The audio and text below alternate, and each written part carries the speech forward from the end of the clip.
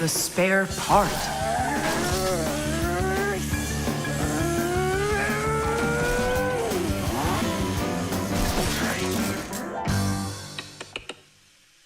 Hey, what's going on?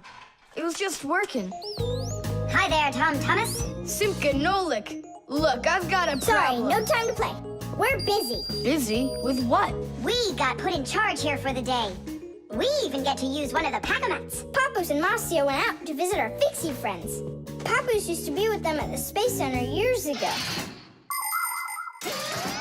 Ever since he was a boy, Papoose dreamed of going into space. And why not? Fixies work on rockets, too.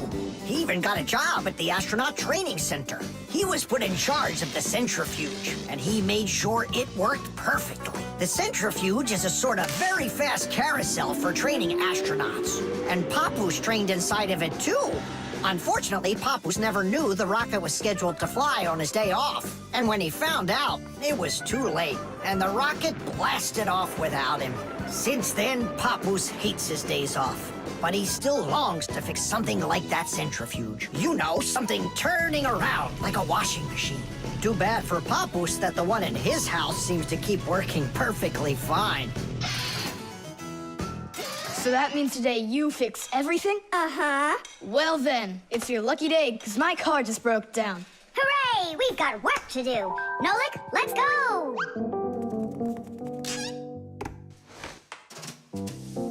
Well, what broke down here? Wait a sec.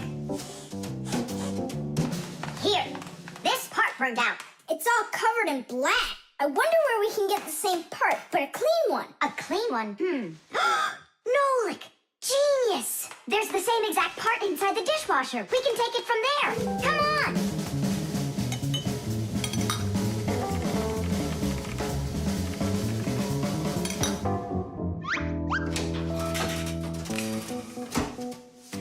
Do you have any idea how all these parts are connected to one another? With this thing right under you. It's a special part called a circuit board. A circuit board's made like this. First, the board gets covered with a thin layer of metal. Then, paths are laid onto the board where the electricity is going to flow. After that, all of the extra metal is washed off of it with a special cleaning liquid, leaving the metal paths that were drawn on the board. These paths work just like wires to connect the parts on the board to each other. And then all that's left to do is attach those parts to their places on the paths. Pull it! Tadish!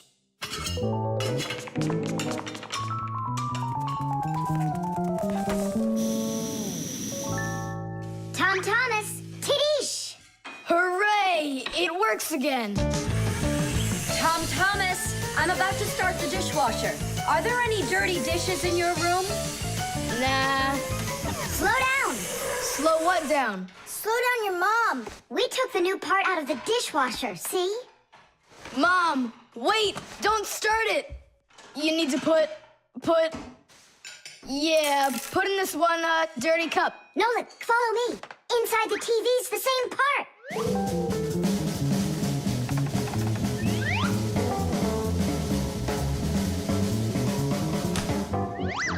Now back to the dishwasher. We barely made it. We grabbed the part from the TV in the living room. Not the TV, my mom's favorite program is about to start.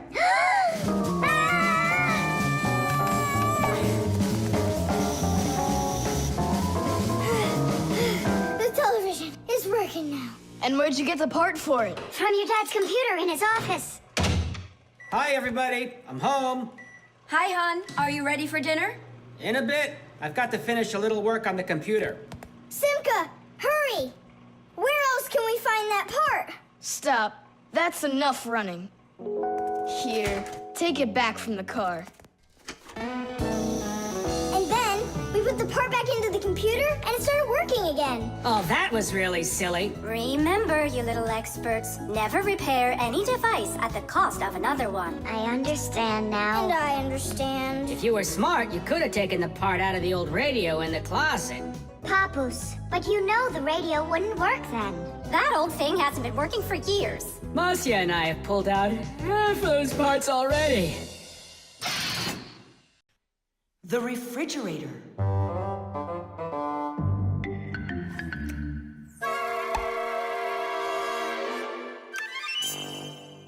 Good job. My homework is all done.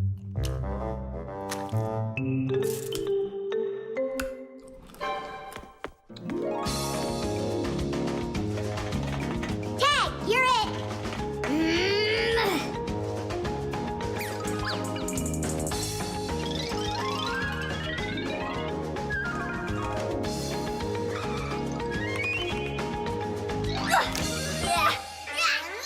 Haha, Tag, now you're it. Simka, I'm stuck. Help me. Just stay still. Oh, you're really stuck. Simka, we're not gonna leave me, right? We aren't. But I'm afraid, Nolik, you'll be stuck for a while. Thomas! Help me! What's going on? Look, this blob of white stuff grabbed onto Nolik and it won't let go of him. Oh, it's a piece of gum. It's my bubble gum. Oh, thanks a lot, Thomas. Now what's the plan to get me unstuck from here? Here's what we do. It's gotta be frozen. Once I sat on gum too, and my mom put my pants in the freezer. The gum froze up and it came right off. I don't want to go into the freezer. Don't worry, Nolik. I'll stay right here with you. Just hold on. It won't take long at all. Huh. Why do I need to hold on? The gum's already holding on to me. Simka, do you know why it's so cold in the freezer when outside it's warm? I'll explain it to you. A refrigerator has a pump that pushes a special liquid through a long tube. Inside the refrigerator, the liquid in the tube wants to turn into a gas. To do that, it takes the heat from everything inside, and that makes the refrigerator cool.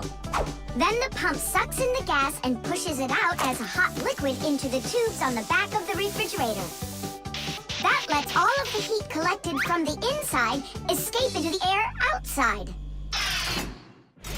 I wish I was somewhere warm. Hold on. I'll go get us some warm clothes to wear.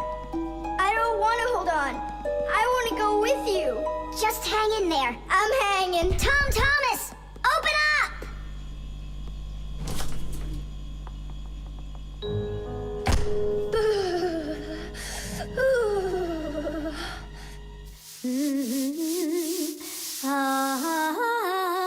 Marcia, do we have any warm clothing to wear? Why in the world do you need it? I just do. Well, I need to know what is happening.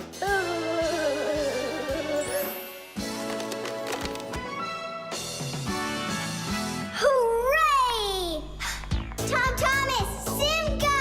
Open up the door! It looks like I'm gonna freeze up in here for good. A Fixie is constantly surrounded by all sorts of danger. Inside a dark freezer, a Fixie can lose his way and freeze to death. If he's not paying attention, he can drown inside of a washing machine or inside of a dishwasher. And a careless Fixie is always at risk of getting an electric shock. Or suppose there's a short circuit inside of an appliance that starts a fire. If this happens, you need to run away if you want to survive. And what about humans? Well, they don't even believe that we Fixies exist at all, so they can accidentally drop something on top of a Fixie, or step on one, or kick us across the room. So if we don't get out of the way in time, So what I'm saying, Fixies, you need to be careful out there and pay attention. So be smart and stay safe, fellow Fixies. I don't understand this at all. He was right here. Poor Nolik. I wonder where he went. Look at this! Footprints!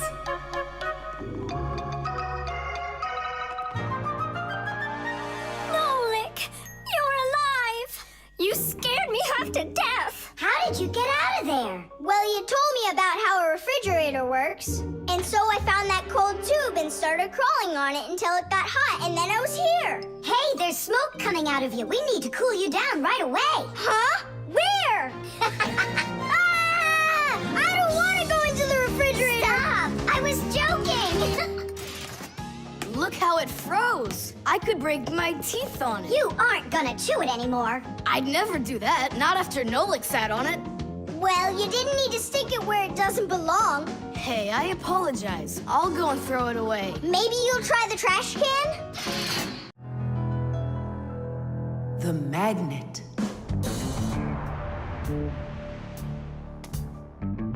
Well, it looks like we need a pack-a-mat.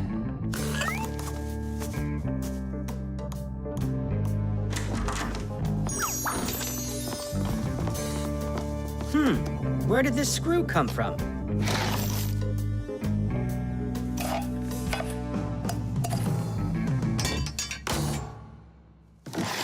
Ouch!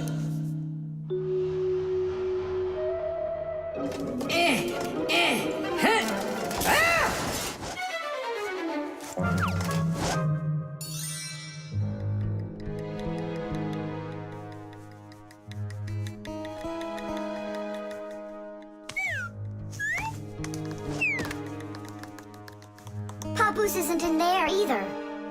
It's awful. He's probably disappeared forever. It's already been 5 days. Don't worry about it.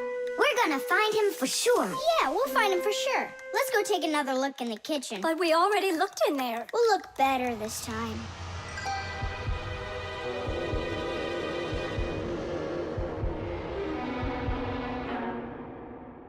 Let's go take a look in there. We looked so many times already. Simka, Nolik, what do you keep searching for in here? It's not a what, it's a who. Our Papoose is missing. We've been looking for him everywhere. Oh no! He's probably already turned into a screw, because he doesn't have enough energy. Maybe I could help. Surely. Let's start with you picking us up. We're just exhausted from running.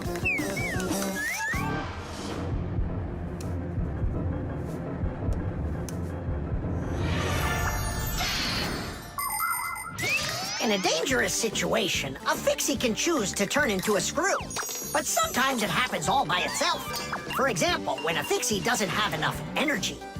When this happens, the fixie grows weak, gets sluggish, and then goes into hibernation, turning into a screw. This bad luck happens when a fixie doesn't get charged up from being inside of a device. That's why fixies always work inside of machines, so they can stay charged up with energy. Sometimes a fixie that has grown weak and turned into a screw can get lucky. If a human happens to find him and screws him into an appliance, then the fixie will be able to get energized and come back to life.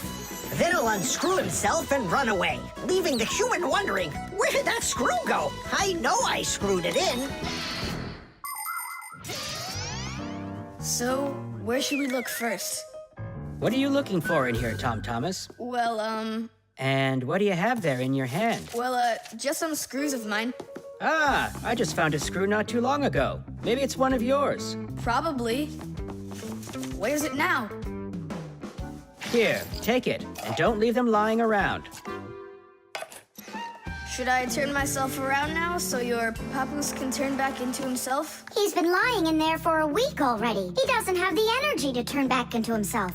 Then what's next? We have to screw him into some device, you know, so he will get his energy back. Okay. But which one's Papoose? All of these screws in here look like Papoose. We'll use a magnet. How come? All of the screws will just get lifted up together. First of all, not every kind of metal is attracted by a magnet. It's an easy thing to see for yourself. Just get a magnet. You probably have one in your house on the refrigerator. Try moving it close to different metal objects you have around the house, like a spoon or nails or coins. You'll notice that some of the metal objects are pulled very strongly by the magnet, while some of the metals are pulled a bit less. And then there will be some metal things that aren't attracted to the magnet at all. Got it. And the second thing? Well, the second thing, we Fixies aren't attracted to that magnet one bit when we turn into screws. Let's give it a try. Here, I found him. And now we'll screw him in. I wonder, are there any other Fixies in here?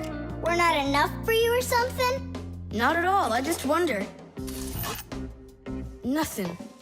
Oh, and the screw went away. How about that? He already got charged up and unscrewed himself. Why don't you take a little rest after such a big adventure? No thanks, I've had plenty of rest. Anyway, it's something I've wanted to do for a very long time already.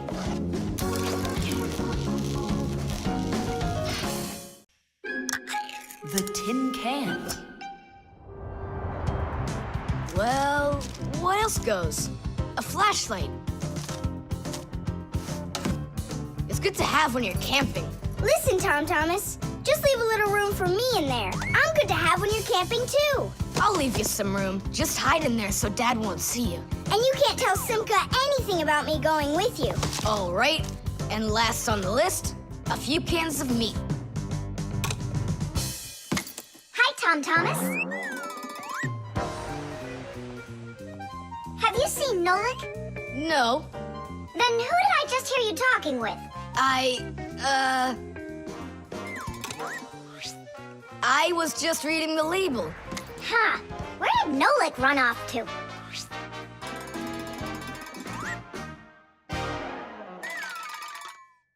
Simka, do you know, how come these cans have no way to open them so you can taste what's inside? What do you mean? Don't you know what makes canned food special? It comes in a can.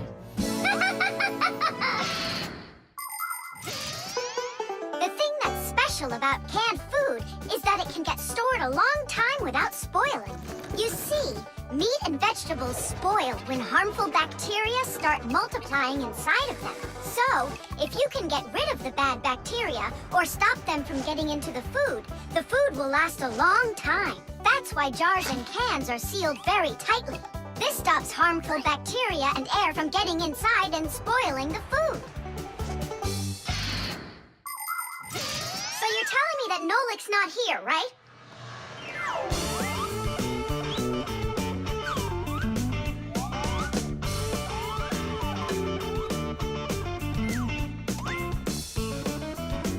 Huh.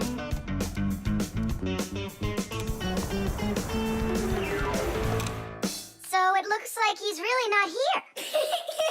Who is that? Where?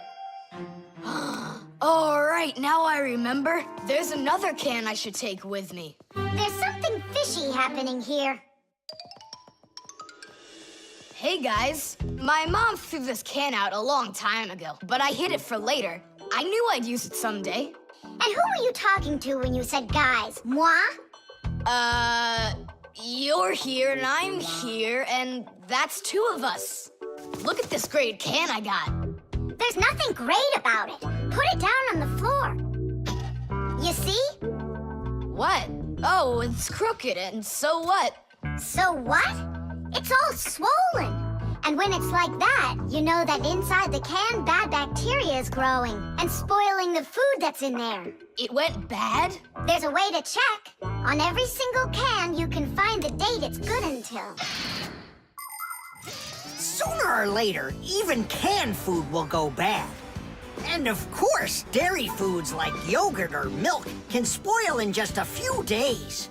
When you buy food in the store, it's very important to always check the expiration date. The expiration date's the last day that it's safe to eat that food without worrying that it may have gone bad. You can find the expiration date on each box, jar, or can of food, so pay attention. And be very careful not to buy or eat any food after its expiration date has passed. And if you see that a can is swollen, throw it away immediately. If you eat it, your belly can swell up too. Unfortunately, when food spoils, it's impossible to unspoil it, and then even the Fixies won't be able to help. Oh, my mom probably saw that this can went bad over a year ago. That's why she threw it into the trash. Right, shame on you for picking it out of there. You could have poisoned yourself and poisoned your dad as well. Yeah. And the other cans, are they swollen too? They're fine. Goodbye then. It's a shame I couldn't find Nolik around here. Papoose wants to give him a brand new pack-o-mat as a present. To me? Aha! I gotcha! I had a feeling you would try to sneak away in Tom Thomas's bag. You lied! That's not fair! And hiding, that's fair, right? Tom Thomas, are you ready? I'm ready. Great, then let's get going. Hooray! We're going camping. I wanted to go camping too. Don't worry, I'll go camping with you. Really? Really, really, really. To that house outside our window. See how huge it is?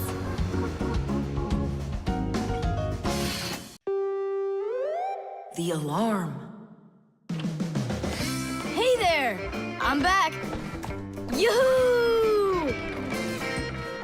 Wait, my chocolate bunny! It was standing right here. What's this, a dog? Not that one, another one. I had 2 bunnies. I just got them as a present. You had 2 bunnies? Are you sure of that? Of course. You think I don't know my 1s from my 2s? Huh. Then someone stole one. Unless.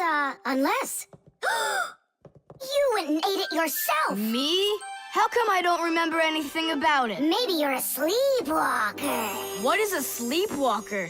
Someone who gets up from his bed at night without waking up. He crosses the room, eats one of his chocolate bunnies, and doesn't remember a thing in the morning. But in the morning, the bunny was still there. Yeah? Huh. How about your mother? Could she have taken it? She doesn't like when you're eating too much candy. No, she doesn't. She says that candy's terrible for my teeth. And so, to save your teeth from these sweets, she snuck quietly into your room, snatched one of the rabbits, and ate it. But Mom's the one who gave them to me as a present.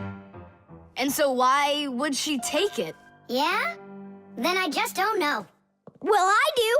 I think it was your father. He wouldn't steal it. We know he's allergic to chocolate. Next, he'll tell us how the fish took it. You know, I always thought there was something fishy about those fish. No doubt about it. They stole the bunny.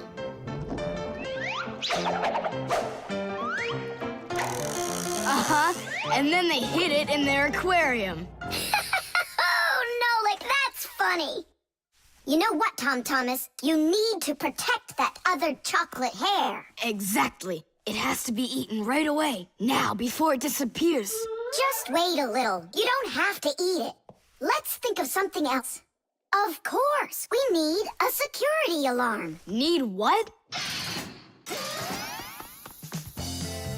The alarm was invented to keep houses, cars, and other valuable things safe and secure. The simplest alarm is a siren or light bulb that is connected by wires to a door or window. When someone tries to open a door that has an alarm on it, the alarm goes off, making the siren howl and the light flash. Alarms can also be set up to call the police if they go off. Super! But where can we get ourselves a security alarm? You have an electronic construction kit, remember? You're right. Then bring it over here.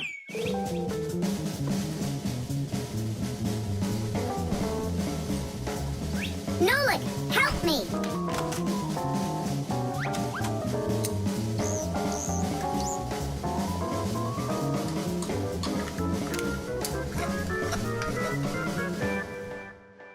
Tidish!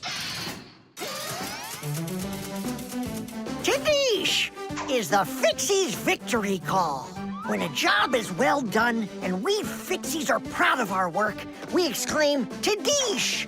And raise up our hand with our thumb and first 2 fingers sticking out. You want to know what it means? It's very simple. Fixies love solving problems and fixing things that are broken. And do you know what you need to do to solve a problem? First, you need to find out what's broken. Second, understand why it broke. And third, repair what's broken so it works again. So do what the Fixies do and first, find it. Second, understand it. And third, fix it. Tidish! It really is a great word, and it sounds funny, but we Fixies surely like it a lot. Well, Tom Thomas, turn on the alarm. You sure the alarm will work? I'm sure, without a doubt.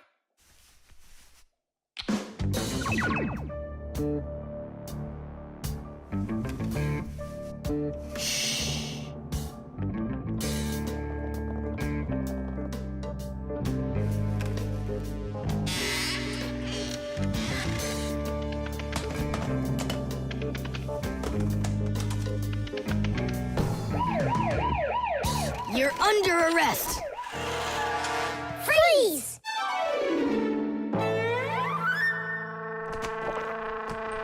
Chusaka? Why are you stealing my chocolate?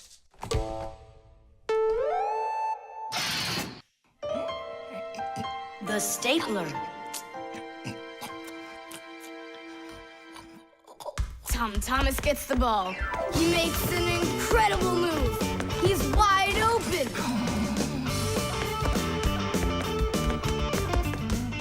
The goalie sees him and he screams in horror.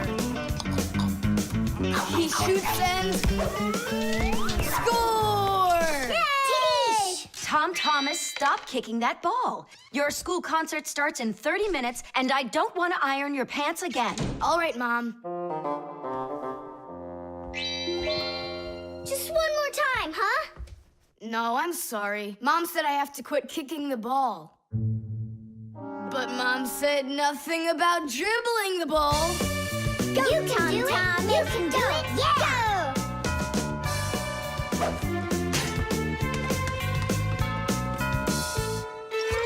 Ah! Whoa!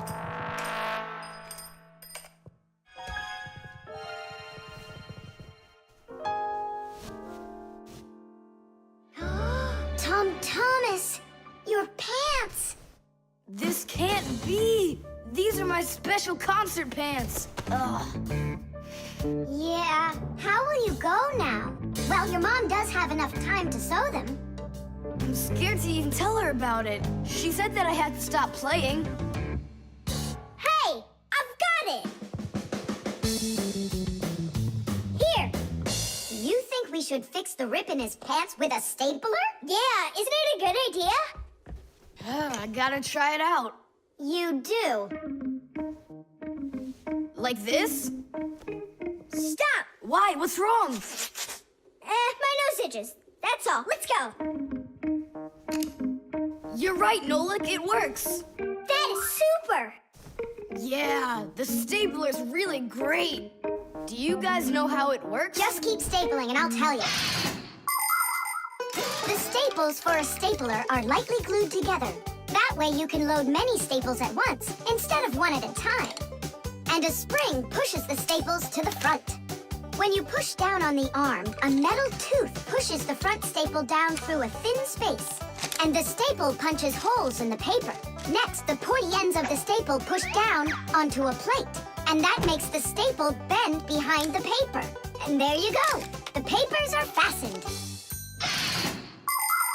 So you could say that we're sewing, but using a stapler instead of a needle. Yeah, and it works even faster. Huh? What's going on? Could it have run out of staples?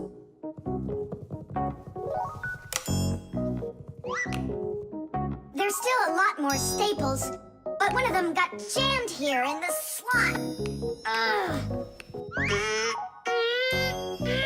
Tom Thomas, we're leaving in 5 minutes. Okay, Mom. So, did you get it? No. Why don't we get Papoose to help us? Because he's really strong and he's got a pack-a-mat. We can do this ourselves. Tom Thomas, find something we can use to push that staple out.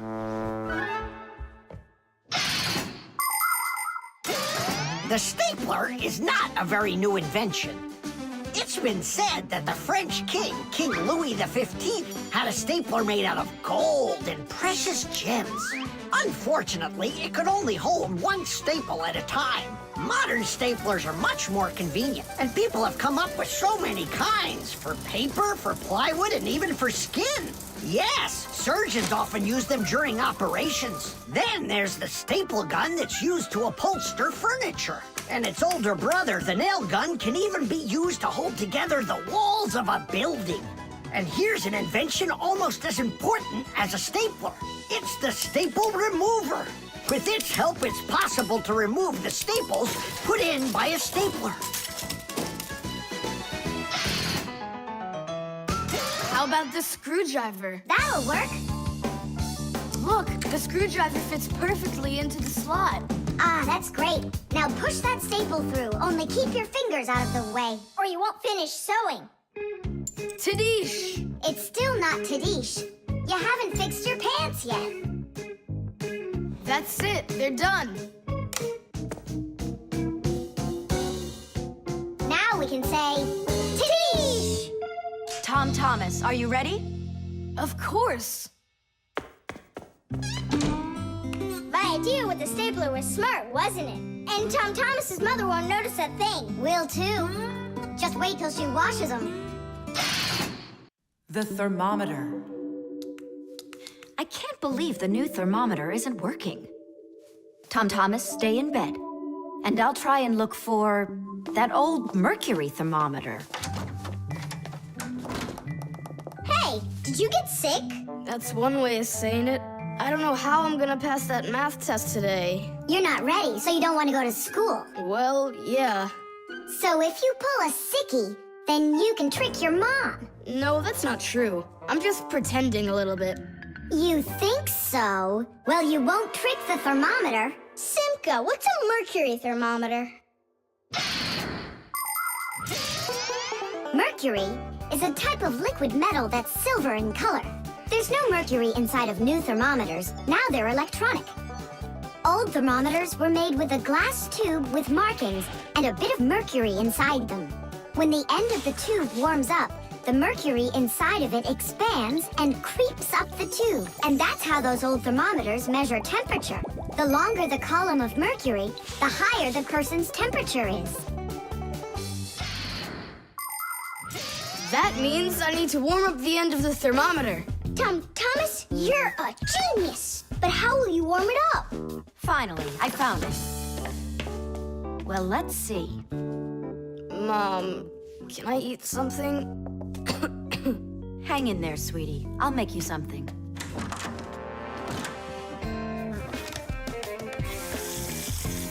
Ooh, that is hot. Now there's just no way it won't have a temperature. Hey, what are you doing in here? Well, how high did you get it? 108 is what it's showing. Oh, no. With a temperature that high, they'll send you straight to the hospital, and you don't need that. You'd better shake that thermometer. Yeah, that's what I'll do. That'll get the temperature down a little.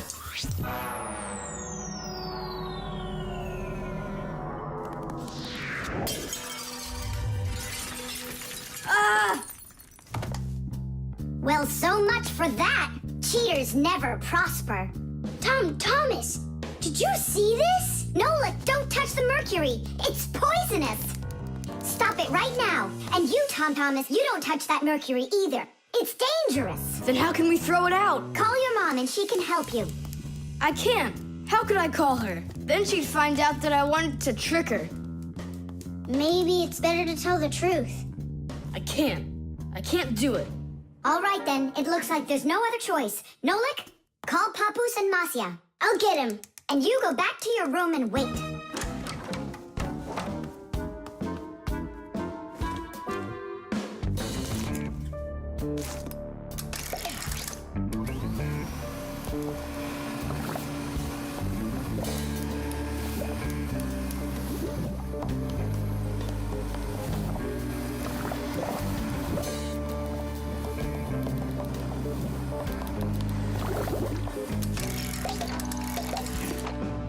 Looks like this whole job is done. Not yet. We still need to neutralize this mercury. In everybody's home, there's all sorts of chemicals around. They are used for cleaning dishes, clothes, the bathroom, and dealing with pests. And all of these substances can be very harmful to human health. But some people don't seem to understand this. They might use a dangerous spray or a poisonous liquid and then forget to wash their hands afterward. And then they go and eat or rub their eyes with their hands. That can cause serious damage to their vision or stomachs. And never put anything into your mouth that looks like medicine, unless your parents or a doctor gave it to you. And if you ever happen to find something on the ground that looks like a piece of candy, you must never put it in your mouth. You can get poisoned that way. Oh, humans. If they'd only remember this simple advice, they'd stay safer. And what do we do with the glass that's broken? That job's not for Fixies. Tom Thomas, we cleaned up all the mercury. And the glass, too? No, not the broken glass. But will you? Papoose said that it's not our job. He told us you have to get your parents to come and help you. That part's your responsibility. Here's some food for you. What's the matter?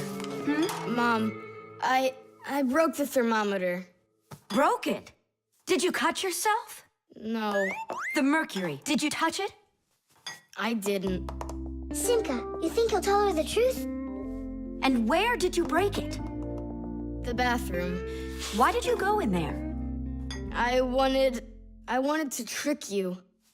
I have a test, and I didn't study for it. And now it's too late for school, The alarm clock.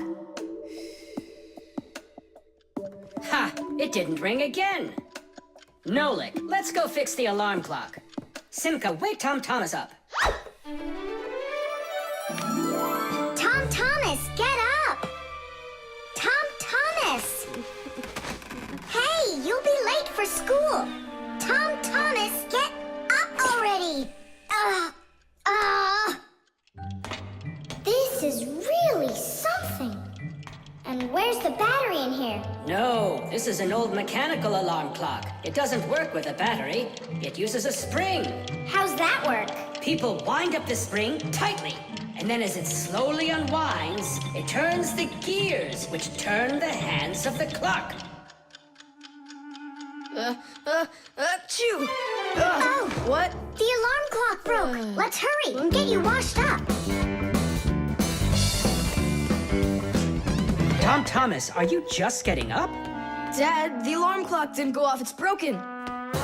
Here's the problem. It won't turn because the feather's stuck in the gears. Nolik, help me.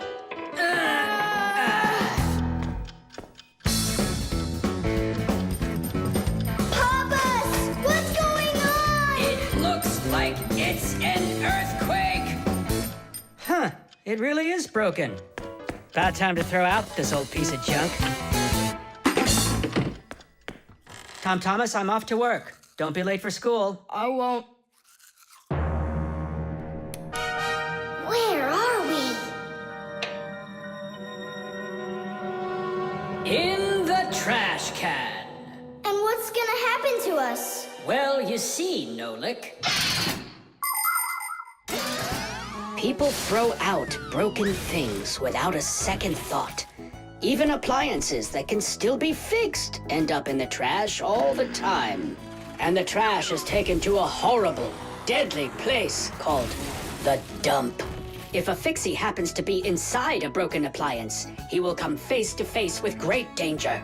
Once, my uncle got thrown into the dump buried inside an old TV. He barely managed to jump out of the bulldozer's path, and it was a miracle he didn't end up in the incinerator. After that, he just roamed around the huge dump, trying to fix anything. He became totally crazed. Good thing the Fixie Rescue Squad managed to find him and bring him back home.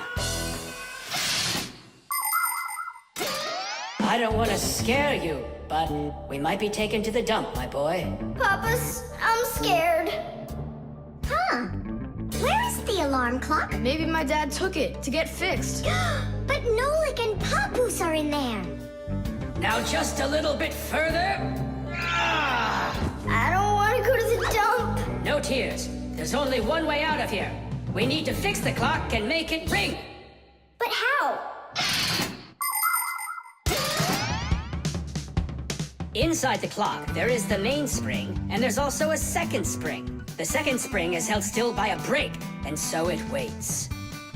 When the little hand reaches the time the alarm was set to go off, the spring jumps off the brake, and the gears are free to start turning. That makes a little hammer beat the cup of a bell very, very quickly. And that's how an alarm clock rings. So this feather is stopping the gears and not letting the hammer strike the bell. Exactly. I'll start rocking the gear back and forth, and you tug it. And 1, and 2, and 3. Tadish!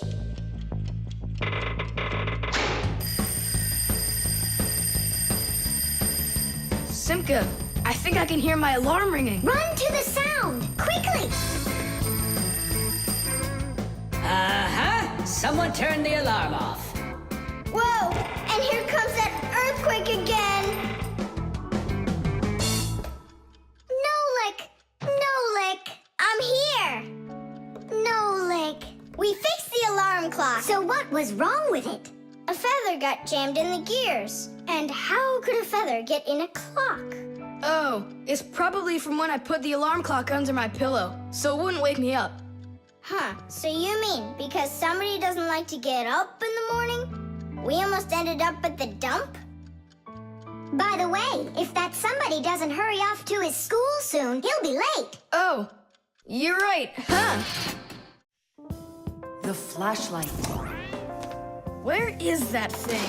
Hi, Tom Thomas. What are you looking for? The flashlight. Ah, here it is. Why do you need it? Katya, I want to talk with her. Why not use the phone? This thing's a flashlight. It's not a telephone. No, you don't understand.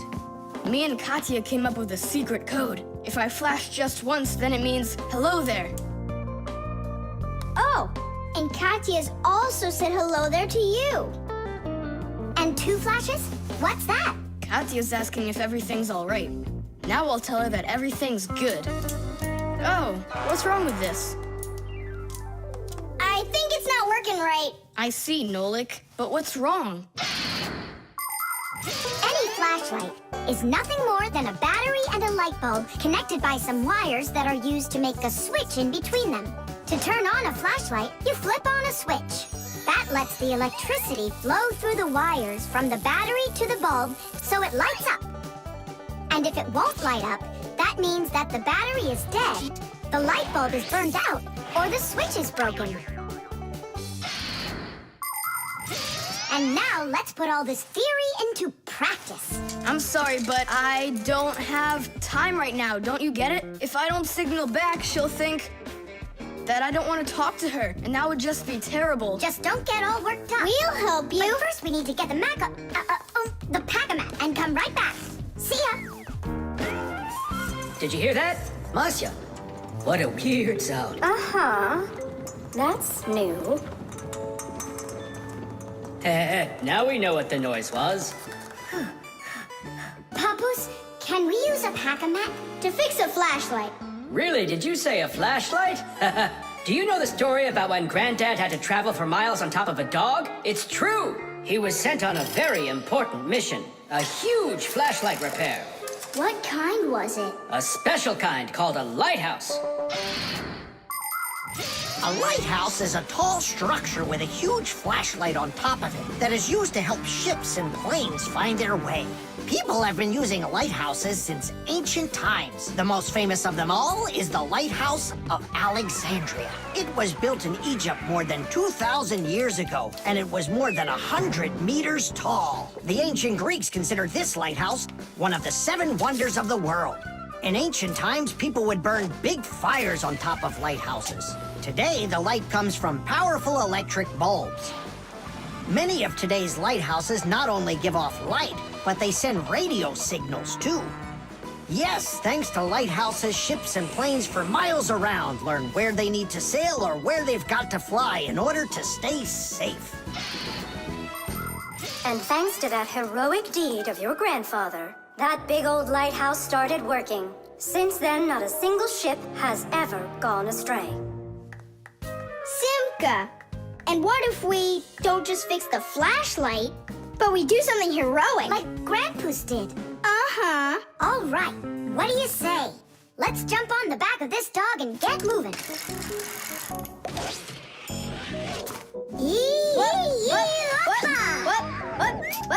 What? Stop ducking. Grab hold of my hand.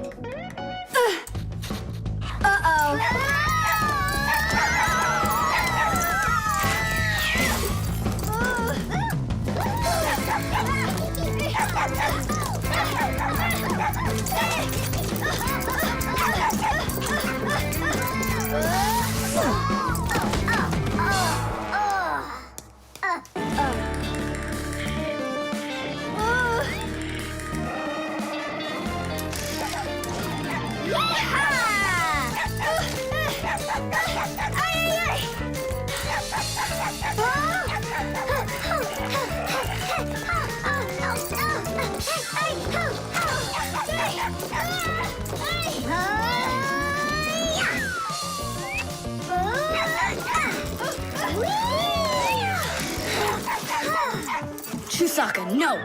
Get out right now. Tish! That was really some heroic deed. Now it's time to go get that lighthouse fixed. Tom Thomas, hand the lighthouse over. What kind of lighthouse? The one that's your flashlight. I have no use for it. What do you mean, no use for it? But then how are you gonna tell Katya what she needs to know? I already told her. Watch this.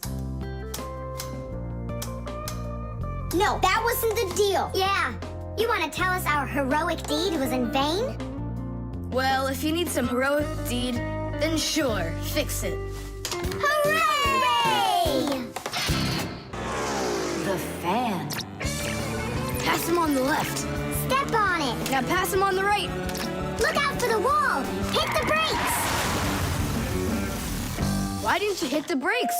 He was just too scared. What do you mean too scared? Something got into my eyes. Those were your hands. My turn. Let me show you how it's really done. Oh, what's wrong with the computer? Oh, it's been really acting up for a while. It turns off by itself. It's no big deal. I just turn it back on. I don't like this at all. Come on, Nolik. Let's go inside and take a look. Just like people, machines can get sick too. They can get a very high temperature and even start coughing and sneezing. And if a machine or an appliance gets seriously sick, sometimes it can be too late to fix them at all. So wouldn't it be better if we could keep them from getting sick in the first place? Everybody knows that people who look after their health get sick less often and live longer. And the same goes for machines. Machines break less often and live longer if they're properly taken care of. That's why machines need to be checked from time to time and cleaned and oiled.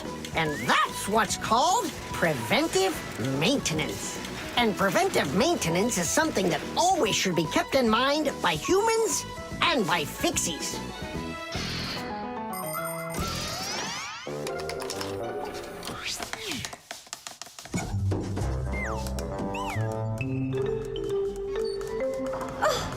What is that? What is what? Can you hear that? What are all those sounds?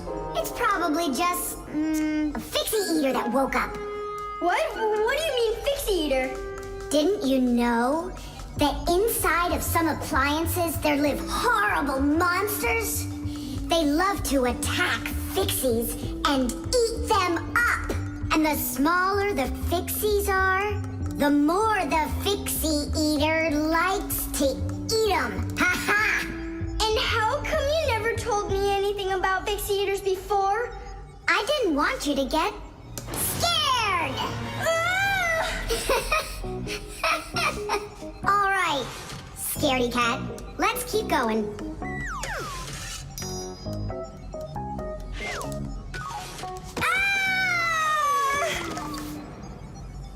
Simka, where are you?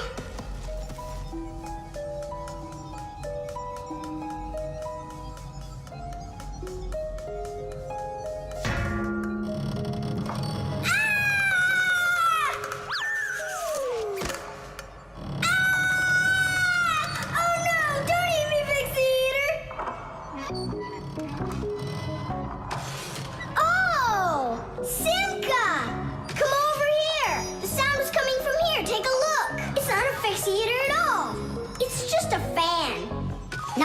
Nolik. It needs our help. See how sick that fan is? Let's go and get it working, right now. A computer can only run when all of its parts are working. And even though a fan looks like nothing more than a simple little engine with a propeller, the computer couldn't work without it. It has the very important job of keeping all of those other parts cool when they start heating up. It cools down the inside of a computer by blowing a stream of air. But if the fan gets dirty and starts working poorly, the computer might get overheated and turn off. Or it can simply break. You have to turn off your computer. How come? I'll tell you later.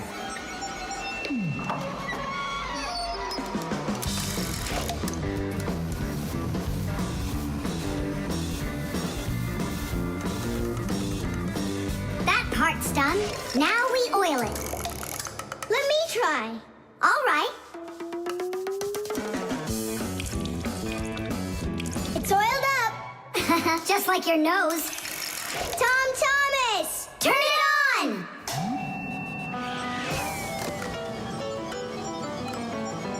Tadee! And then suddenly, I hear this terrible roar of a fixie eater.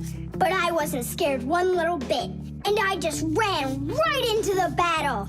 And Simka? Oh, she was hiding somewhere. You know, she's a girl, and they're all cowards. So I had to fight the monster all by myself. Ah! Oh, I guess that was an example of how girls hide like cowards when they're too scared. Well, yeah. The mixer. Marcia, why are we going to the dishwasher again? We have a busy day ahead of us, and we all need to be charged up with energy. I don't like charging myself up in the dishwasher. Then how about the microwave, Nolik? Or the kettle? No thanks. I don't like it when we go inside anything at all in that kitchen. There's not one interesting thing in there. And where's it interesting, huh? In the computer. Marcia, will you let me get charged up in the computer? The energy there is sweeter. Our diet has to be nutritious, Nolik, not just delicious. People don't eat just candy, do they? Humans get energy from food, while the Fixies get their energy from appliances. Humans eat all sorts of foods, and so do Fixies. They need the energy that comes from different devices. Getting charged up in a car makes a Fixie faster. In a computer, smarter. And in a clock, more accurate. To get a balanced energy diet, Fixies mustn't stay inside of one place all the time like a television. It's healthier for us to move from one device to another.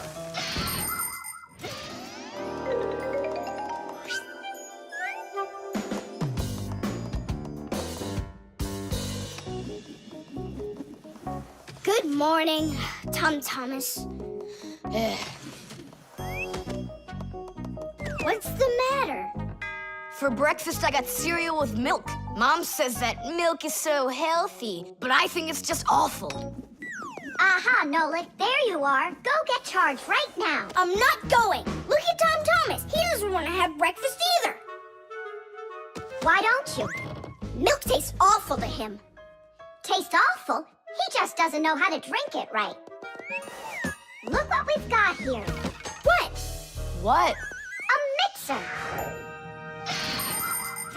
A mixer is a kitchen appliance that's used to mix together different foods. With a mixer, you can make things like frosting, sauces, or an omelet. But the most delicious thing you can make with a mixer is a milkshake. It's easy. Just put some fruit, syrup, juice, ice cream, or anything else you'd like into a container and then add milk. Now use the mixer to stir it all up until it's smooth and creamy. And that's it. You've got yourself a milkshake. Guys, what do we have for a milkshake? We've got a jar of jelly. Will it work? That'll work. And strawberry jam? That'll be great. Here's a banana. I found some chocolate, too. And I found strawberry ice cream. Start up the mixer. When you get up from your bed, yo. When you get up from your bed, open your favorite cereal. When your day is ahead,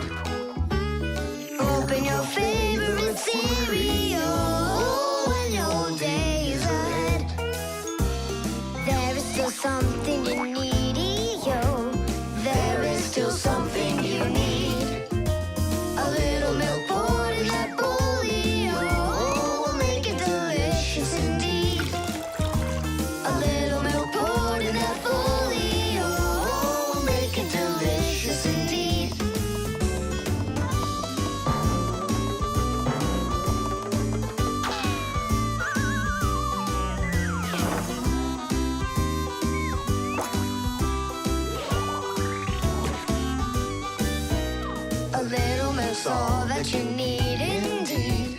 A little milk's all that you need. A little milk's all that you need indeed. A little milk's all that you need. A little milk's all that you need indeed. A little milk's all that you need. Wow, this mixer's cool, isn't it? You think we can make one more shake? Just one. They were good. Sure, if you want to. Oh, where did all the milk go? Way to go. Looks like you drank all of it. And I remember when you said how milk is awful. I didn't know how to drink it right.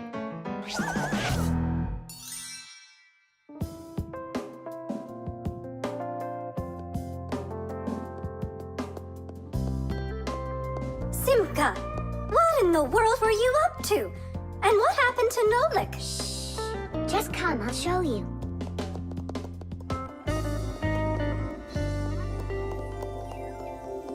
Nolik, here you are.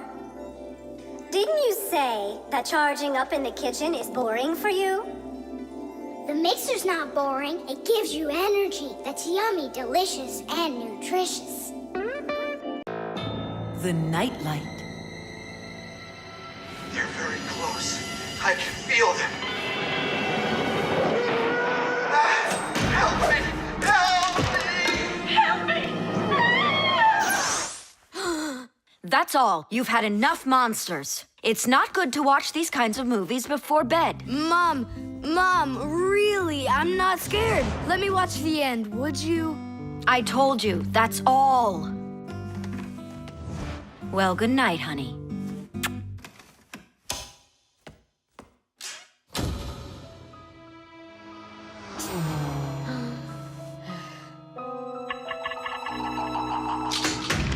Ah! Who's there? Ah, they're very close.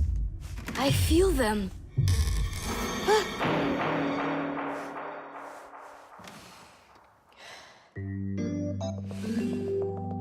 Can you believe it? He's sleeping, and he didn't turn the light off. Yeah, and so? And so, if every human went to sleep with a light on, there wouldn't be enough electricity to go around. Hup! Everyone can probably remember walking into an empty room with the lights turned on, or finding a TV on that nobody's watching. One little light or TV might not seem like much, but just imagine how many people are living on this earth. Well, if everybody forgot to turn off the lights or TV when they weren't being used, the amount of wasted electricity would equal the amount of energy produced by 100 power plants. And each of these power plants needs freight cars of coal or rivers of oil to keep running. And all that fuel has to be extracted and burned constantly. Now do you see how expensive burning a light bulb is for the Earth? So don't forget to turn off electrical appliances when you're not using them. It's so easy. Ah, who turned off the light?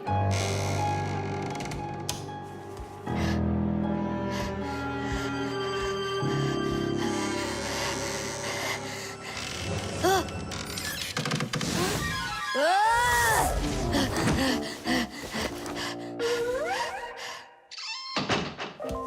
They're very close.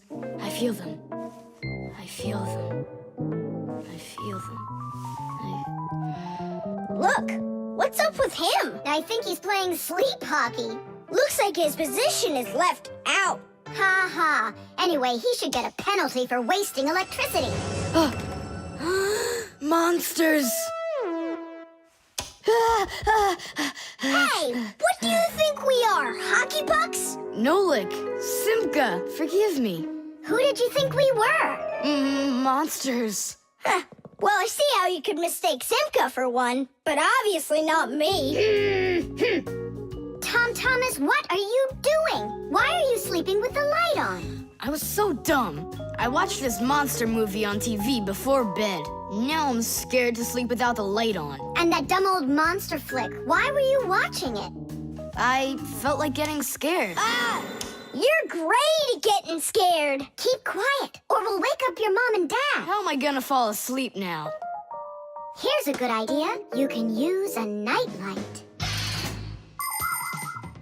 A nightlight is a little light that humans who don't like to sleep in the dark use in their rooms. The nightlight has a dim glow. That's because it works with a special kind of light bulb that uses very little electricity. These kinds of light bulbs are called energy efficient.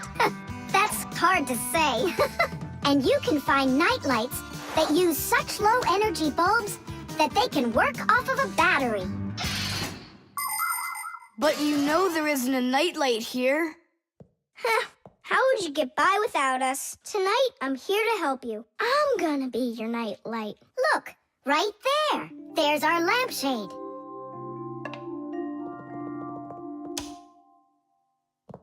Thanks so much. You really are a friend indeed, Nolik. It was easy. Just go to sleep. Nolik.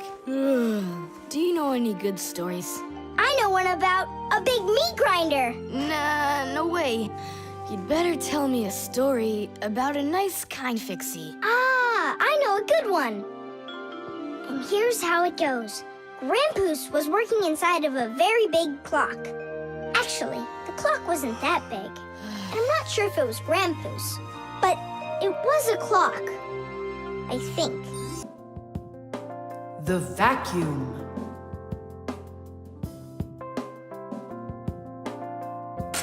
What's the point of cleaning up toys? You're just gonna go take them out again later. You said it.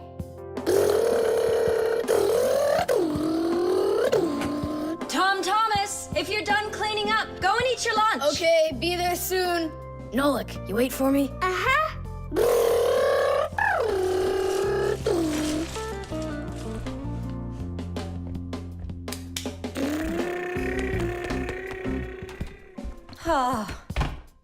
He calls this cleaning up.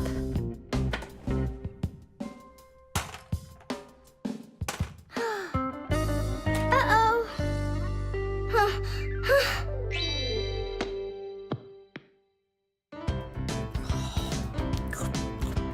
As we say, bon appetit. Thank you. You're not gonna eat me up, are ya? How? Fixies, I don't eat them. Well, that's my mom. She started vacuuming.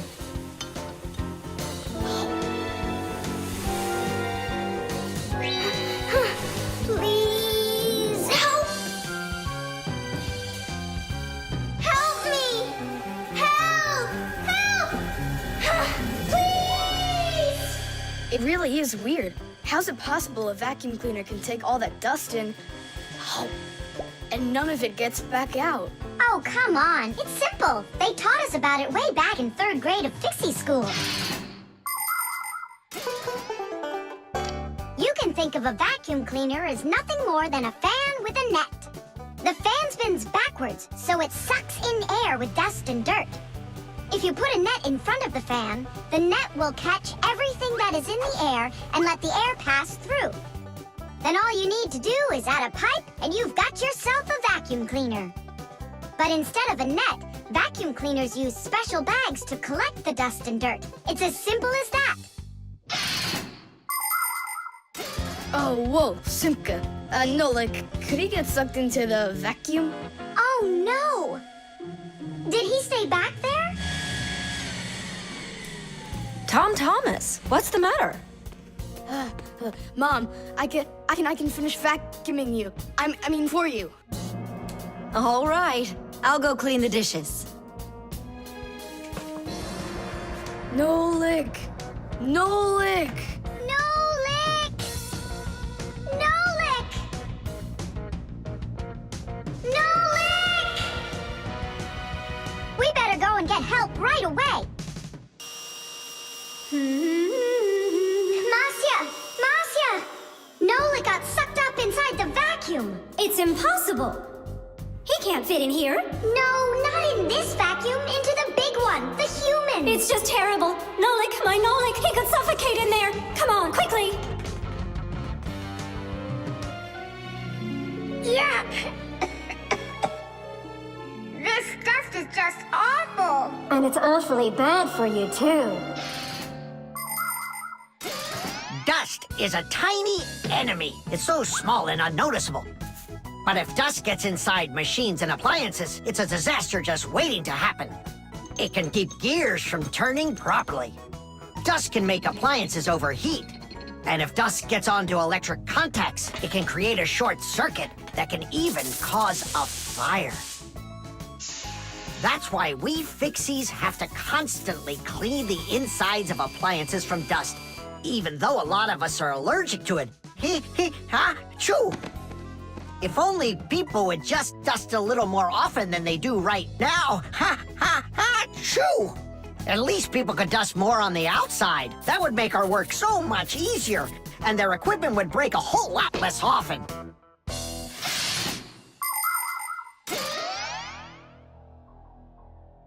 Well, did you find him? No! It's all my fault. My mom asked me to clean up my toys, and I didn't just do it like she asked. Now it sucked him in because of me.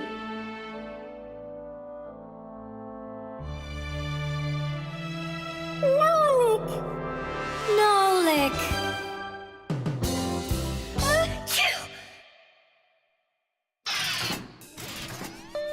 So what do you say, Tom Thomas? What? I already apologized, and I already promised to clean up my toys. And why are you sneezing? To keep you company, so you'd feel a little better. The compass.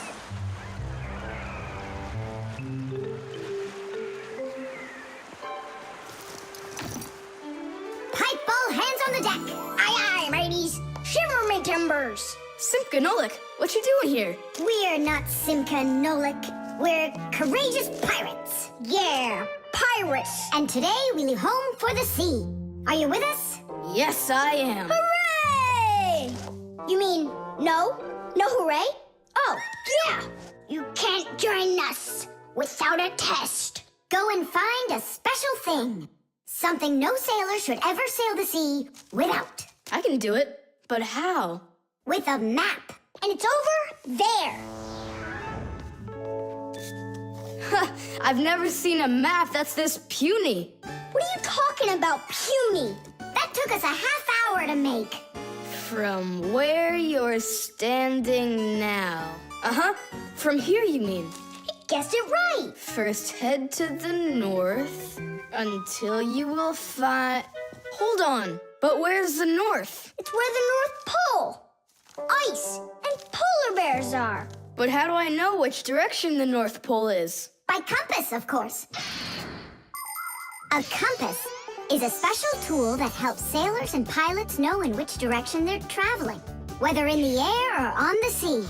Our planet is like a big magnet that has two poles, the North Pole and the South Pole. These magnetic poles help the needle in the compass find its way. The needle is magnetized, so one of its ends will be attracted to the North Magnetic Pole and point at it, while the other end will always point towards the south. That I know, but there's no compass around here. Then let's make one by ourselves. Out of what? We can use a needle. We just have to magnetize it. And how's it supposed to turn around? In a saucer of water.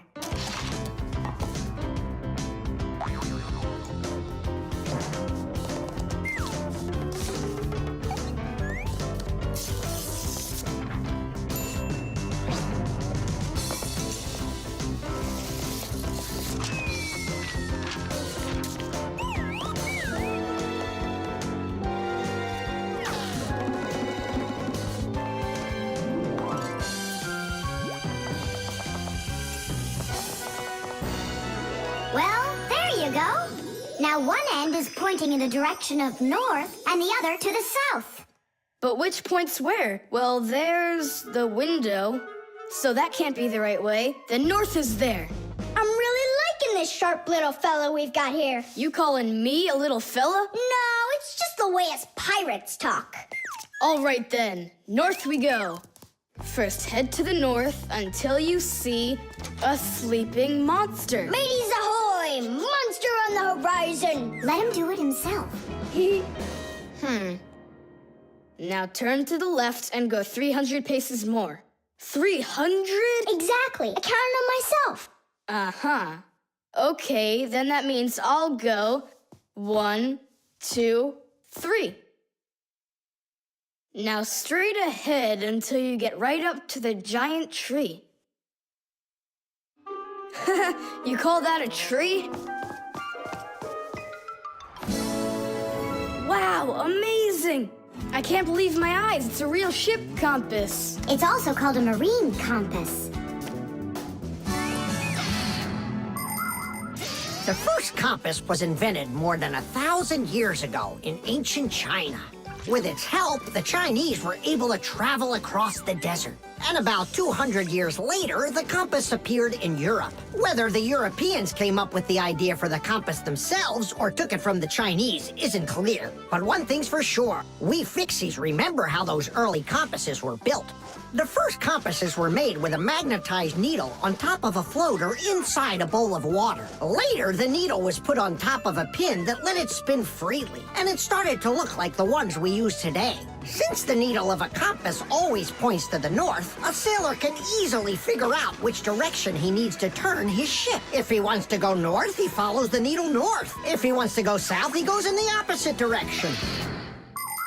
Your dad brought it home with him late last night from his work. You were asleep. Hold on. I want to check something. What's up?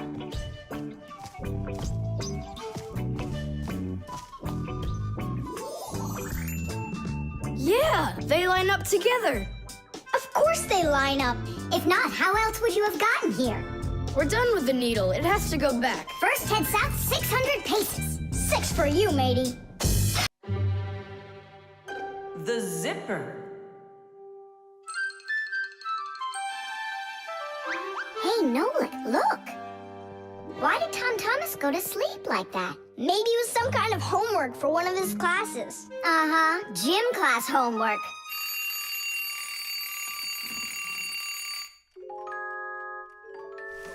Good morning. Good morning. Hi there. You're looking good. My parents just bought it for me. Isn't it a cool jacket? And what, you slept in it all night? Yeah, once I tried it on, I didn't want to take it off, and I fell asleep in it. Yeah, life's never boring with you around. Oh, I think the zipper got stuck. And so what? You can leave your coat on no problem. You're about to go to school, right? And you think I could sit in my class like this? How could I have broken the zipper? Don't worry, you haven't broken it, not yet. Here is a simple zipper. It is made with 2 rows of small teeth that pass through a slider. The slider has 2 holes on the top and only 1 hole on the bottom. When we pull the slider up along the zipper, the teeth grab onto each other and the 2 rows join together into one. And zip! The zipper's closed. To open it, all you need to do is pull the slider in the opposite direction. Then the teeth will come apart. But on mine, they're stuck together. And now what? What do people do in the morning? Do what they do. Exercise. And I'll have time to think it over.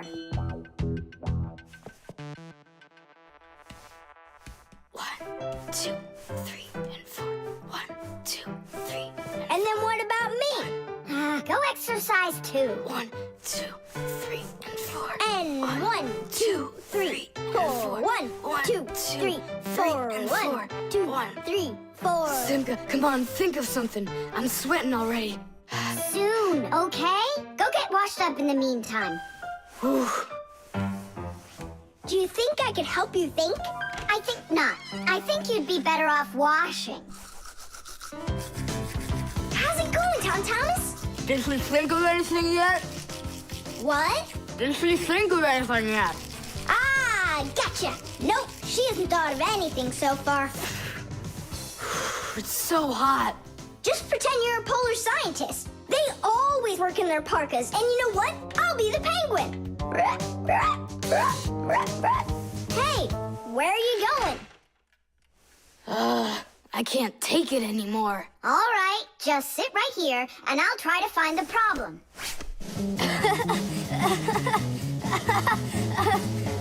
You see? That polar scientist game's funny, huh? That's not it. It's Simka. Oh, she's tickling so hard. Stop squirming. And you stop tickling me. Aha! So that's why it won't open all the way. It's only a piece of thread stuck in there. Pull the slider up.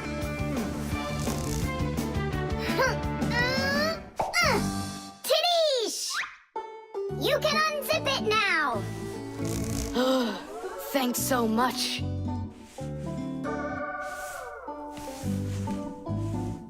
Here it is, a thread. That's what the whole problem was. You're kidding. So I've been sweating because of some piece of nothing? In technology, every little thing matters.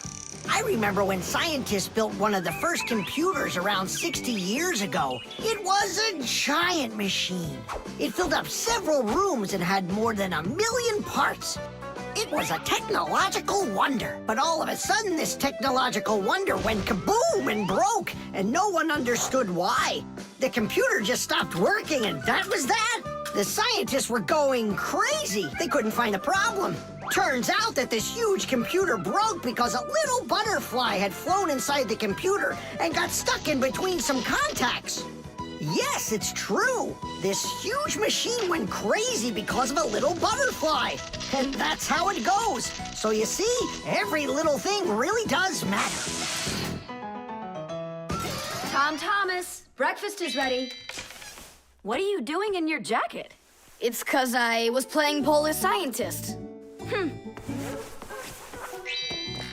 Simka, what took you so long to figure it out? I just thought it would be funny to see Tom Thomas do his exercises and brush his teeth in his coat, that's all. That was your plan? Well, yeah. Can I joke around a bit? The mirror.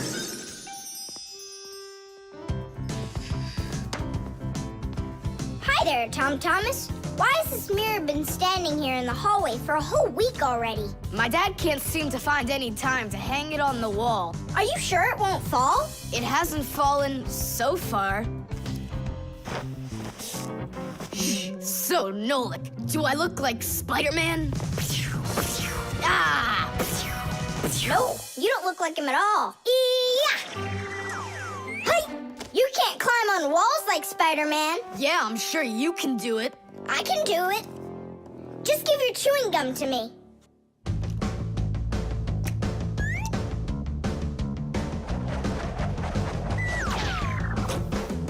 See that? Like in the movie. Oh, like that's really hard. Just keep watching.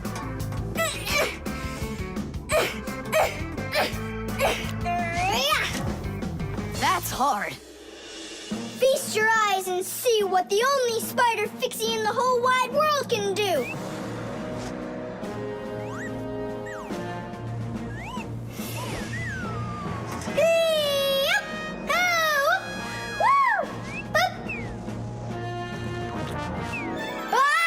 Catch me! I gotcha! The mirror! Whoa!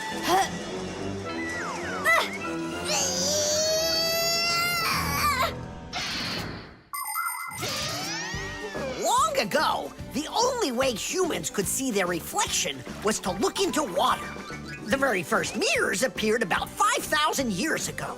They were made out of silver or bronze. Legend has it that the Greek scientist Archimedes once burned down an entire enemy fleet with the help of mirrors like these. But humans only became able to see their reflections well after they started making mirrors out of glass. And we still use glass mirrors today. But of course, mirrors are not only used for looking at our reflections, they are also used in telescopes to collect the light of distant stars. And humans also use mirrors inside of automobile headlights so they will shine even brighter. Just look at all the things mirrors can do for you. Whew. Looks like it didn't break. Help me lift it so we can lean it back up on the wall. Tom Thomas! I've gotten a reflection in the mirror. That's impossible, because only vampires can't see their reflections. Or ghosts. But I'm not in there. So then, I guess you've become a ghost. No,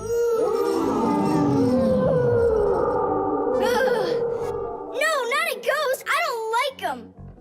Hey, what's all the racket? Did you guys get yourself into trouble again? Simka! Me and Tom Thomas were playing Spider-Man, and I turned into a ghost for some reason. Yeah, ghost. That's silly. They don't even exist. Oh, you don't have any reflection either. Simka! You're a ghost just like I am.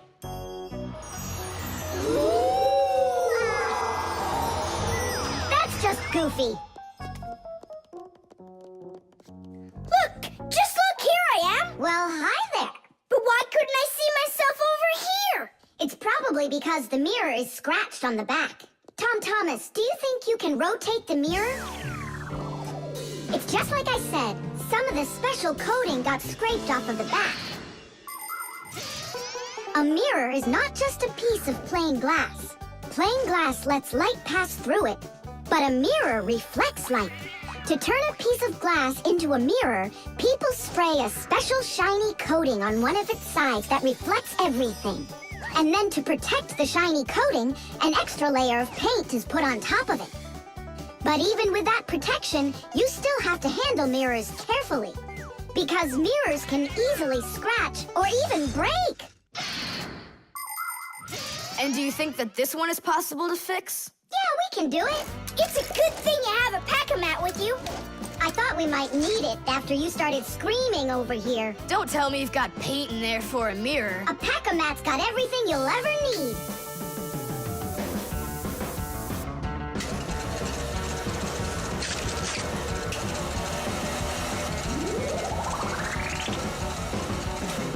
It's all ready.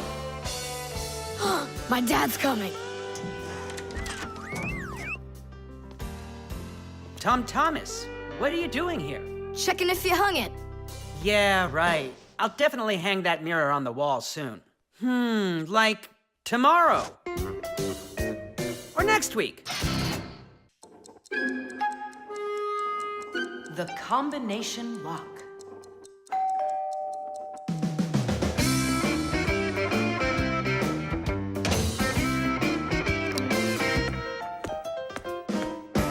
He's home.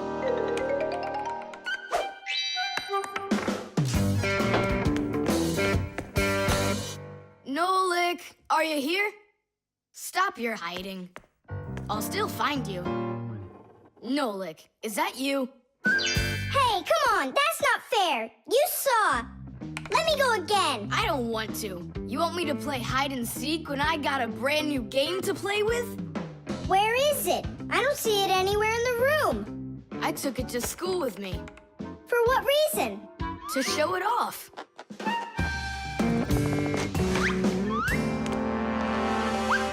Wow, awesome game. Tom Thomas, can I play your game? Because I'm not done playing with it yet. Now just try asking me to do some favor for you. Wait, was it a 3 or a 4? It could have been 5. I forgot. What about? I forgot the combination. And now I can't even do my homework. Everything I need to finish is inside of there. I'm not climbing in to find out your homework. Don't even ask me. Tom Thomas, why do you look so upset? The code for the lock. I don't remember it. Don't you worry. Ha! We'll open it. I know all about a code lock. A simple code lock is built with a few discs that have numbers on them. In the center of each disc is a hole with a notch. When all of the discs are turned so their notches line up in a straight row, the lock's pin can slide out freely.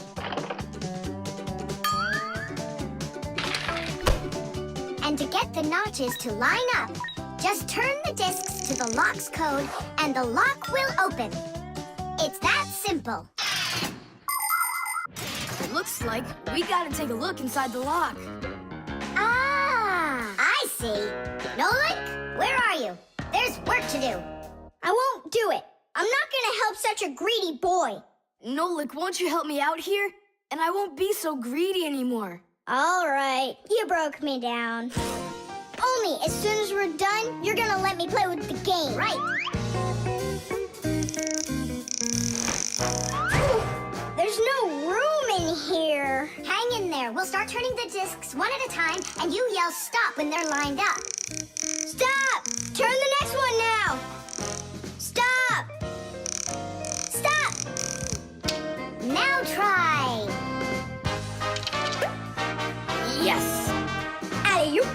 Titties! Hooray! And your code was really simple. Way too simple. The secret numbers and letters that you use to lock something up are called the code or the password. And to make sure your password's a really good one, here are some things you should know. Never choose a password that's really simple for someone else to guess. Like one with numbers or letters that are all the same or are all in order. It's also a bad idea to make a password out of your birth date or name. It's better to think of a password that's a bit more complicated. And don't forget your password once you come up with it. Write down your password on a piece of paper and keep it in a safe place, but don't show it to anybody else.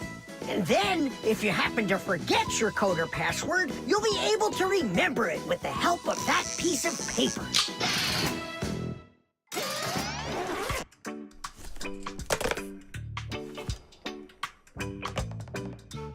And why did you ever put a lock on your backpack? I was hiding the game from the other kids. Then why did you take it to school today? I wanted to show it off to my class. And did you show it? No way. If they would have seen it, they'd be like, I want to use it. I want to play. And so you hid it and didn't show it to anybody. Not to anyone. Then why take it to school, silly? To show it off there. You're just some show-off. You're just some greedy... Oops, sorry. Once greedy boy. Will you let us play now? Play away.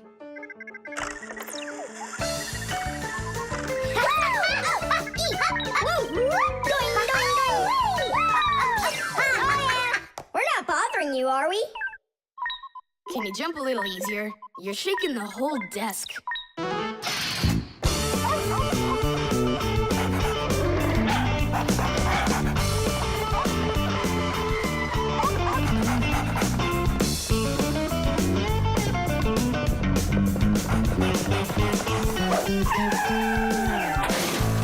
Chusaka! Get away from here! So where did it go? Oh, here it is. Hey there, Tom Thomas. So what's on the disc? Hi there, Nolik. Hi there, Simka. It's a cartoon about Gulliver in the land of Lilliput. My friend Jeannie let me borrow it. I have it till tomorrow. And what's the story about? Well, it's about this guy who gets shipwrecked where people are just so teeny tiny. Fixies, you mean? No, not Fixies. Lilliputians. Lilliputians? Uh-huh. Know what, Simka? I think that you Fixies might have come from those Lilliputians. No way.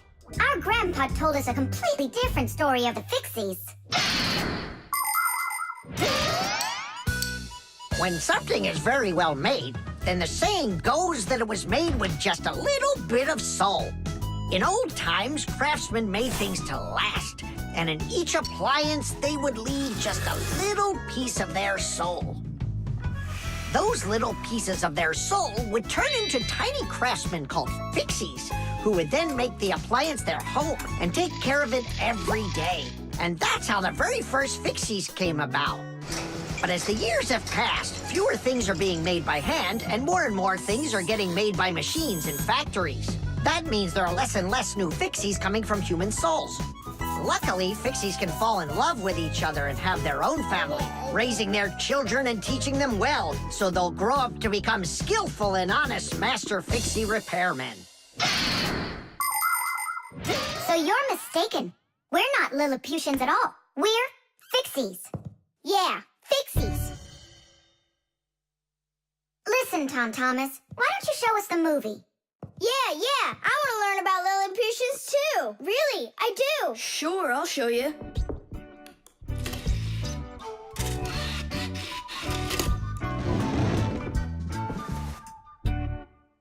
Oh no, what's going on? I broke it.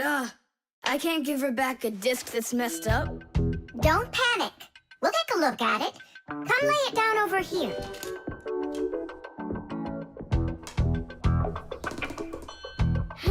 Tom Thomas, why is this disc all covered in jelly? Because I was touching it with my fingers. I mean, what else? It's obvious you don't know how a disc works at all. And you know how it works? Yeah, I know. Yeah? If we take a look at a digital disc through a powerful microscope, we can see rows of tiny valleys of different lengths. These valleys are actually a code for the cartoons, games, or music recorded onto the disc. Inside a disc player, a laser beam reads the code and helps turn it back into pictures and sounds. But if you scratch the disc or smudge the disc with dirty fingers, the laser can't read it and the disc won't play. That's why you need to keep discs clean and stored in cases.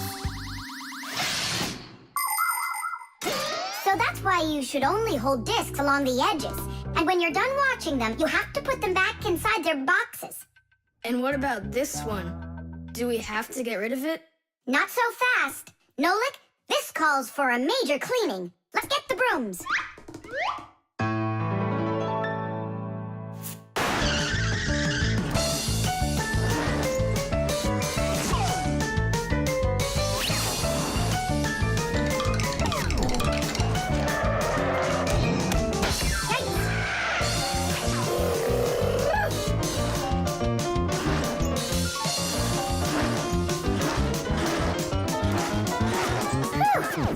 Okay, Tom Thomas, check the disc.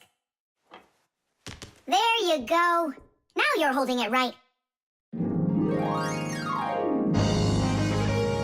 Hooray! The disc works fine. Hooray! Now we can watch the movie about the Lilliputians. Hey, Gulliver, why are you sitting there? You've seen this movie already. I know in what? What? Look at that pile of discs. Where do you need to put them? Huh. In their boxes. The solar battery.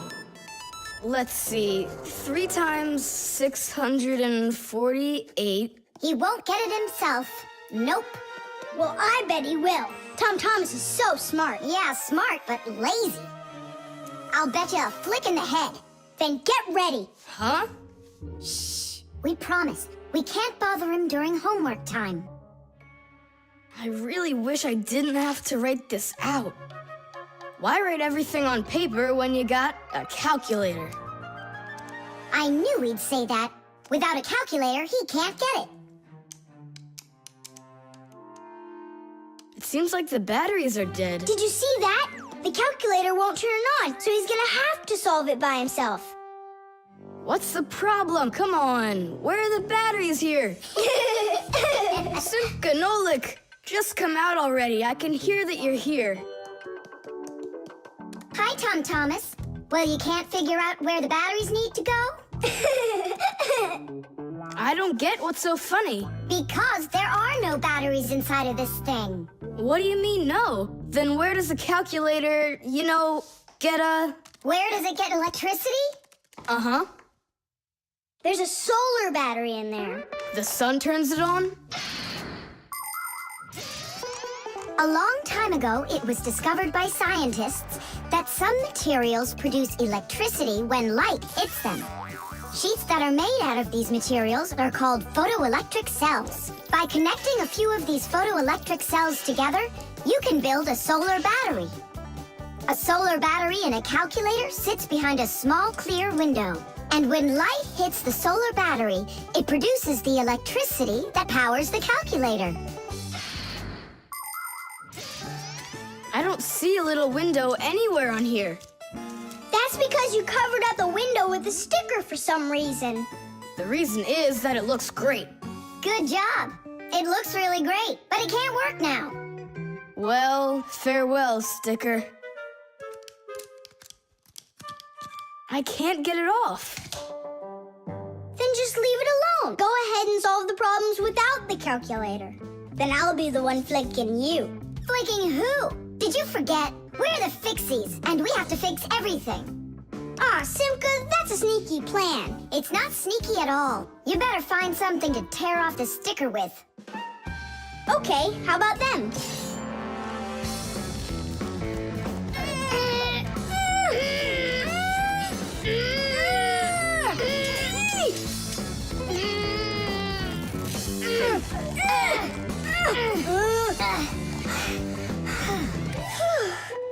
It'll take forever doing it this way. Yeah, I got an idea. Let's use this paper clip. And what's next?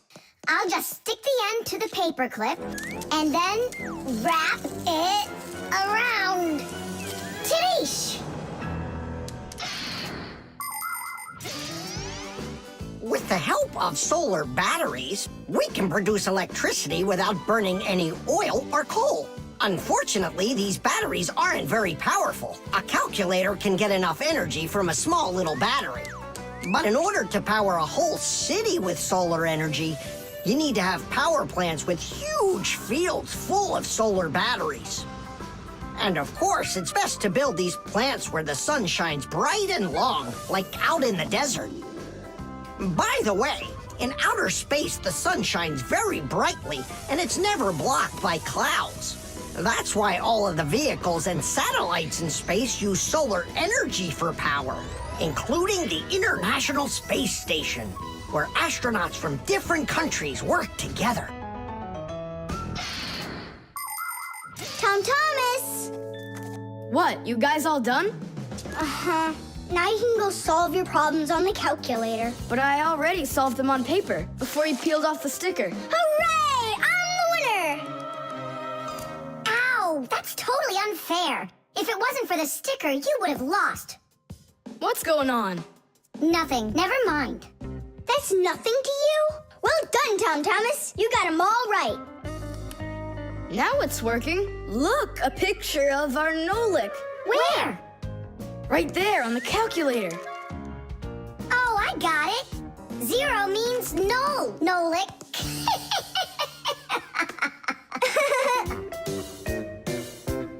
Good one. The lie detector. Simka! Shh, quiet. I'm on a stakeout here. Who are you staking out? Tom Thomas. We've got to bet that he won't be able to survive 3 days without any TV. Really? Can I be on the stakeout with you? Shh. Simka!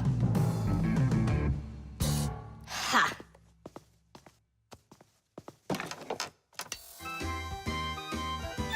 Aha! I gotcha. What? Who?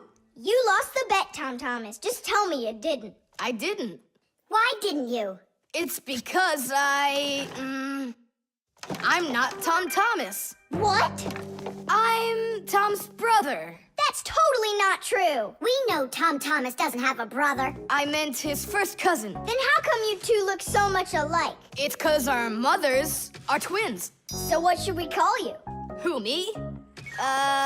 John Johnson. And who are you, by the way? As if you don't know who we are.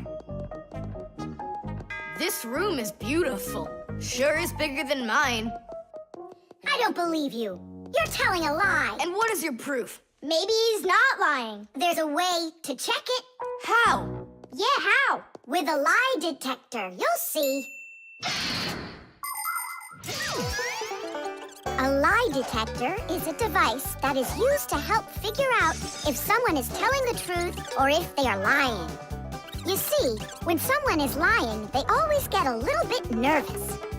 Even though we might not see it, we know that a liar's heart beats a little faster, his breathing changes, and he sweats.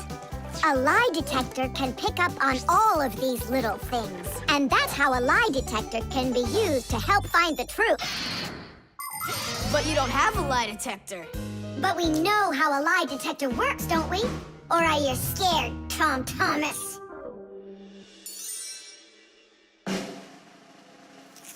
What's that for? to listen to your pulse. How come? So I'll be able to check how fast your heart is beating. And Nolik? He's gonna keep an eye on how often you blink. And what are you doing with the egg? The egg is an old African method. If you're not telling the truth, your hand will automatically squeeze the egg. And so, the egg will crack. Well, my egg won't crack. We'll see about that. Humans have tried to come up with all sorts of ways to find out the truth. For instance, in ancient China, they would put some dry rice in a person's mouth when they told him the crime they believed he committed. Then they'd check the rice. If the rice stayed dry, they believed he had committed the crime. In ancient India, a person had to bang on a gong while answering a judge's questions. If he started banging the gong louder, then it was believed that he was trying to hide the truth. And in Europe, if one knight accused another of lying, then they would just take part in a duel. Whoever won that one was said to be on the side of truth. No, it's not easy to hide the truth, but sometimes it can be even harder to find it. Answer yes or no. You got that? Do you have 2 ears? Don't you have eyes? Just yes or no. Yes. Answer! Are you a girl? Hey, come on. Yes or no? No. Where do you find such dumb questions? We just have to check what happens to your heart when you tell the truth to us. All right, now answer this. Do you know the Fixies? Yes or no? Yes. No. I forgot. His pulse is speeding up. Are you Tom Thomas? No. His pulse is racing. And his eyes have started blinking. And the Fixies, tell us where you learned about them. From Tom Thomas. He couldn't have told you about us. It's a secret. He could. Not true. It's true. It's not true. Yes, it is.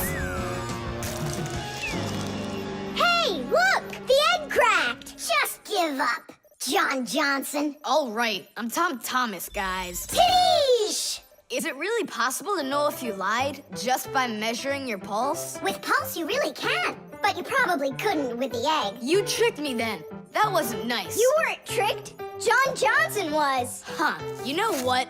I think you've got to get checked out on this lie detector. Ha! I don't think so. You need to get ready to give me my wish. 'Cause you're the one that lost the bet. The robot. Did I already tell you what I'm hoping you'll get me for my birthday present? Yes, honey. Only 1,000 times or so. A Robotizoid R300 would just be the greatest. With Megavision, I want it. I really do. I do. Well, tomorrow you'll find out. But now it's time to sleep, Tom Thomas. Wow, that is one great present. And we got Tom Thomas absolutely 0 for his birthday. We're just terrible friends. So, how does this robot work? Okay, so let's give this a try, shall we? First, we'll take a walk. And how does he have any idea where the robot's going? I can tell you. One of the robot's eyes is a video camera. The robot sends the picture to the screen on the controller so the player can see where the robot is going. Yeah! And that's just one thing they know how to do. A robot is a smart machine that can do very difficult or dangerous work for humans. With its strong metal arms, a robot can move heavy objects or put together parts to build cars and other machines. Robots are often sent into outer space or to the bottom of the ocean to help scientists. There are also robots that can understand what people are saying, and robots that can talk and even make jokes, just like people. I've got it. Now let's turn you around. What was that? Look. You know, He destroyed him! Nolik, stop! You were playing with that, right? you think Tom will notice? I know what you're doing all night. I'm off to bed. I'll get him to work. I'll stay up until I do. Simka, let's try and... No, we're gonna need some help.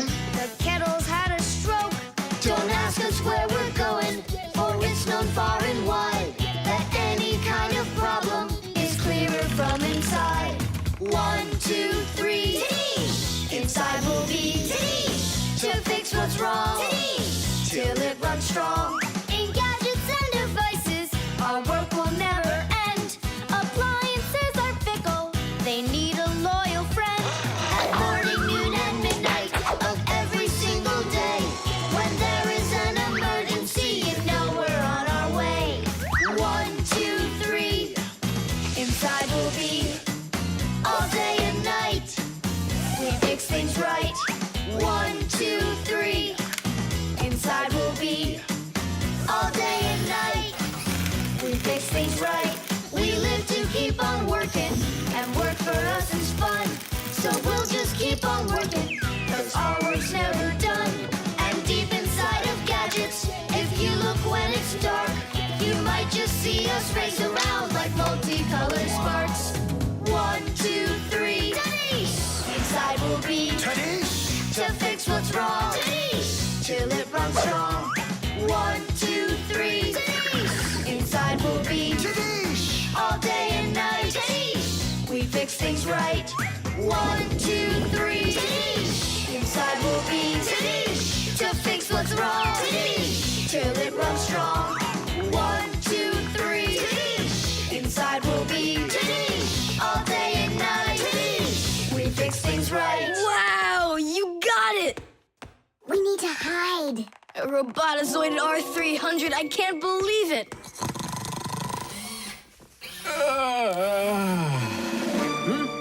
Well, happy birthday to you, Tom Thomas. I'm sorry, Tom Thomas. Last night, your robot, I broke it.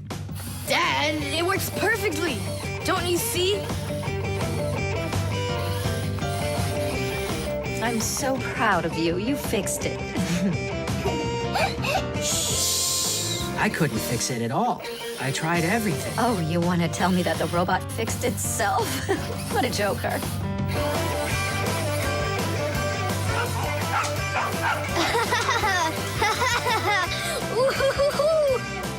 Mom, Dad, thanks so much. I love it. And how about thanking us? I should have known it was you who fixed the robot. Happy birthday! Happy birthday! Yay! The electric kettle. That's 4. Come on, Tom Thomas, just one more. Come on now, Tom Thomas. I know you can do it. 5. That doesn't count. That doesn't count. No, your chin was below the bar. Whew, that's all. I can't do anymore. You weakling. You're the weakling. I'm not. I just haven't eaten in a while, and that's why I lost my strength. You're a slave to food, Tom. And you see, that's the difference between us Fixies and you humans. Many people wrongly assume that the only way Fixies could live is by stealing food off of humans' tables. Or worse yet, by stealing it from their refrigerators. That's just a lie. It's not true at all. Fixies don't eat any kind of human food. So then where in the world do the Fixies get their energy, you're wondering? It's very simple. A Fixie's entire life is connected with devices. Fixies not only live inside of devices, but they take care of them and help them live longer. And in return for their help, these devices share part of their energy with the Fixies. So there you go. The Fixies help devices, and devices help the Fixies. Yes, we Fixies and machines have a symbiotic relationship. So we don't eat leftovers like cockroaches, because we're Fixies. 1, 2, 3, load! How's it possible that a big boy like you doesn't know how to make any food for himself? I'm able to cook, but I'm not allowed to turn on the stove. What can you make without it? Oh, yes. We have instant oatmeal. Look, Do you like oatmeal? you're joking. Only my folks say oats are healthy and make you stronger. Great. Well, then how do you cook it? It's not hard. All you gotta do is add hot water, and I'm allowed to turn on the kettle. Stop and check if there's water in there. If there's none, you can burn out the kettle. It's got enough. Then you can turn it on. Hey, tell me, how does the kettle turn off? I mean, how does it know when the water's hot enough? Inside of an electric kettle, there's a heater hidden underneath its bottom. When you turn on the kettle, the heater warms up the water until it boils. And the boiling water gives off steam that heats up a special metal plate at the top of the kettle. The heat causes the metal plate to bend, and that turns off the switch. So you could say that an electric kettle feels when the water's boiling.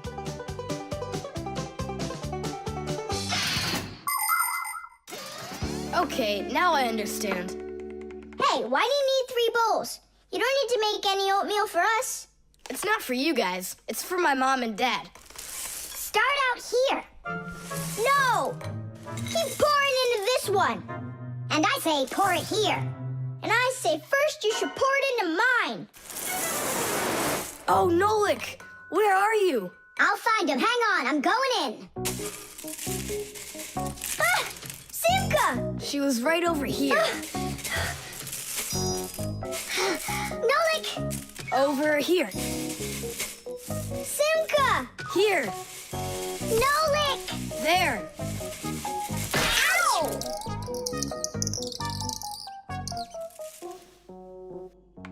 Hey, where is your other boot? It got lost. Up there in the oatmeal. That must be your parents. Let's get out of here. Hey, and what about your shoe? Don't worry, I got another one. Hi, Tom Thomas, we're back. You must be hungry. We'll make you something to eat. But I already prepared us some food. And the water's already hot. Wash your hands. Tom Thomas, don't touch that kettle if it's hot. I don't want you to burn yourself.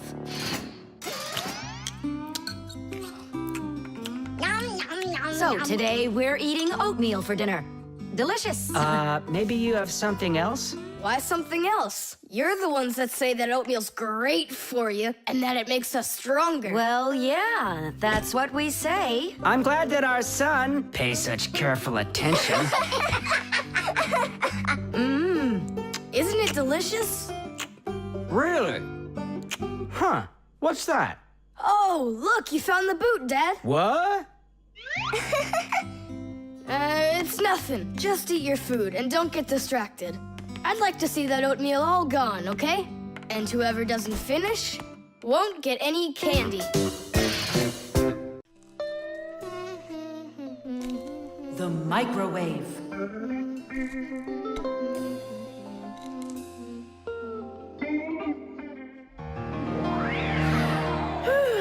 Okay, children, for today's lesson, we're going to learn about the microwave oven. It's a very special appliance that people use to heat all sorts of different foods up. Oh, wow. Is there any chance that we could get heated up here? You'll find out about that too, if you'll pay attention, of course. Whoa! Got it? Now listen carefully. I'm listening. Of course, young Fixies go to school just like human kids, but their parents teach them a lot of important lessons, too. Fixie parents take their kids on tours of all sorts of different devices and teach them what Fixies can do to keep them working properly. They like to show them how the computers or televisions or gaming systems work, or any one of the many appliances they take care of inside of the kitchen, like the stove.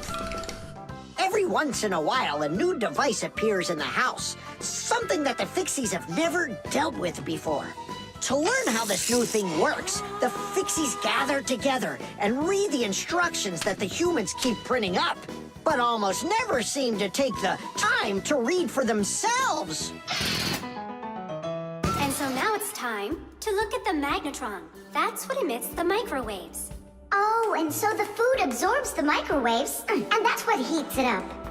That's right. And now, look carefully to your left. Hooray! Freedom! Oh, Tom Thomas. What do you say? Want to watch cartoons? I can't. I need to do my homework. Then just do it quickly. For some reason, whenever I start doing homework, I always get hungry for some food. Then just eat faster. No. The faster I eat, the sooner I'll have to start doing my homework. It already got cold. I need to go warm it up. 1 minute should be enough. These aren't just ordinary wires. These are for...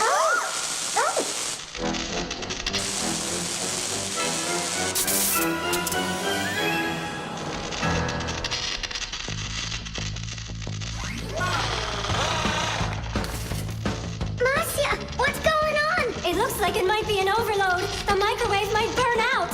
Then we better run out of here. What do you mean?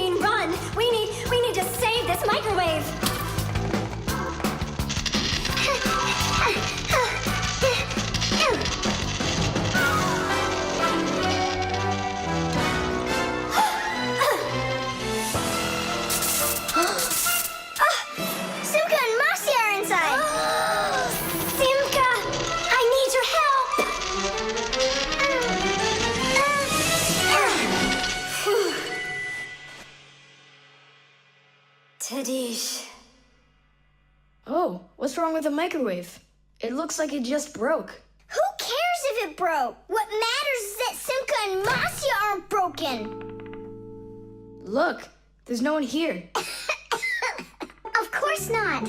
We were behind the wall. You wouldn't believe what happened in there.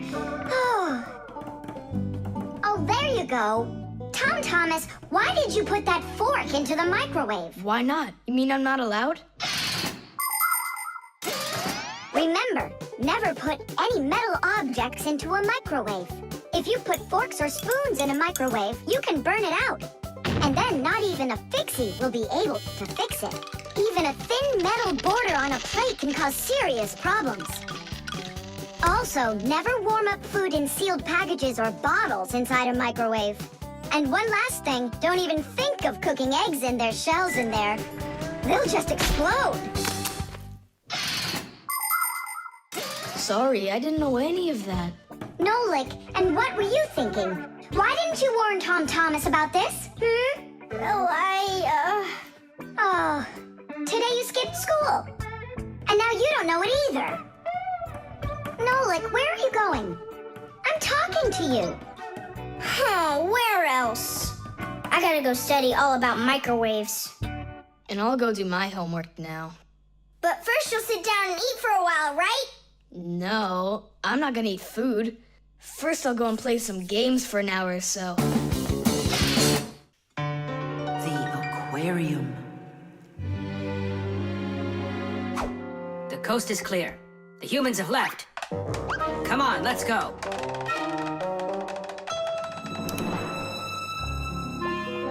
Masya, why are the fish looking so tired?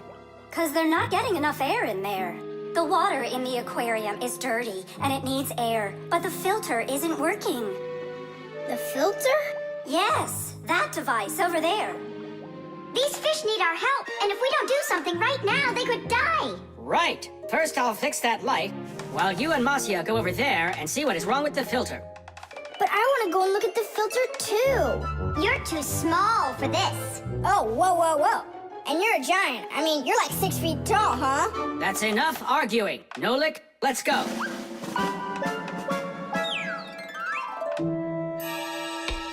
Well, let's check it. Not working. Nolik, where are you? I'm up here. What are you doing up there? Nothing. Holding on. We don't have time for that. Get down. We have to get this switch working.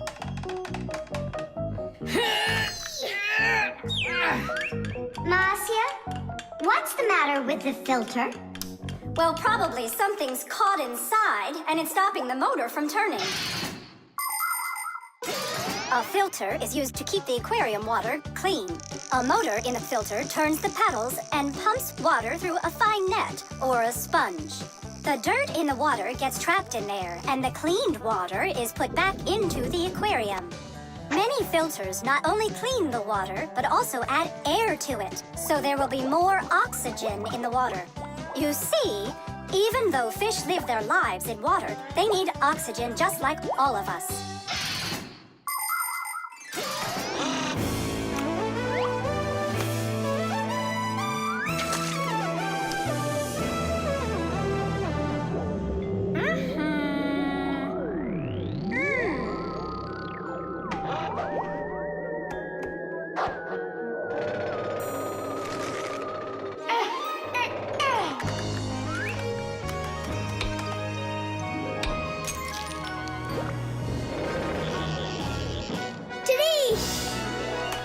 Way to go there!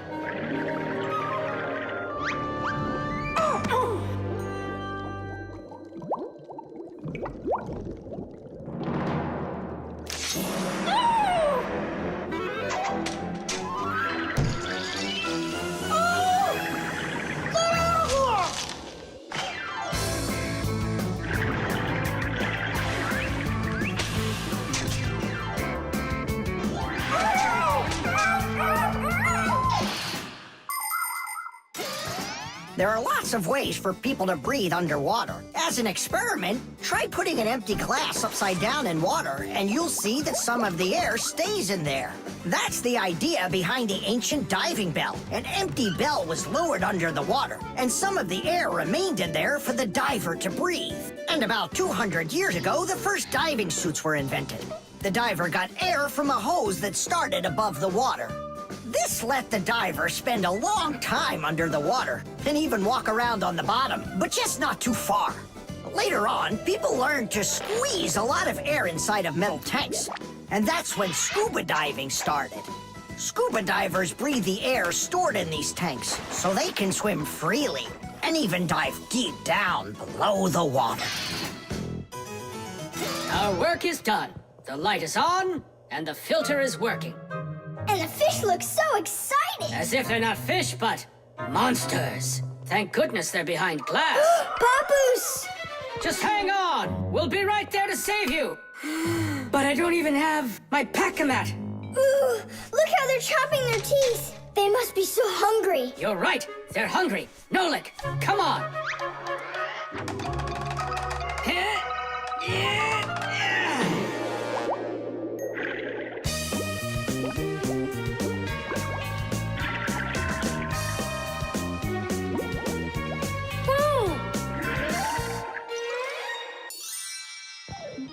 I can't believe those fish. They're so ungrateful. We went ahead and fixed their filter, and all they wanted to do was gobble us up. And I'm the one who saved you from them. I was the one watching what was going on.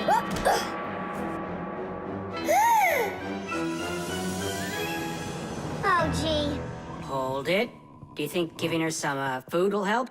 As long as you're not thinking that food is me.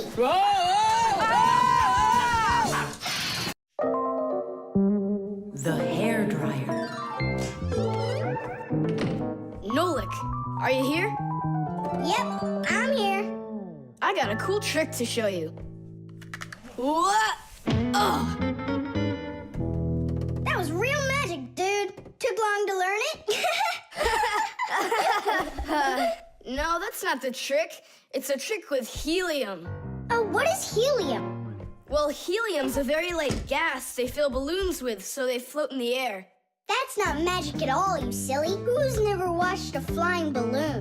The trick's not about the balloon flying. I need to get its gas. Ugh. How can I get it down from there? Get a hairdryer. That's the way to do it. Yeah, what for? So I can show you a trick. All right. Mom, can I use a hairdryer for a minute? A hairdryer is a great, simple invention. Inside a hairdryer is a fan that sucks in the air from behind it and pushes it out the front to blow your hair around and make it dry. To heat up the air, there's an electric coil inside of there. When the coil heats up, it warms up the passing air. And the hot air helps your hair dry faster. Of course, you don't have to turn on the heat setting, but then you better like that cold wind.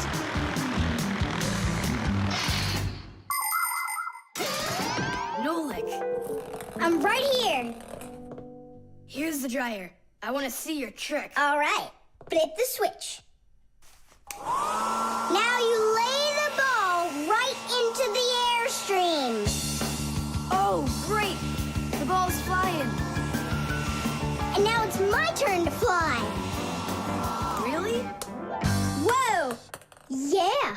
I'll shoot right up to the ceiling so I can grab the string and pull the balloon down. So turn off the heat and away I go.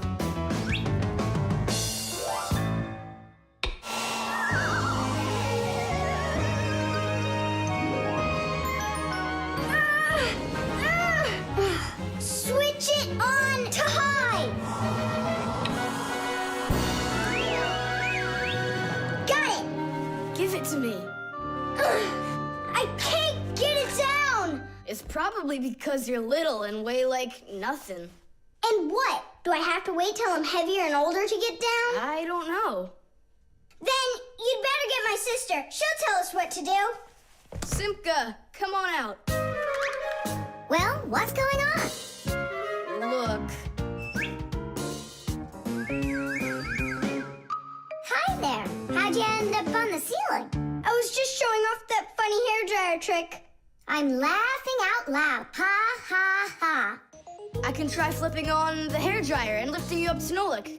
So both of us can get caught hanging up there? Well, thanks, but I don't need it. Then what do you need? Just a broom or a mop. You know how to do a trick with a mop? Uh-huh. Just make it fast. They can be quite ingenious creatures, those humans. Sometimes they figure out clever ways to use ordinary devices, like a hairdryer.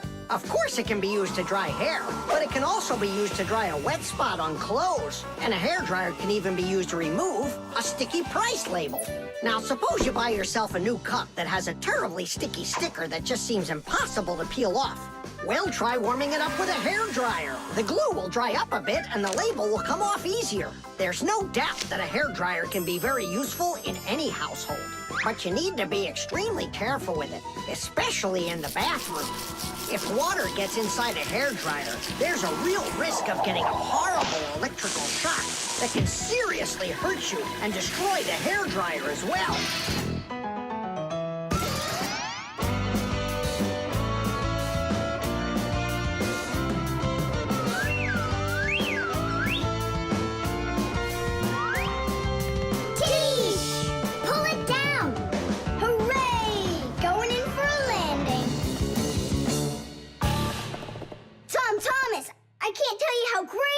To fly inside a stream of air. Good for you. Now I'll sound like a fixie. Really?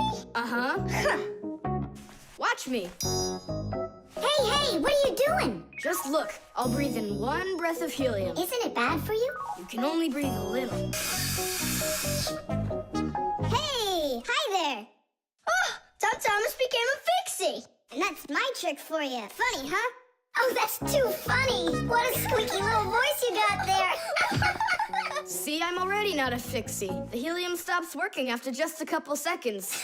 That's good. Because such a humongous fixie couldn't fit inside any machine. The magic wand.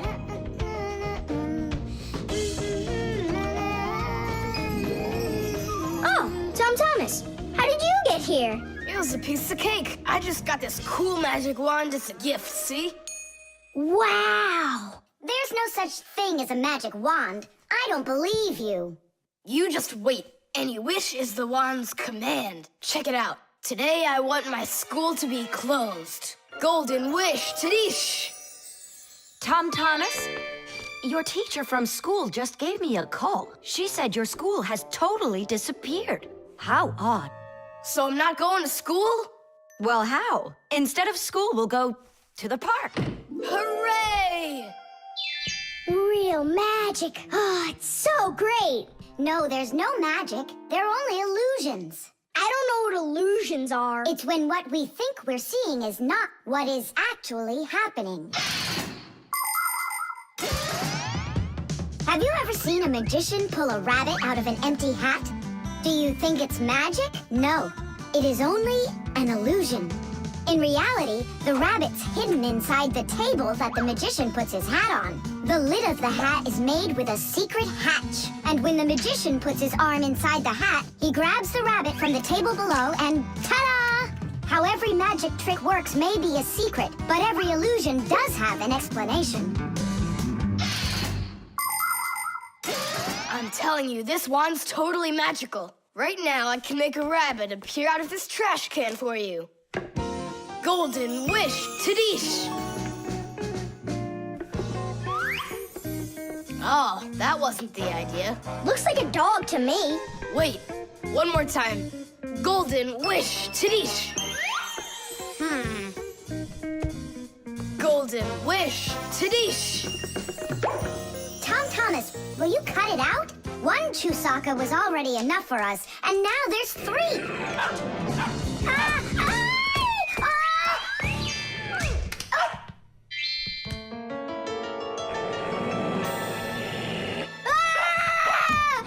Hey, Tom Thomas, please tell your rabbits that they can stop barking so loudly. Shame on you for attacking helpless little kids. Wait, I'll make you bigger now. Golden wish, Tadish!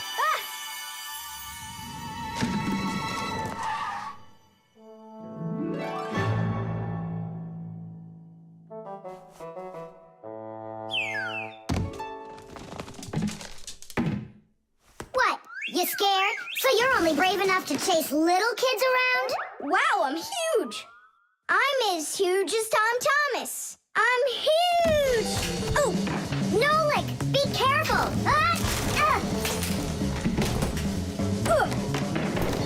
How can you live being this tall? It's so inconvenient. And I thought it was tough when you were so tiny. Tom Thomas, are you ready? Hey, why do we have 3 dogs all of a sudden? Oh, my word.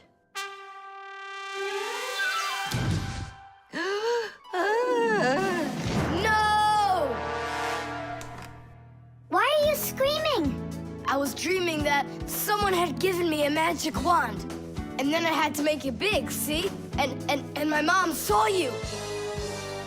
That's awful. That would have made me scream. I wish I had a magic wand of my very own. We Fixies aren't ones to believe in magic, but we do believe in what humans can do, because humans often work wonders. For ages, flying in the sky seemed to be an impossible dream. But today, anyone can take off to the sky in an airplane.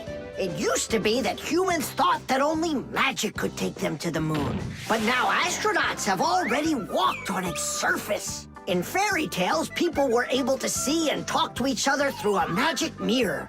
But today we have the internet and telephones we can use. Refrigerators, televisions, automobiles, computers. There are so many things that humans have created. Wondrous things that they used to only be able to dream about. Like a miracle from a fairy tale. A magic wand? Why do you need it? First, I'd skip school today. Tom Thomas, are you ready? I told you, we're going to the park. And what about school? I'll skip it? Good joke. Could this be a dream too? No, it's just that today is Sunday. And that's the magic of it.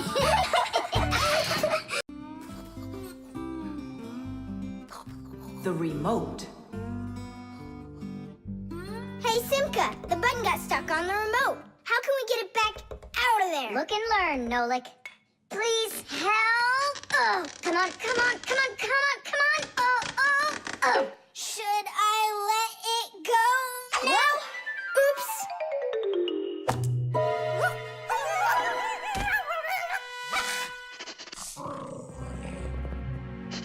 Nolik, hide somewhere.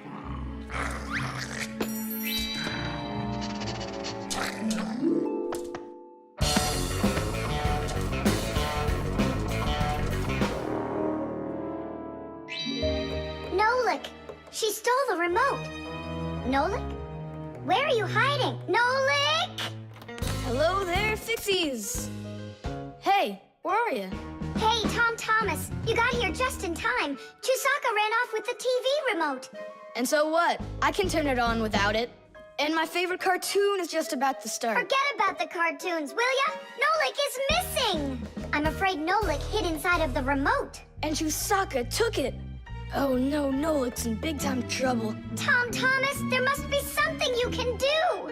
Chusaka, Chusaka, come here. Where is that dog hiding? I'm gonna go look in the other rooms. Simka, Tom Thomas, here I am. I'm over here. For now, I'll wait here. Chusaka's not out there. Where are you? Hey, Simka. I ran to get a pack-a-mat. What are you gonna do with it? I'm gonna search for the infrared ray that comes out of the remote. That's so great. But what is it? I'll explain it to you. Inside of most remote controls, there's a special type of light bulb called a light-emitting diode, or LED for short. When we press a button, the LED sends an invisible infrared ray. And in the TV, there is a receiver for these invisible rays. The TV understands the command that comes from the remote control and carries it out, like changing the channel or the volume.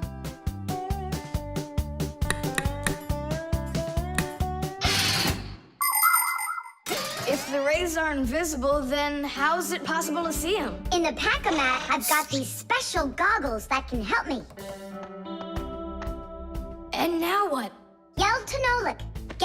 close the contact on any one of the buttons.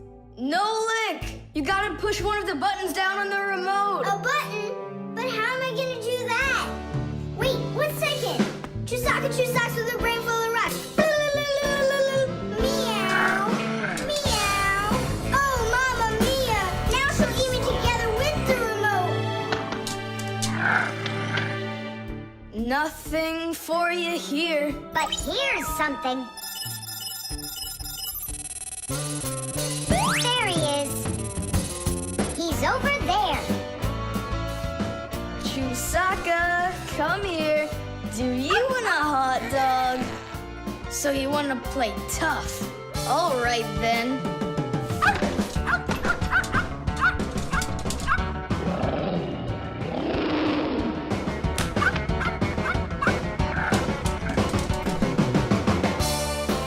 Hooray! You're in one piece. How did you find me? By looking out for the remote's rays. It's just a shame it's impossible for me to see him. What are you saying? You can. If you want to see infrared rays, all you have to do is look through a digital camera. Try it for yourself. Turn on the camera on a mobile telephone. Now go ahead and press any button on the remote control and point the camera toward the front of it. You'll see a bright dot on the screen of the camera. That's the light-emitting diode working. It's letting off a special light that can't be seen by the naked eye. It's also possible to point the remote control at a mirror. And then through the camera, you can see how the light-emitting diode turns itself on. So what that means is that invisible rays bounce off of a mirror in the same way that regular light does. So you can control the TV by bouncing the light from a remote control off of a mirror. You don't believe me? Then go ahead and try it yourself. By the way, if your toys weren't all stuffed under the bed, we would have found the remote without the goggles. Don't worry about it. When the cartoons are over, I'll put them away. So, you done watching? Time to clean up.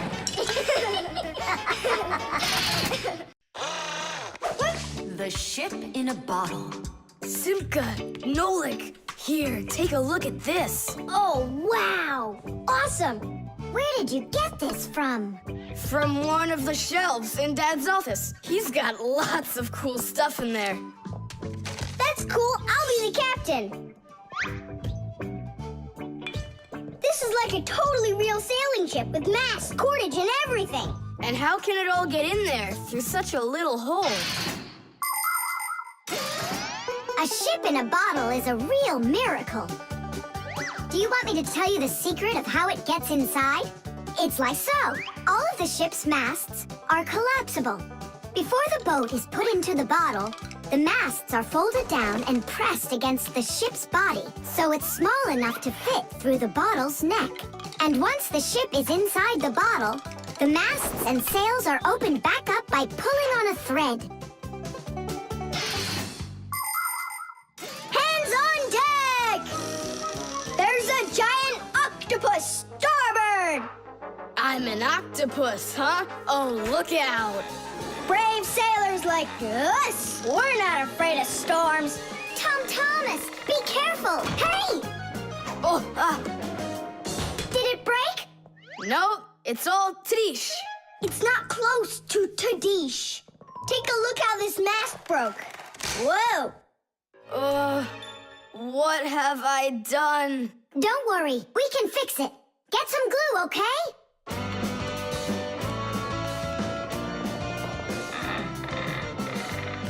Here's some super glue I found.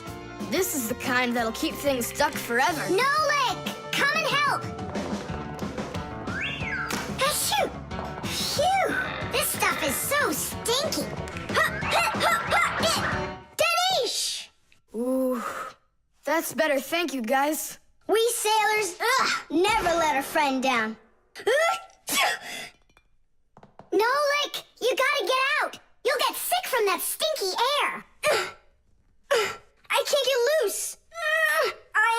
I got stuck. Hello there, Tom Thomas. What are you doing with the ship from my collection in here? I just wanted to give it some air. Tom Thomas, You know that taking things out of my office is just not allowed. Hey, look! What an interesting cabin boy.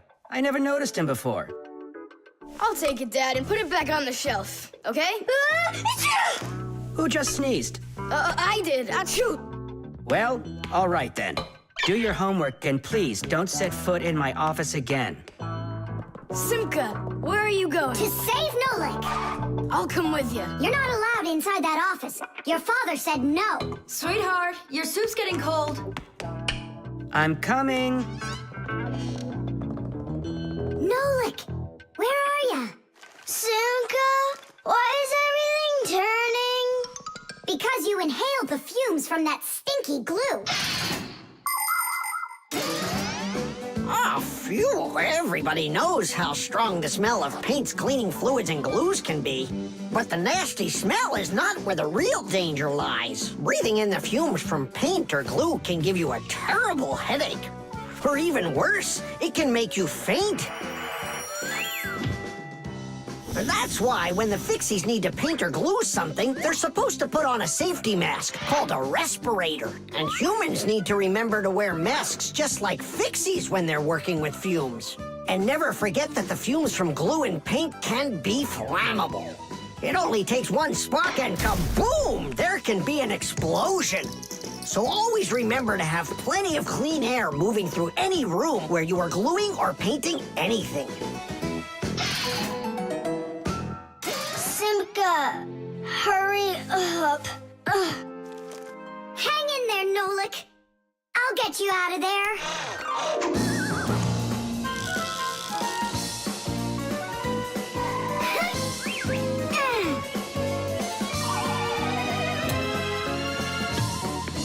Nolik.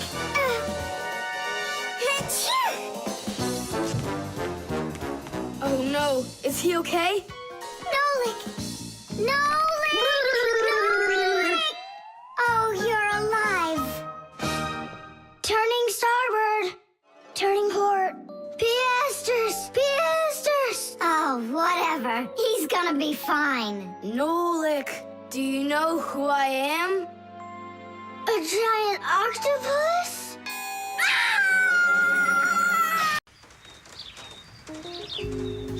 The Thermos.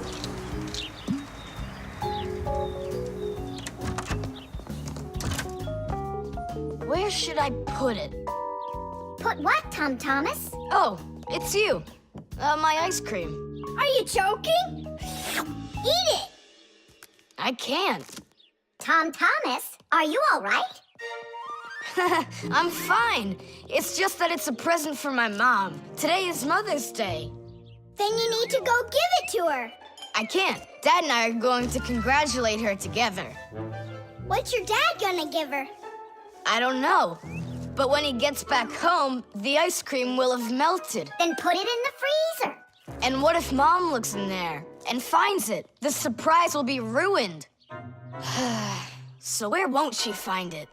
I'll tell you where. Inside of your dad's office. I don't see any place to hide it here. There's no freezer or anything. Why don't you take a look inside the box? Here's a thermos, but what good is it to me? Thermoses are for keeping things hot. The ice cream will melt in there. It will not. A thermos is made by putting one bottle inside of another.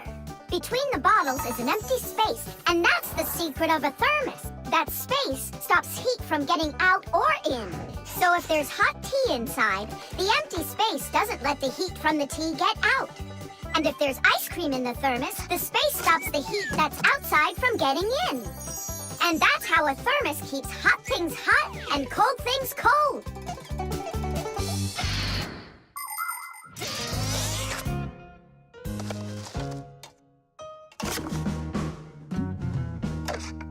That's it. I'll go and play for a little while. He didn't even say thank you, did he, Nolik? Where are you? Nolik! I'm here! Where? In the thermos! What are you doing in there? I wanted to see that vacuum you talked about. Just don't touch anything! And don't even think of licking the foil! The ice cream's so the metal. It's already stuck. What did you say? It's already stuck. Already stuck. Uh-huh. Try to unstick it. Well, is it working? Nuh-uh. And what if you breathe onto the foil? Nuh-uh. Hang on, Nolik. I'll go and get Tom Thomas. Winter is a wonderful time of year. Holidays, presents, snowballs, skates, sleds. But the cold is also something serious that you shouldn't fool around with. The most important thing is to dress warmly. Cover your head with a hat and your throat with a scarf. Then there's less chance you'll catch a cold or get a sore throat. And to keep your hands from getting chapped, don't forget to wear gloves. And never walk around in wet shoes in the winter. That's a sure way to get yourself sick. And there's one more thing I want to tell you. It's great to have fun in the cold, but use your head. Don't eat snow or stick your tongue on metal fences, poles, or doorknobs. Your tongue can get stuck so strongly to the metal that it will be very hard to get off.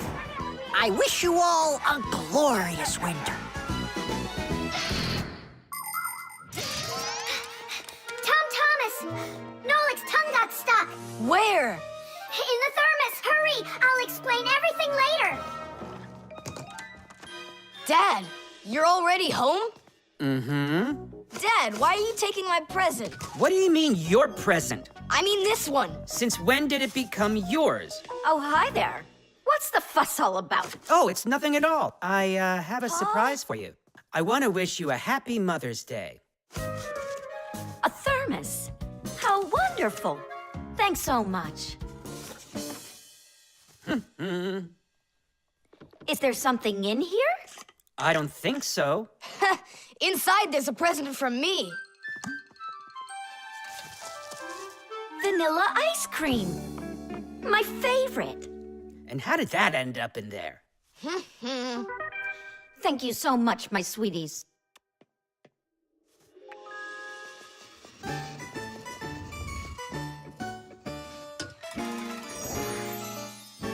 Nolik, you got me so scared. Thank goodness you thought of turning into a screw inside of there. Uh-huh. Does your tongue hurt? Uh-huh. Do you think you can talk again? I can talk. Oh, that's good. We better hurry. We still need to go and wish our mother a happy Mother's Day. And you should too. The scale.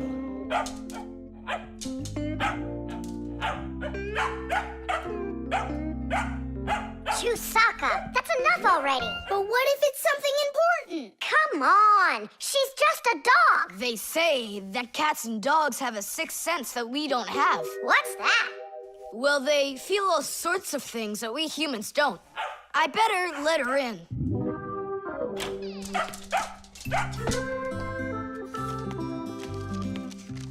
Mom and I will be home before dinner. Please remember to give Chusaka her food. Love, Dad. Oh, how could I have forgotten this? I just can't believe it. You believe in a sixth sense now, don't ya? Uh-huh. Only it looks like for Chusaka, it's a sense of hunger.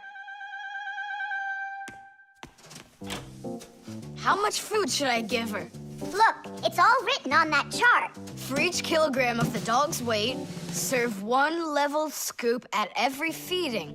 Uh-huh, I got it. How many scoops is Chusaka? Oops, I mean, how many kilograms? I don't know. Then what should we do? You don't know? We'll weigh Chusaka, that's what we'll do. With what? With a scale. There's one standing in your dad's office. You're right, let's go.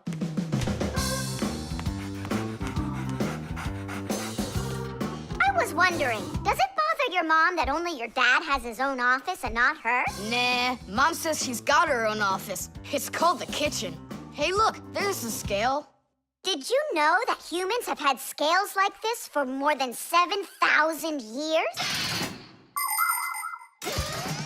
If we want to find out how much something weighs, we need to compare it with something that we already know the weight of. Let's say you need to weigh a watermelon.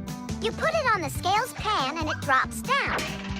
Now you keep adding weights to the other side until the two sides balance. Well, this one is too heavy, but this one is just right. Since the weight is 10 kilograms, it means that the watermelon weighs 10 kilos. And that's just how simply a scale works. Well, should we start? Chusaka! Right, like she's gonna come running. How are you gonna get her away from that bag? Huh, I know how to get her.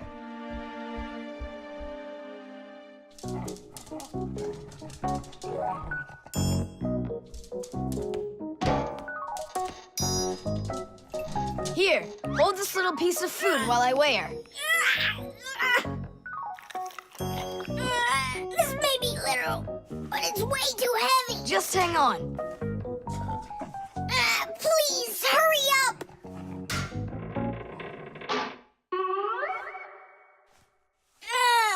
Come on, hurry up.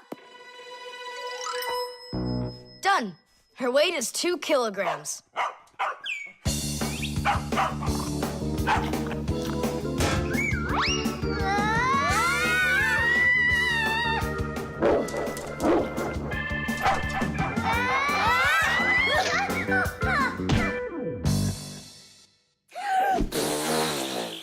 Okay, now we can feed Chusaka.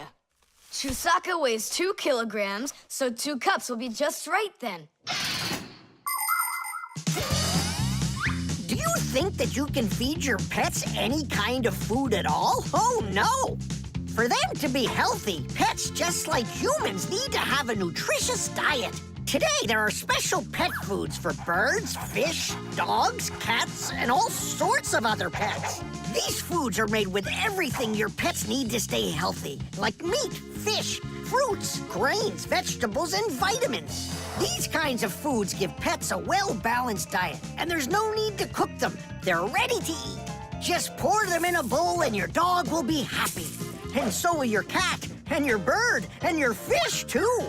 Just be careful not to mix them up, because what's good for a fish isn't good for a dog. Each animal needs its own special food.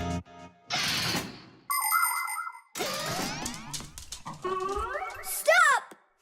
What's wrong? What's wrong? You have to take out a piece. She ate one already. All right.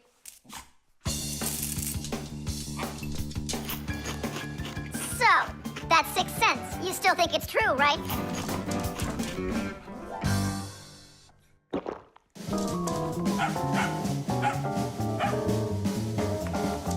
What did you bring that for?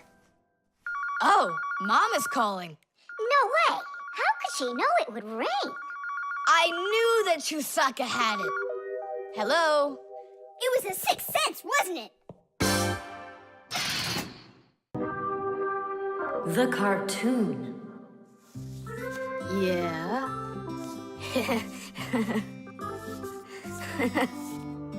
Like that. Yeah. Tom Thomas, aren't you done yet? Yeah, show us your surprise and quit drawing. But this is the surprise. So, make yourselves comfortable. Quiet on the set, and action. Great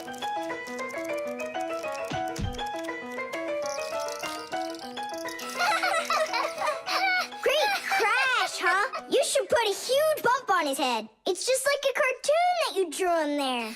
He did draw us a real cartoon there. Oh, right. Real cartoons, they only show them on television. But they make them exactly the same way. Animation is made with many, many pictures called frames. Each one of the frames is a little bit different from the one that comes right before it. For example, a character can lift his arm up a little bit at a time. And then, if you watch the frames very quickly, one right after the other, it looks like the character is really moving. And that's how cartoons are made. And you know what? To make 1 minute of a cartoon, you might have to draw more than 1,000 frames. Oh, wow. I'm not patient enough for that. It's no big deal that your cartoon's short. Especially since it's funny. Yeah, it's so funny. Tom Thomas, who's this kooky guy you drew here? You're just joking, Nolik. You don't recognize yourself? So this is supposed to be me on here? Did you already forget what happened to you this morning? Simka, you're it. You can't catch me. I'm too fast for you. Ay. You weren't too fast for the pole. Simka, you didn't have to tell him about that. Real sisters don't treat their brothers like that. Oof. And your cartoon's not funny at all. Nolik, don't go. It's okay. He just needs to sulk for a while. While he's gone, there's something I want to show you. Do you have a cartoon you can put on the TV? I have plenty.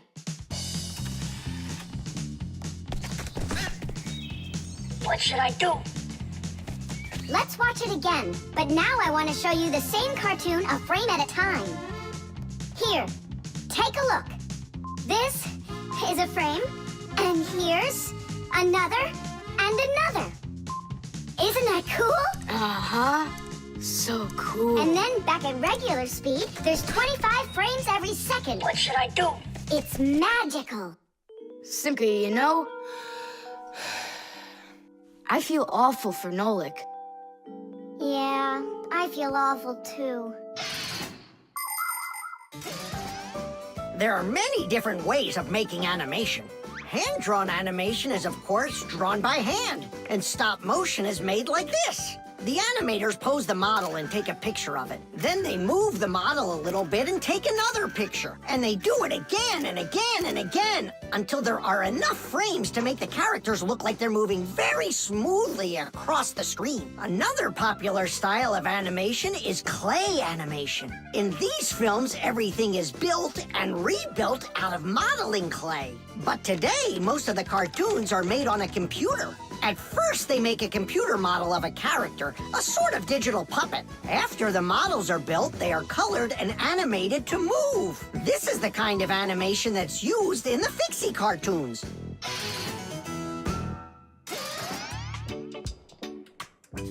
Tom Thomas, what are you doing? Are you drawing a new cartoon?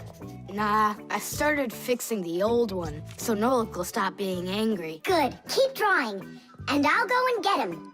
Nolik! I'm not here. Nolik, forgive me. Please don't be so mad.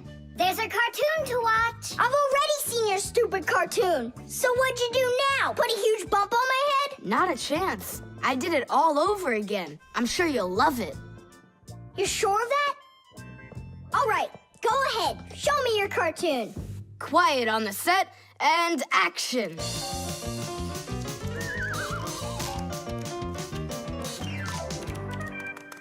There you go. Now that cartoon I really liked. Good, 'cause I'm all out of paper. Well, I think the first cartoon was funnier. Whoa, but this one's much better, of course. Yeah. The electric train. Woo, woo, woo, woo.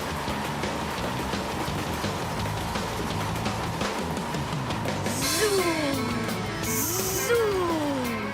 And suddenly, the Earth is attacked by an alien spaceship. Pew, pew, pew. If help arrives here on time, we'll be saved. Move faster, faster. Come on, get off the train. Move it, move it. Tom Thomas, we came here to play. Oh, finally you're here. I need some aliens for this game. What kind of aliens are you talking about? Just plain old aliens. You know the ones. They come destroy the Earth and just about everything. We don't want to destroy anything at all. Why can't we be, the train engineers, huh? Train engineers? You don't know anything about driving a train. Oh, we know plenty about trains. Humans invented the railroad long ago, but back then, the rails were made out of wood. People didn't start making metal rails until the end of the 18th century. But the first railroad cars had no engines to give them their power. Instead, they used horses to pull them along. Later, horses were replaced by the steam engine. Wood and coal would burn in their furnaces to boil the water in the boilers, making the steam that turned their wheels. And the Fixies were there to help those trains go, making sure all of the parts could work together smoothly. But now steam engines have long gone away. The railroad uses electricity now for its power. These electric trains race along the railway at almost the speed of an airplane. So you might know trains, but you'll still be the aliens. This railroad is mine. So you're gonna play the way I want. The train is unloaded and leaving the station. Woo! You can play choo-choo by yourself. And I will. Pew, pew, pew, pew, pew.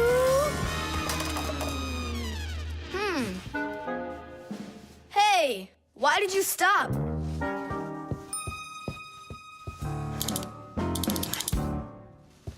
This doesn't help either. It's not going at all.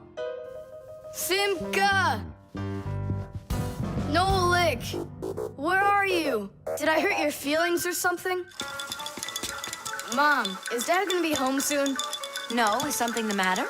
We've been attacked by evil aliens. The train has to be fixed right away, or we'll never escape them. You want some tea? I've got to think of something. Simka, Nolik, I know you're in there. Please forgive me if I hurt your feelings. I'm really sorry. There's nobody but you that can save the world from the evil aliens. All right, it talked us back into it. Well, let's go and check the rails. Nolik, follow me. I'm faster. Whoa! Well, so much for being faster. But it looks like I found the brake. Tom Thomas, the rails are broken. I know, and so? You know, but that's why your train's not running. Just like a real train, model trains run on electricity. But there aren't any batteries inside the locomotive to pull the other cars. The engine gets its electricity from the rails. Each piece of the rail has a wire in it.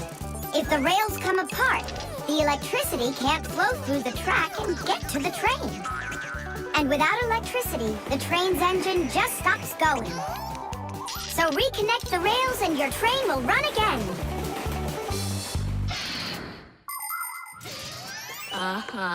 Put them together.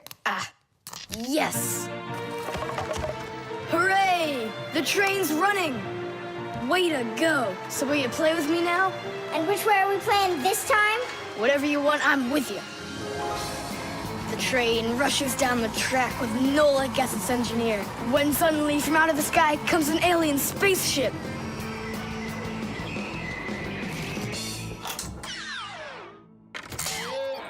Greetings to you, O people of planet Earth. I come from far away, from another galaxy. Have you come to destroy everything? No, I've come to fix it all. Oh!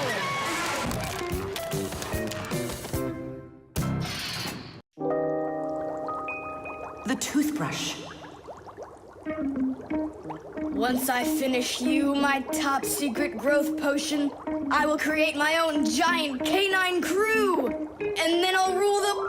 Whoa! Wow, this is super. You're better than a TV show. Oh yeah, it's fun, but it's gonna end badly. Tom Thomas, get ready for bed. I'm going, Dad. But first, my secret recipe.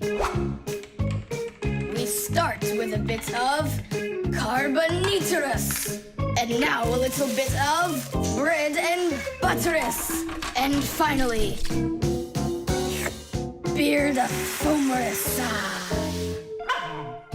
Chusaka. Don't be afraid. Drink, my baby. And you'll grow 10 times your size. What? It doesn't taste good? Oh, right. I forgot it needed stirring. This hypersonic mixer will do the trick. Tom Thomas, you shouldn't use what doesn't belong to you. That's your father's toothbrush. Ah! Hey, cut it out! You're acting crazy.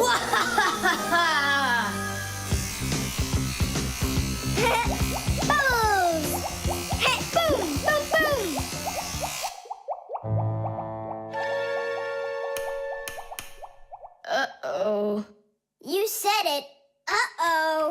You, Tom Thomas, are a big boy, but your brain is smaller than Nolik's. Why, thank you. Just go put the toothbrush back in its place, like you never touched it. Nah, that's not right at all. Tom Thomas, what's up? I'm almost done, Dad. Simka and Nolik, please, I really need your help. No panicking. First, we need to understand what could have broken inside of there. An electric toothbrush is really simple, as long as you know these 3 parts. The battery, the motor, and a very clever mechanism that connects the motor with the bristles. The whole secret to the toothbrush is right in there. That mechanism uses the spinning of the motor to make the bristles move very fast back and forth, from left to right, from right to left. And that's how it brushes your teeth. So what can we do about it? Here's what we do. First, we take out the motor, then we take the gears out, and then the mechanism. How much time do we need to do that? 1 or 2 hours. What? No! Just listen here, Tom Thomas. You need to open up the battery compartment. Wait for me right here.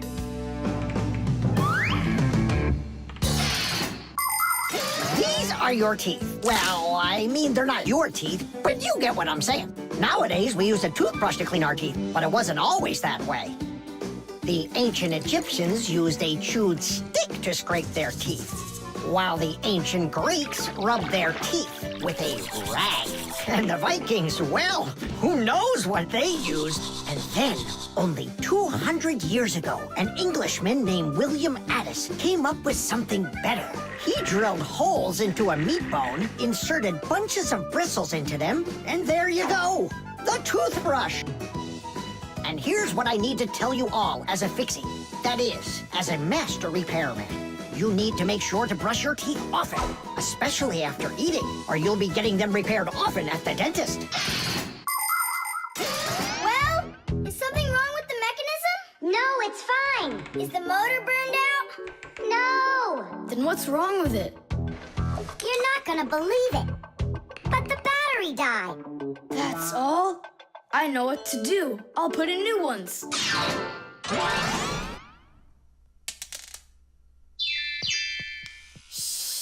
Your dad turned the toothbrush on.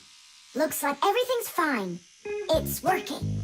Ooh, way to go. Excellent. Your dad will never find out what kind of slop you mixed up with his brush. What slop? How dare you, Nolik? How dare you refer to my mighty potion like this? Tom Thomas, somehow soap got all over my toothbrush. Can you explain that? Ay, ay, ay. Well, you got caught. What do you say now?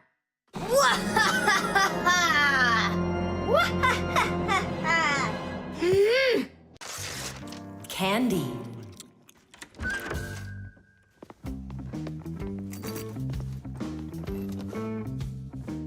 Nice black eye.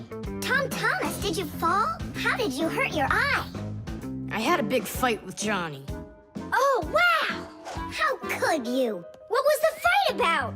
We argued over who's cooler, a racer or a boxer. A race driver's cooler. Of course! That's what I said to him. But Johnny had to prove it's a boxer. Well, He proved it all right. Can't you see? you don't prove anything at all by fighting. What a profession, a boxer.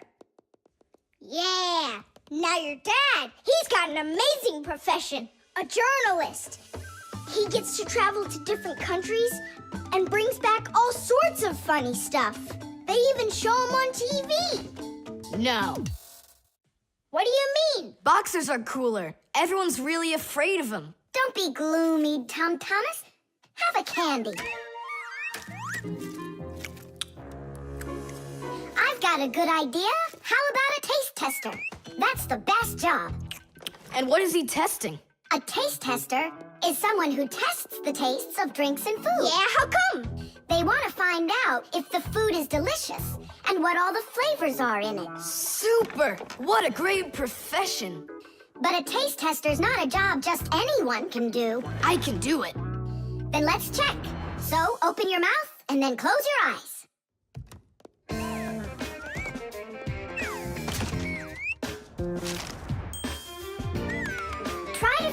out what the flavor is inside of this piece of candy.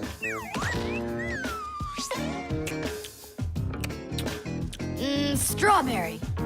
That's right. Good job, Tom Thomas. And this?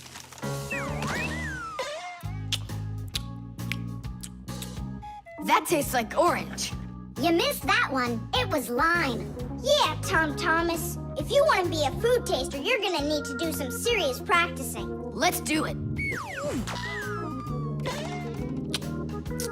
Raspberry? You got it! Simka, how do they get the candy to be hard on the outside and filled with liquid on the inside? Don't get distracted. You're training. Yeah! Hard candy is made like this. First, a sweet syrup is cooked until it is thick and stretchy. Then the mixture is pulled into long, hollow tubes that are like noodles. As the tubes cool down, they start getting harder. And it's right then that the tubes are filled with the soft, fruity center and then cut into pieces. It all has to be done quickly before the tubes have a chance to get totally hard. And that's how candy is made that is hard on the outside and soft on the inside.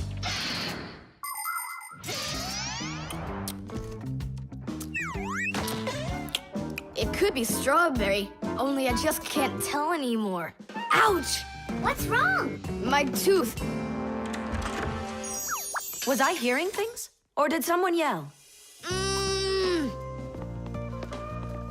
Oh, I got it. Come on. Let's take a look at your tooth.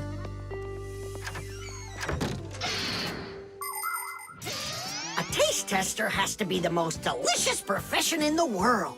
They taste all sorts of things like cheeses and chocolates and decide which ones taste better. Everything is tested for taste, even water, because different waters taste differently. There are also testers who don't test food and drinks, but rather they test the smells of things like deodorants or perfumes. Not everybody can become a really great tester. First, you have to be able to tell apart all the different tastes and smells. You also need to know when it's time to stop, or you can make yourself sick and lose your ability to tell things apart. That's the reason why taste testers only take very small bites of food and very, very little sips. If you're gonna have a bad tooth, it's good to have a mom who's a dentist. That's true.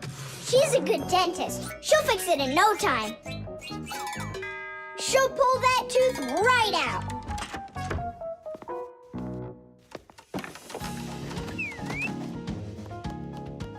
So, did she pull it out? Nah, she just gave me some medicine to gargle. Your tooth, does it hurt?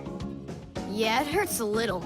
Hey, now I definitely know who's cooler than a boxer. Who? Who else? A dentist. Even boxers are afraid of going to the dentist. The balloon. No way. You'll miss for sure. No problem.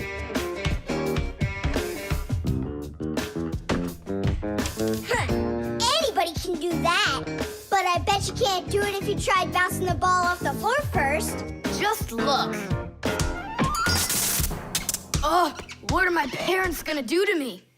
Maybe we should call Simka. Simka! And what's Simka gonna do to us when she sees this? So, got yourself in trouble, huh?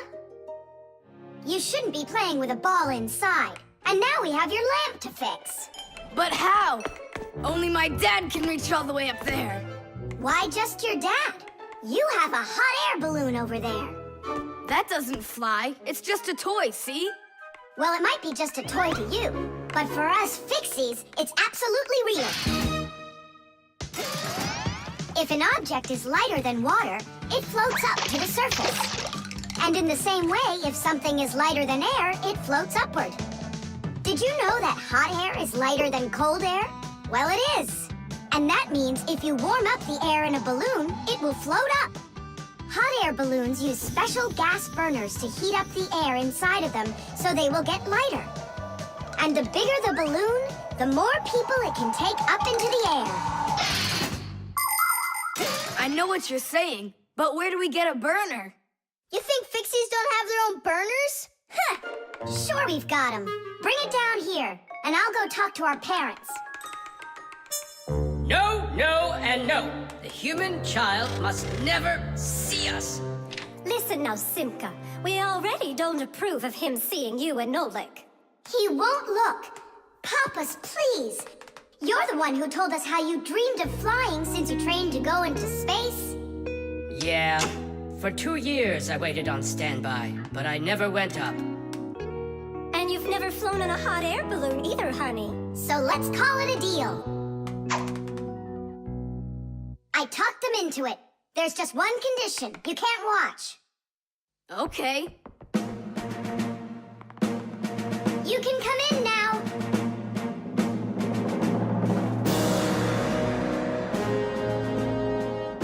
Now prepare the burner. Coming right up. Permission for takeoff? Permission is granted. And off we go! Hooray! It's flying! Don't you peek. Turn around. Oh, it was an accident.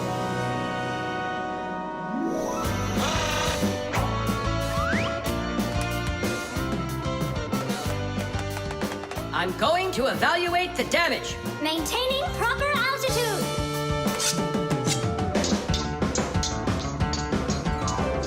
So, they've reached the spot. Air balloons are really awesome.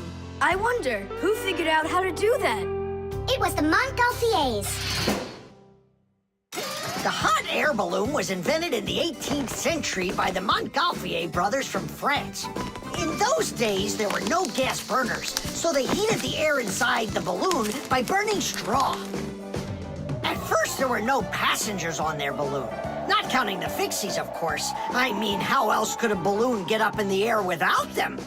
Unfortunately, the names of the first Fixies who took that flight were not recorded in the annals of history. Following the Fixies' flight, the next passengers were animals: a ram, a rooster, and a duck. And it was not until those three safely landed after flying a full 4 kilometers that humans dared to fly in hot air balloons themselves. Ever since their invention, hot air balloons have also gone by another name: Montgolfiers.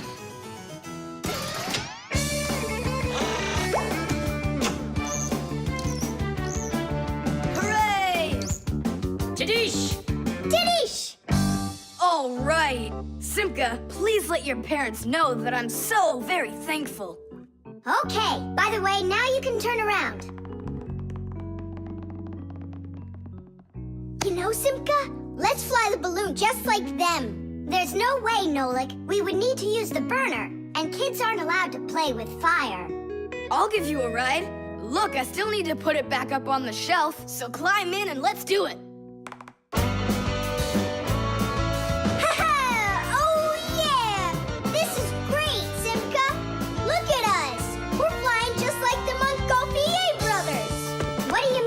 Brothers. Okay then, like brother and sister, Montgolfier. The cell phone.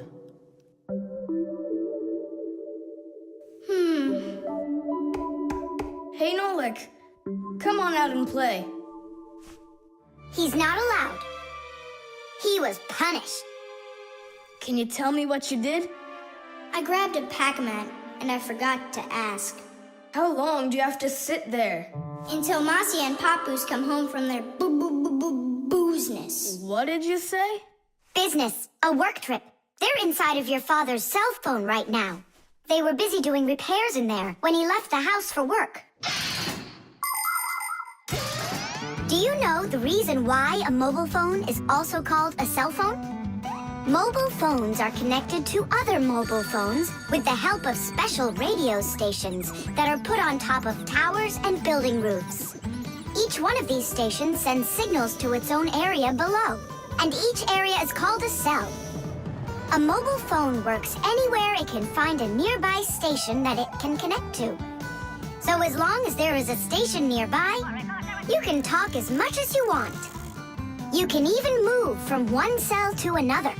And without you ever knowing it, your mobile phone will switch from one station to another one. so your conversation can keep on going, even if you're running after a bus or riding on it.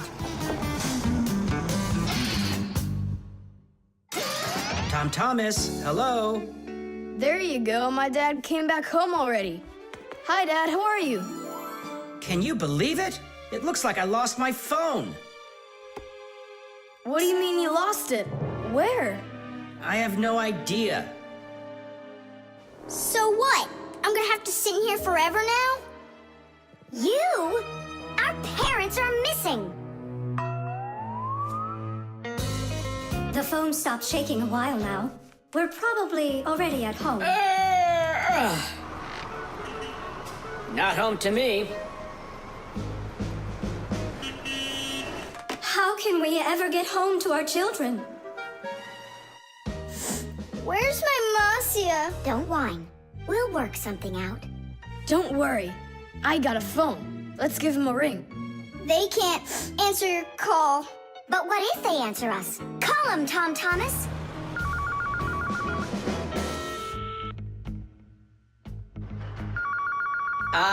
Don't even think it. We're not allowed to talk to humans. We're not gonna talk to them. We're just gonna listen. We need to close the contacts.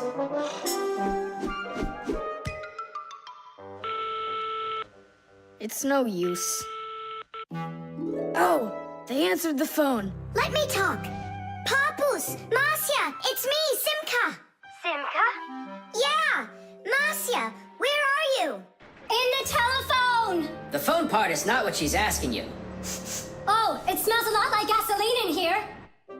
Ask your father. Was he anywhere around gasoline? Dad! Dad, did you go anywhere today where it smells like gasoline? Gasoline? I had to go to the gas station. That's the place where your telephone disappeared. Are you sure? Yeah. Well, I've got Intuition. intuition. Intuition, huh? You know what? I'll go check. Tidish. Come and check out our Fixie ringtone. Telephone is, your telephone is, your telephone is, telephone is, telephone is, ring, ring, your telephone is, ring, ring, your telephone is, ring, ring, your telephone is ringing, won't you answer please? Ring, ring, your telephone is, ring, ring, your telephone is, ring, ring, your telephone is ringing, won't you answer please? Your phone is ringing!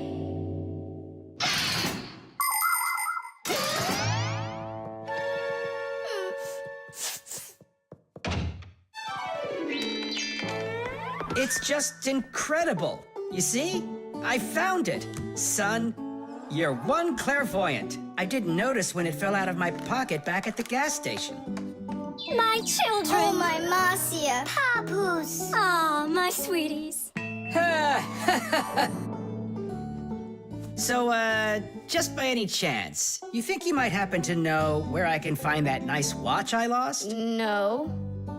Don't worry, there's no rush. Just use that intuition you've got.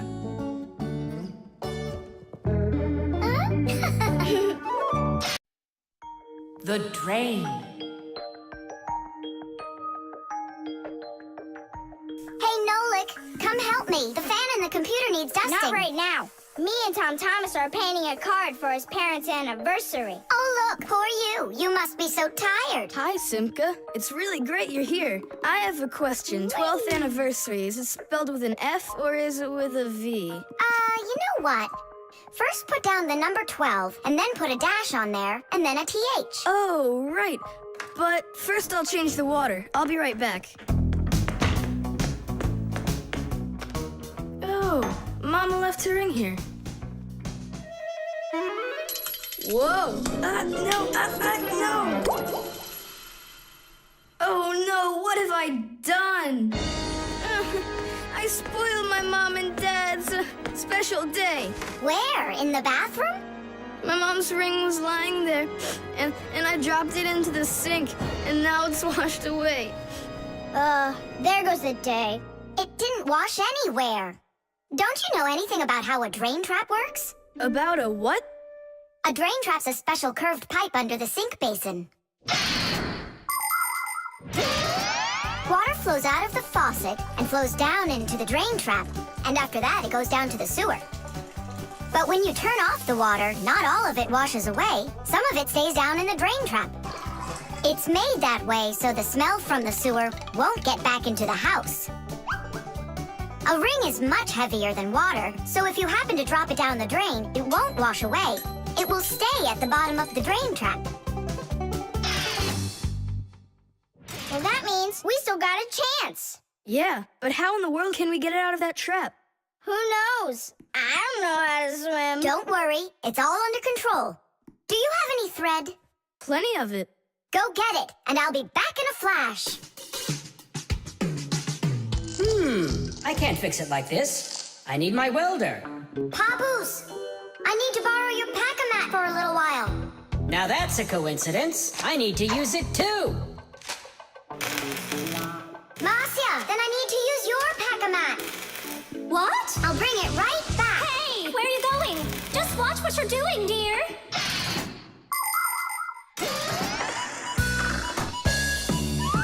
Just like the name says, Fixies live to help machines and appliances. But machines are very big and Fixies are very small, so they can't get by without tools. Long ago, Fixies worked with just about anything they could find. Little feathers, threads, pins, but now they have backpacks called pack-a-mats. Inside a pack-a-mat are all sorts of tools. Just push the button and the pack-a-mat spins around, quickly shooting out a hook or a magnet or even a parachute. Every adult Fixie has their own pack-a-mat. But before children can get them, they have to go to school and study hard and then pass an exam before they have the rights of a full-fledged Fixie. And it's only after all of that that young Fixies get their own pack-a-mats. And what? You're going down there with just that on? Not just like this. Yeah, like that. Huh? She was just saying, when I tug on the thread, you need to pull me up. I got it. He just said, I got it. She said she doesn't need me to repeat what you say.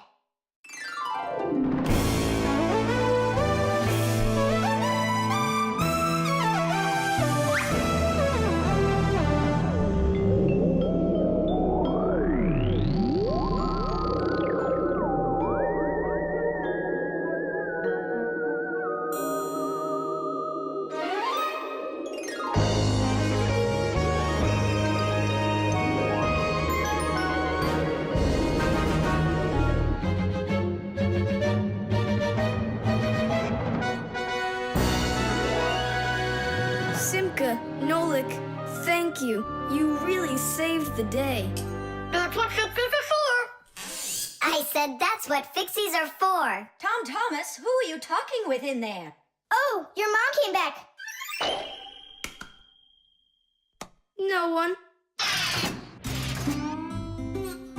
Hey, can you turn back into Fixies? I gotta ask you a question. I forgot. Should I write 12th anniversary with an F, or do I write with a V? Just write the number. You're right. The string lights. We're almost all done. Yeah. Now Santa Claus is gonna come over. He'll say, 1, 2, 3, lights light up the tree. Then we'll get our presents. The real Santa Claus? Yeah, for sure. The real Santa Claus will come to you? You'll see for yourself. He comes to me every year. Okay, so let's practice. 1, 2, 3, Lights light up the tree. Huh? Oh, the string lights burned out. And we don't have another one. Tom Thomas, Santa Claus is almost here. Is the tree ready? No, not quite yet. Oh no. What are we gonna do? I'll be right back. Tom Thomas, what do you think? Will Santa Claus give you any presents if there aren't any lights on the tree? No way. It's not right without the light. It just wouldn't be magical. Papoose, Papoose! Marcia! Santa Claus is about to come to Tom Thomas, but the string lights on the tree, they all burned out. They all burned out? Really? The bulbs in a string light are connected together like a chain with a piece of wire between each bulb. When you turn on a string light, electricity flows through the wire, lighting up each of the bulbs along its way. But if any of the bulbs gets burned out, the circuit will be broken, and the electricity will stop flowing. That means one bad bulb will make all of the lights go out. So if you want to fix a string light with a bad bulb, the answer is really simple. Just find the bad one and put a new one in. So, do we have a spare bulb around here? I'll get it for you. I know where it is. Tom Thomas, hold up Santa Claus for a while. We need a little time to find and replace that bad light for you. I'll try to. Tom Thomas, Santa Claus is already here. Ho, ho, ho! I got one thing to do. So, let's find the bad bulb. Okay, Papoose, let's go. This one's working. Maybe this one burned out. Nope. And that? It lights fine. Santa Claus is getting very hot out here. Hold on. Simka, what's up? We checked all the bulbs, but couldn't find a bad one. I guess this year won't be magical. Okay, Mom, just come on in. Ho, ho, ho! Hello there, Tom Thomas. So tell me now, have you been good all year? Huh, why aren't the lights on the tree burning? So then let's say it together. 1, 2, 3. Ow! Papoose, I found one more bulb. Here's the one that's not working. 1, 2, 3. Light up the tree. Huh! Now we need to replace this bulb with a new one. So where's Marcia? Show your light, O tree. Hooray! Ho, ho, ho, ho. Whew, that was really hard. I see you already got it shining. But where did you manage to find a new bulb? We got Papoose to act as the bulb. Tidish! Tidish! Ah, what a hero. Pull me up so we can put this bulb in. On Christmas Eve, on Christmas Eve, on Christmas Eve, our spirits light up. Whoa! And on the tree, Yeah! on Christmas Eve, Nice box. the lights burn brighter. Every year when no one is expecting, from some place that no one could conceive, appears a little miracle before us. Every year on Christmas Eve, on Christmas Eve, on Christmas Eve, on Christmas Eve, on Christmas Eve, the clock it seems on Christmas Eve is ticking slower. And suddenly, on Christmas Eve, a miracle on Christmas Eve, no one believes on Christmas Eve comes out of nowhere. Every year when no one is expecting, from some place that no one could conceive. Yeah! A little miracle before us. Every year on Christmas Eve, on Christmas Eve, the clock ticks slower. The screws. Hey, Tom Thomas, what you thinking about? Huh? For school, I have to write an essay. My very best friend. I don't know. Who should I write about? What do you mean, who? Aren't I your closest friend? Of course. How could I forget to write about you? And you can keep forgetting. That's our secret, right? Don't you remember the promise you made when we met? Sure, how could I forget?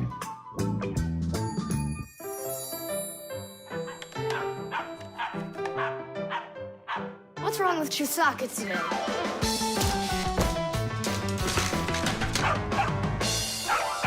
Chusaka, why are these screws bothering you so badly?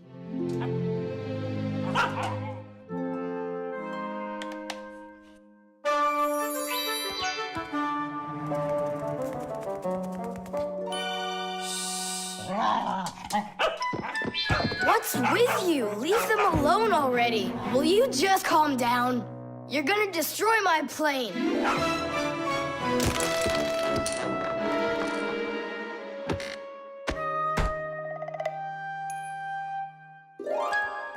Let's get out of here.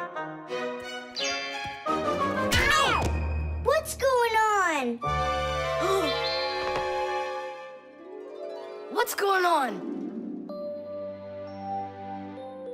Hey, if you don't turn back again, I'm not letting you go. Oh, please, don't be afraid. I'm not gonna hurt you too. I'll just ask you one question and let you go. Nolik, we can't. Don't worry about it. Quit your staring. Ask your question, boy. No way you can talk. Just tell me, who are you? Fixies. That's all. We answered. Now you let us out. Oh, wait, but what's it mean that you're Fixies? That's already question number 2. You promised to let us out, didn't you? I'm sorry. You can leave now. Simka, it's fine. I can see from his look that we can trust him. All right. We'll tell him. You gotta swear that you don't tell anyone else. I swear it. Fixies. We're the little people that live inside of machines and appliances and take care of them, fixing them, cleaning them, and oiling them. Humans never suspect us. They think that if something breaks and then suddenly starts working again, that it happened all by itself. Well, nothing happens by itself. It happens because we, the Fixies, are living inside. Yes, without the Fixies, humans would have so many more problems with their machines. That's awesome. And so what are your names?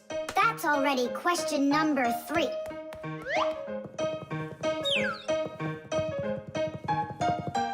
You can call me Nolik, and her name is Simka. And my name's Tom Thomas. Will you come back over? Oh, well.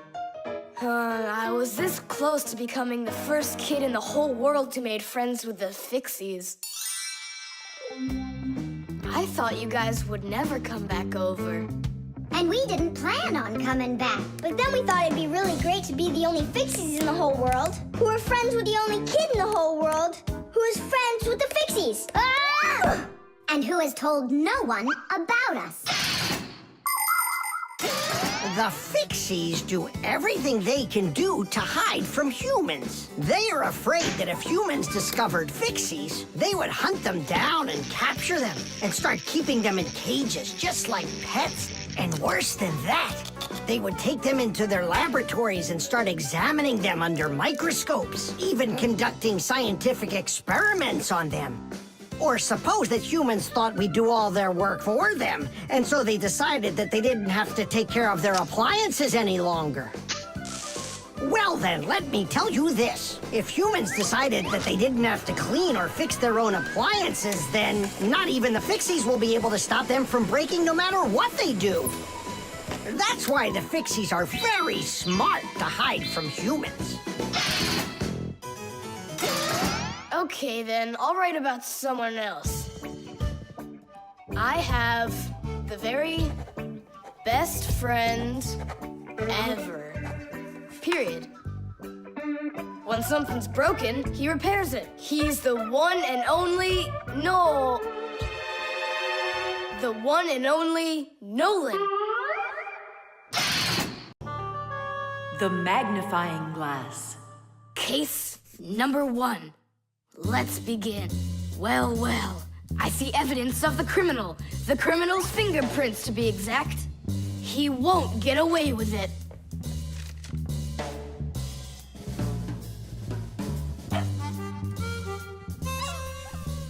Why do you think she's just looking at us instead of chasing us? Oh, maybe she can't see us and we're invisible. Then how come I see you?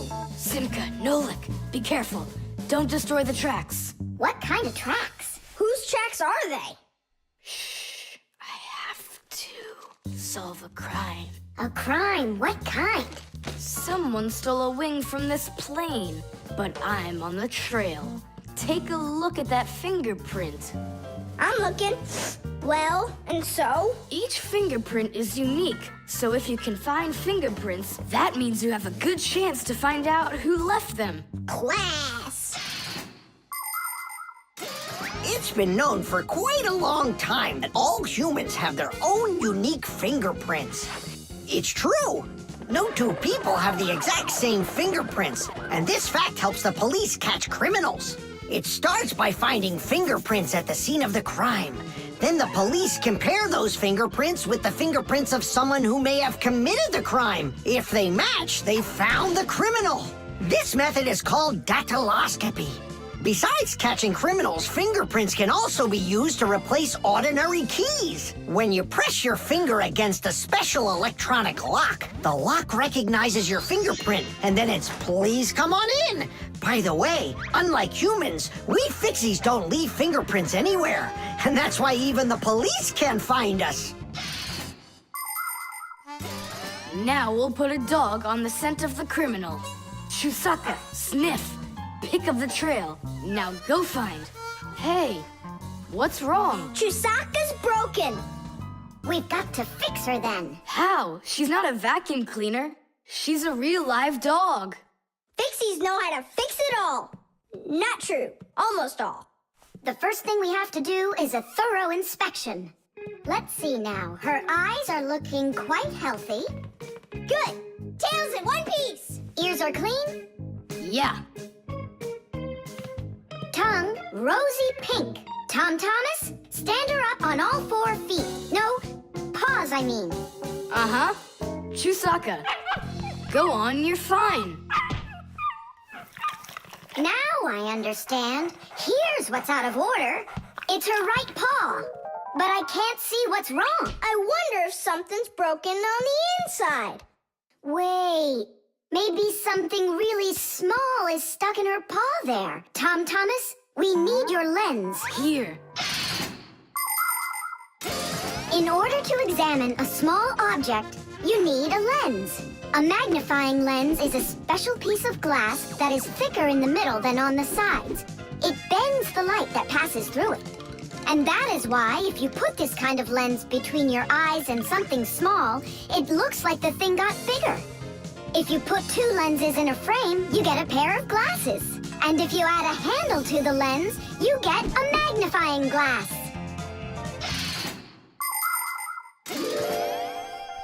There it is, a splinter. It's glass, I think. Looks like it. You're right. It's possible it's from the lamp in the hallway. It broke yesterday, and I guess not every little piece got swept up. Chusaka, hey there! You're all better now. Looks like we fixed her. Tadish! She's all repaired and working. Maybe we shouldn't have cured her. Ungrateful dog. Simka and Nolik, here it is! The wing that was lost. Yeah, that's great, only you still have to figure out who hid it underneath the bed there. Yeah, you still need to match the fingerprints. The fingerprints on the wing are the same as on the plane, but whose are they? And did you check your fingerprints out? Huh, all the fingerprints are mine. So I guess it was really my own fault. I just lost it somehow. So it turns out that you were the criminal? Hooray! The crime's been solved! And you, Tom Thomas, are the criminal!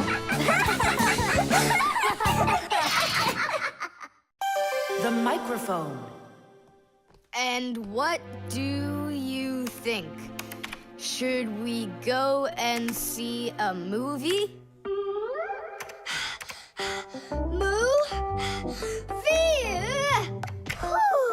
Hey, you didn't type everything that I said. You should listen more carefully. And you should try using less words.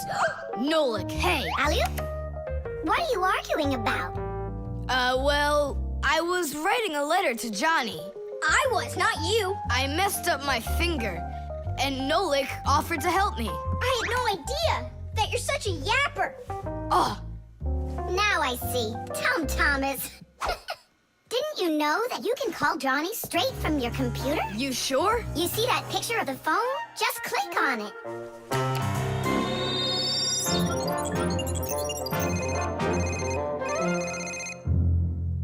Hi.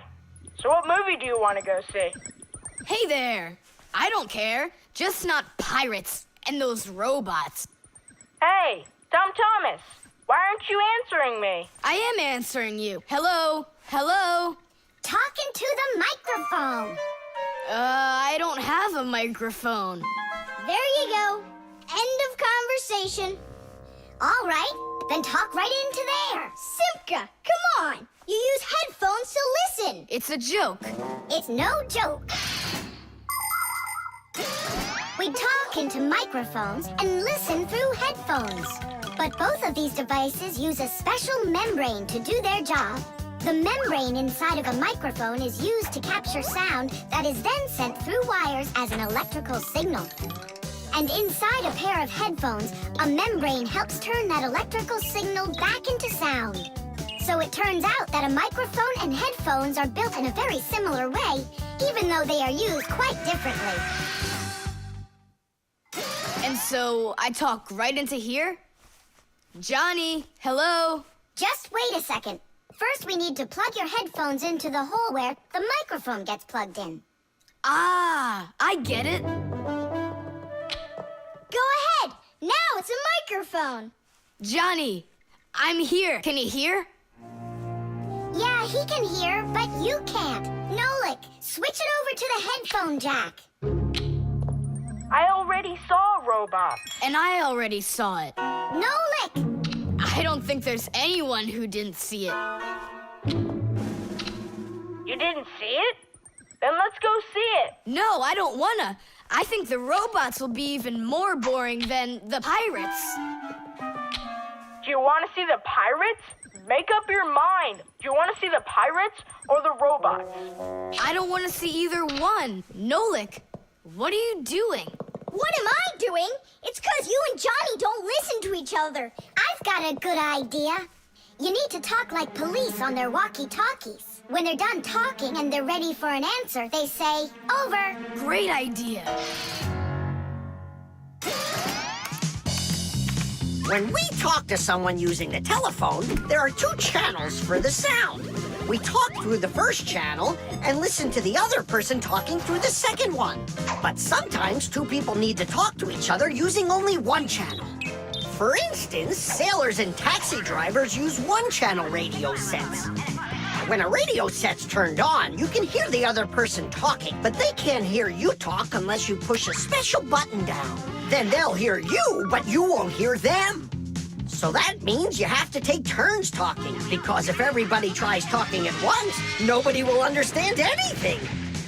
So then, to let people know that you're done talking, and you're ready to listen to what they have to say over.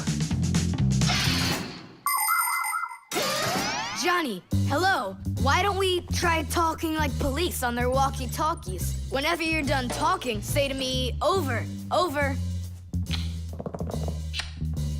All right. So are we going to the movies? Over. Nah, I don't feel like it. Why don't we go play ball instead? Over. Sounds good. Who were you talking to before? Over.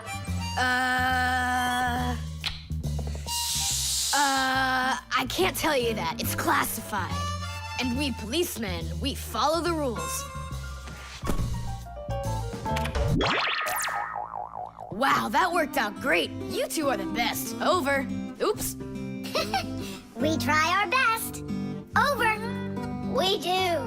Especially me. I'm completely over. The washing machine. Look at that, Simka. They're showing Titanic on the television. Hey, Nolik, that's not a television. That's a machine for washing laundry. No way. Yeah, it's just a plain old washing machine, Nolik, don't you know? Tell me about it. You're such a great explainer. Inside of a washing machine is a big drum. People put their dirty laundry in there and add a special kind of soap called detergent. When they turn the washing machine on, the drum fills with water, and then the motor starts to spin the drum.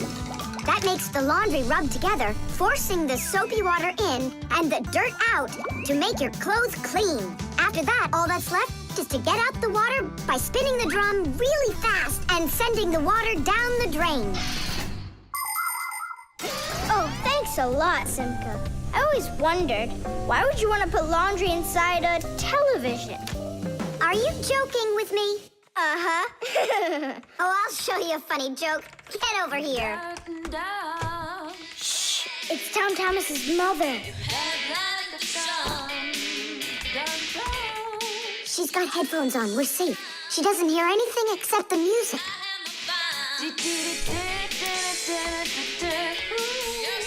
Now she'll come back, add the soap, turn on her television, and watch the second part of the movie. Again with the jokes. This time I'm really gonna let you have it. Whoa! Nolik, just do what I say. I came up with a plan. What's your plan? To run away!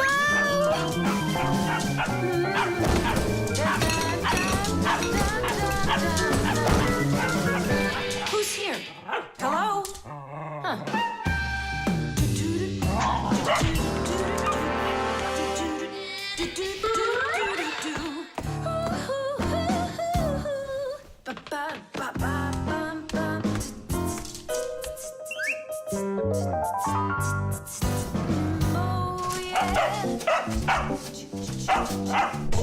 Oh, yeah. There are a lot of things to keep in mind with a washing machine to use it right. For example, do you know what can happen if you wash red and white shirts together? Well, the white one might just turn pink. No, it's not because it's embarrassed, but because some of the color from the red shirt happened to get onto the white one. Another important thing to remember is to empty your pockets before you wash your clothes. Things like keys, nails, and chewing gum might not only ruin your clothes, but they can destroy the washer, too. And this isn't only about little stuff. Big things like music players and mobile phones have managed to find their way into the washing machine. Oh, sure, these things look nice and clean after a good washing, but they certainly don't seem to want to work anymore. And never, ever put a pet inside of a washing machine. That's just no place for a living thing.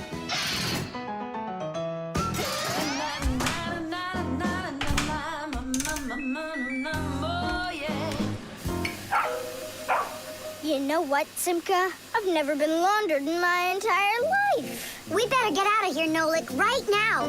And the faster, the better.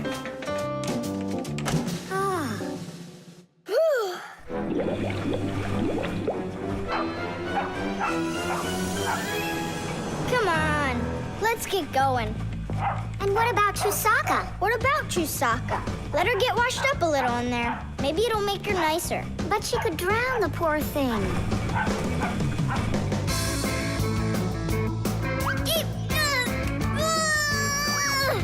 I don't think we can do this alone. We should get help from Tom Thomas's mother. 1, 2, stop! What? She moved out of the way.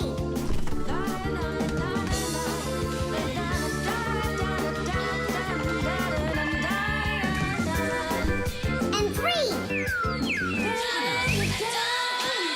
Pull it! Huh? What is that? Oh, my goodness!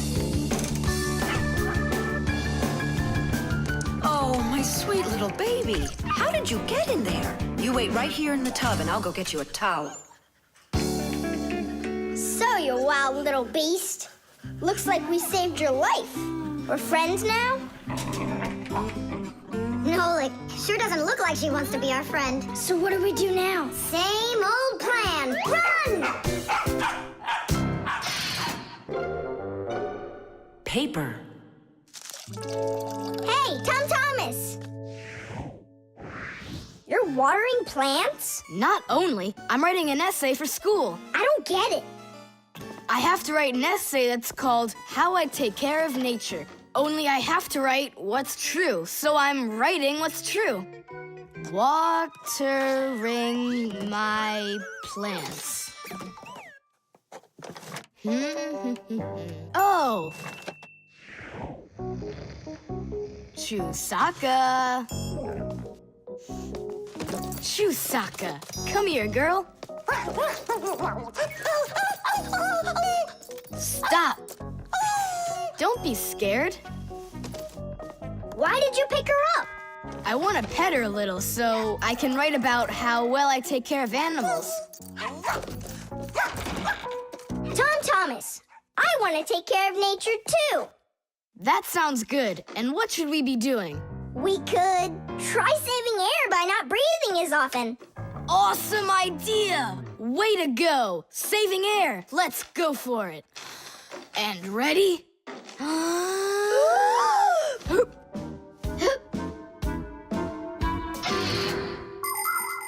Humans invade nature and destroy more and more of her riches with each passing year.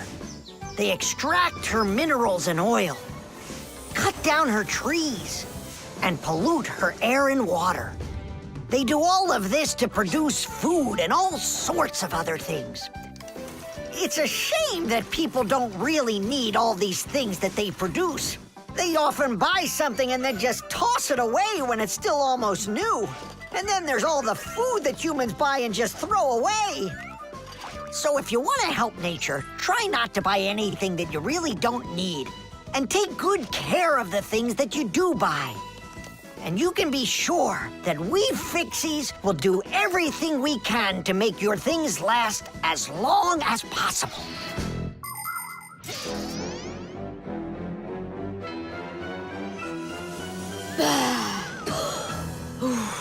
That's it. Now we can write it. Write this. I also do my duty by saving air. A whole 20 seconds worth. You got it? What's that noise? Huh. I must have left it running when I needed some water for my plants. Tom Thomas, I think you should write that you're saving water too. It really matters because there's not enough of it. Nolik, that's a good idea. Let's add that.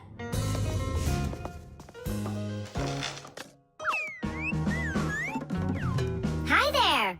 What are you guys up to? We're writing about how Tom Thomas protects nature. It's a homework assignment for school. Uh-huh. I've already written how I'm watering the plants, I'm good to living creatures, how I'm saving air and water, and how I'm conserving carrots, too. I never want to eat them, especially in soup. Not eating your vegetables? No way. Doesn't count. You sure that? Mm-hmm.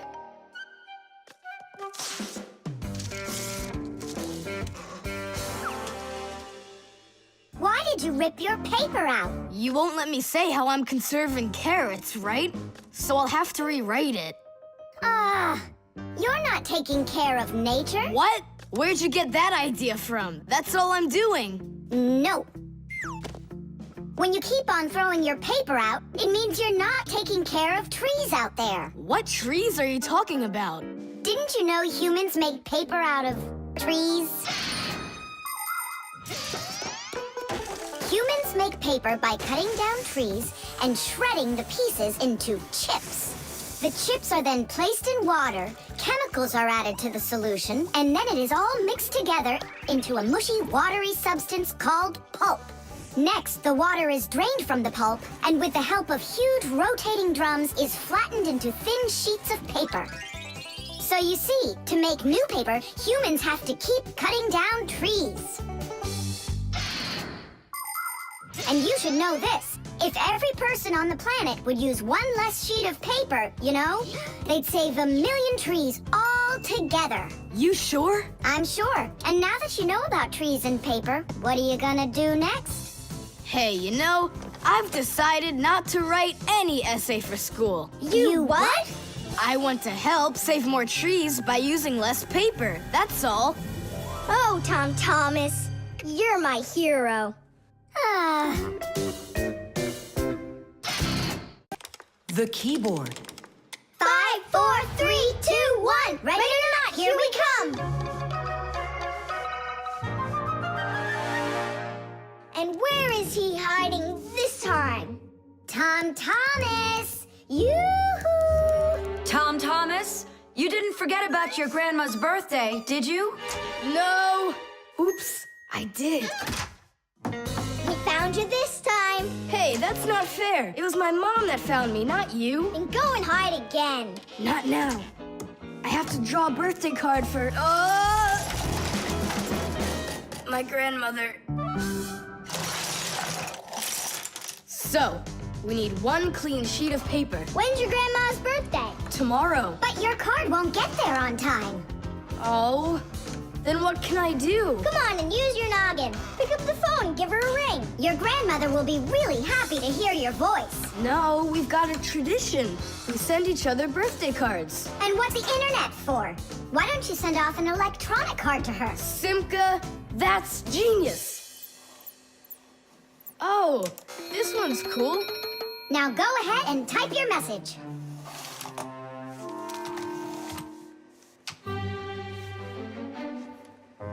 The letter D isn't working. How can I write Dear Grandma without D? Just let her be a plain old grandma without the dear. But the letter G isn't working either. It looks like we could use a pack-a-mat here. A pack-a-mat? What for? To clean off the keyboard's contacts that got all dirty. What contacts? A key on a computer keyboard works pretty much the same way as a doorbell does. When we press on the button of a doorbell, the contacts inside touch, which lets the electricity flow that makes the bells ring.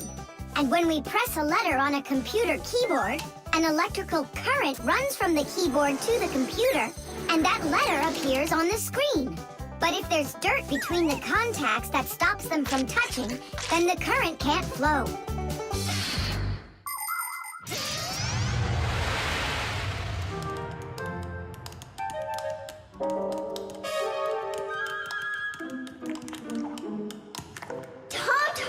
What did you drop in here that is so sticky? It's probably the soda I was drinking. And so, you shared it with the keyboard? Here's the reason why it's not working. Where did so many crumbs come from?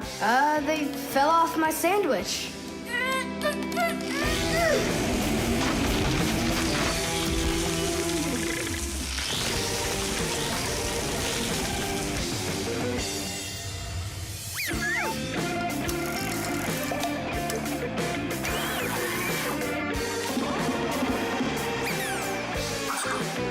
What in the world is this red stuff down here? That must be the sauce for my mushroom pizza. Oh, Nolik. Well, now it looks like we're gonna be out picking mushrooms.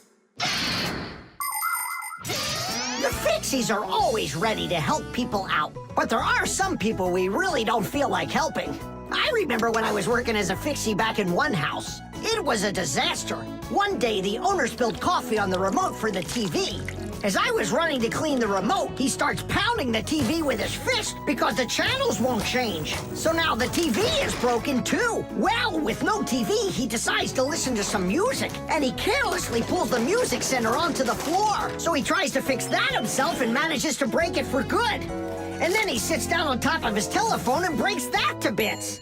Meanwhile, I'm still busy trying to clean the coffee off of the remote. There wasn't a minute of rest with this guy around. In the end, I couldn't take it any longer. So I got out of there, and now I'm here, teaching kids. Tom Thomas, why are you eating food at your computer? Yeah, they don't feed you in the kitchen or something? Now I know it. It's not allowed. You said it. Now write your message. And write the address on there, too. Uh-huh. Mom, do you know what the email address for Grandma is? Grandma doesn't have an email address. So what? We went ahead and fixed that keyboard for nothing? I still need it. Am I Grandma? I'll give her a ring on the phone. You said you had a tradition of writing each other cards. And what? Grandma will be happy to hear my voice. That's Some original idea, huh? The music box.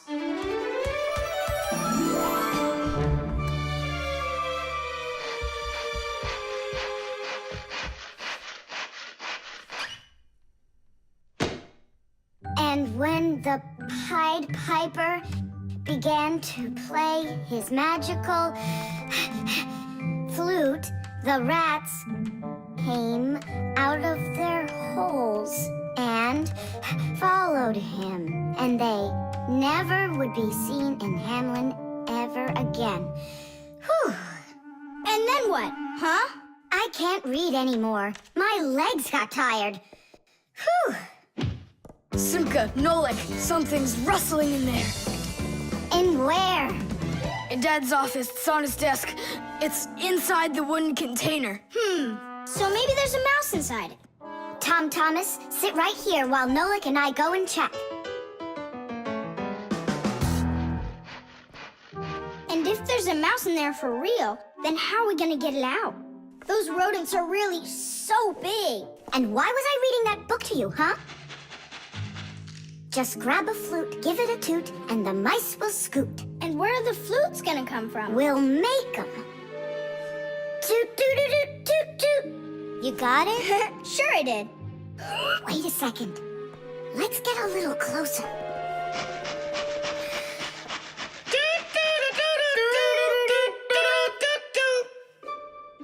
See? It's just like I told you. No more mice in there. So let's toot a little more so they won't go back in. All right. So you're the ones messing around out here. Oh, Grandpoose, it's you here. All day I can't work on what I need to do. Right from the start, someone's opening up the top, and then you two tooting. Ah! It was Simka who came up with the tooting. Just because you're afraid of mice. Wow, what kind of machine is this? Well, what do you think? A coffee grinder? No. A hole puncher? Is it a foot scratcher? What? Well, a machine for scratching your feet. You're joking all the time, you. It's a music box, and it's just wonderful. Music boxes were invented more than 200 years ago. Inside, there is usually a cylinder with short pins sticking up from it. In front of the cylinder, there is a comb with metal teeth of different lengths. If you pluck one of the teeth, it will make a pleasant sound. A short tooth makes a higher sound, and a long one, lower. When the cylinder spins around, the pins pluck the different teeth, and music plays. Awesome! So what's broken in here? The spring slipped off. It has to be pushed back into the right place. Will you help?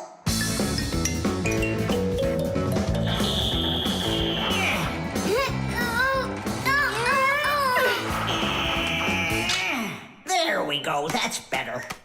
How come the music's not playing? First, you have to wind up the spring with the key. Tidish! I know who can wind up the spring. Well, Tom Thomas, can you guess what kind of machine this is? A paper cutter. How about a hole puncher? You're such a joker. Now don't go and tell me it's a foot scratcher. Then I don't know. Then wind it up with the key and you'll find out.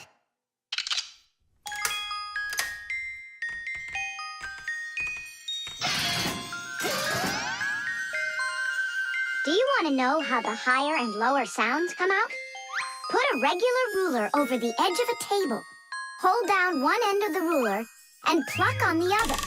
The shorter you make the end hanging off the table, the higher the sound will be. The teeth inside of a music box work the same way. And bells work the same way too. The smaller the bell, the higher it rings. The sound of a violin or a guitar depends on how thick the strings are. Fat strings make a lower sound, and thin strings a higher one. How tight the string is also makes a difference. Take a piece of string or a rubber band. Tie one end to a doorknob and pull on the other end. With your free hand, pluck the string.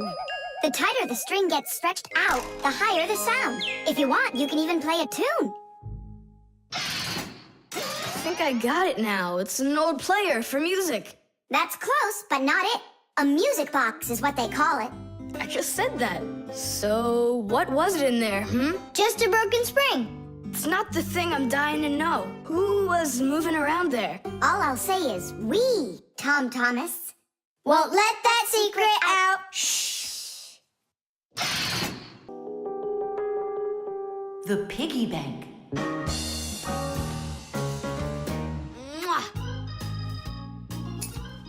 Tom Thomas, why are you throwing away your money?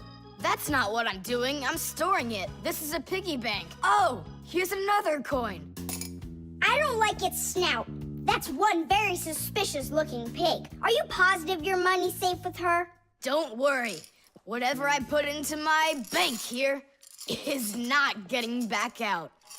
This piggy bank won't give up a cent. You greedy piggy! Come on, Nolik. Simka must have taught you about how banks work. Humans came up with the idea of piggy banks because they wanted a good place to save their coins. For storing lots of money, people use a safe, a large metal box with a very strong lock. Now that kind of piggy bank's almost impossible to break open. The biggest safes are in banks. Banks use them to store their customers' money and other valuables. There are even safes in banks that are whole rooms. You'd need an awful lot of change to fill up one of these piggy banks. So why are you saving up all this money? For roller skates. How much more do you need to save? I don't know. I can't see if there's enough in there. Then just go and open it. But there's no way to do that. The only way is to smash it real hard. So smash it. Nyeh, forget it. I have nothing to put my money into. But what if there's already enough for roller skates? And what if there's not? All right, then I guess I'll count your money for you.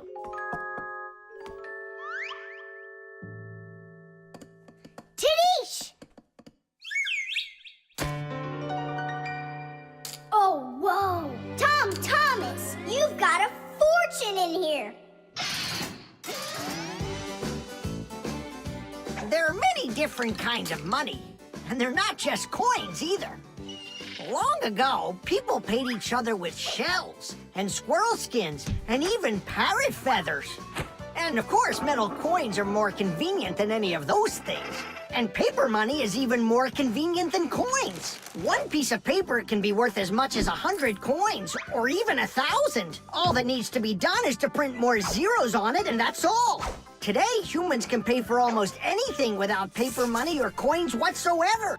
If you have enough money in the bank, you can just walk into a store, give the cashier your bank card, and take your purchase home with you without handing over any money. The bank knows how much money you spend, and they pay the store for you later. It's so convenient. So, will you count them? Here we go. 1 coin and 2 coins. Wait, Nolik, what 1 coin, 2 coins? What are you counting? You have to add together all of the different numbers. Huh. You should have told me that before. I never learned how to. Yeah, that's what I figured. Come on out. Hut! Hut! Hut! What can I do? What if you try stacking the coins so they're like stairs? That's what I'm already doing. Ah! Why don't you try tilting the piggy bank over? Hang on. Stop! I'm getting buried! Put it back the way it was before! This is worse! Ah!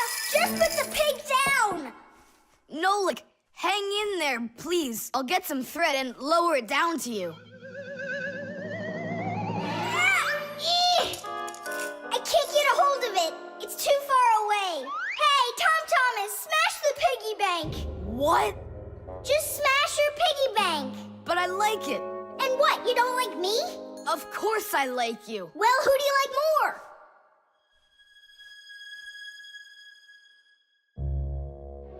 You're my friend, aren't you? Of course. Then smash the piggy bank, will you? Okay, Nolik. I'm gonna do it.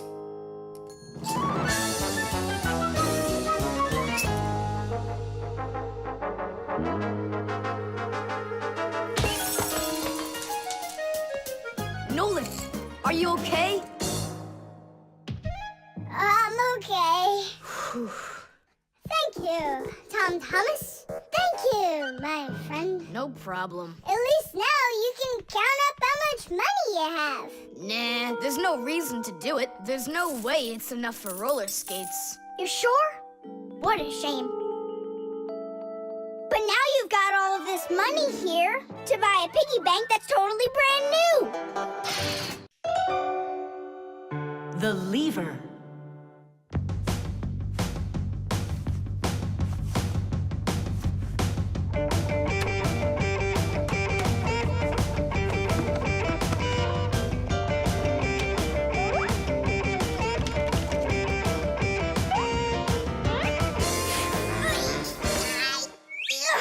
It's a new weightlifting record!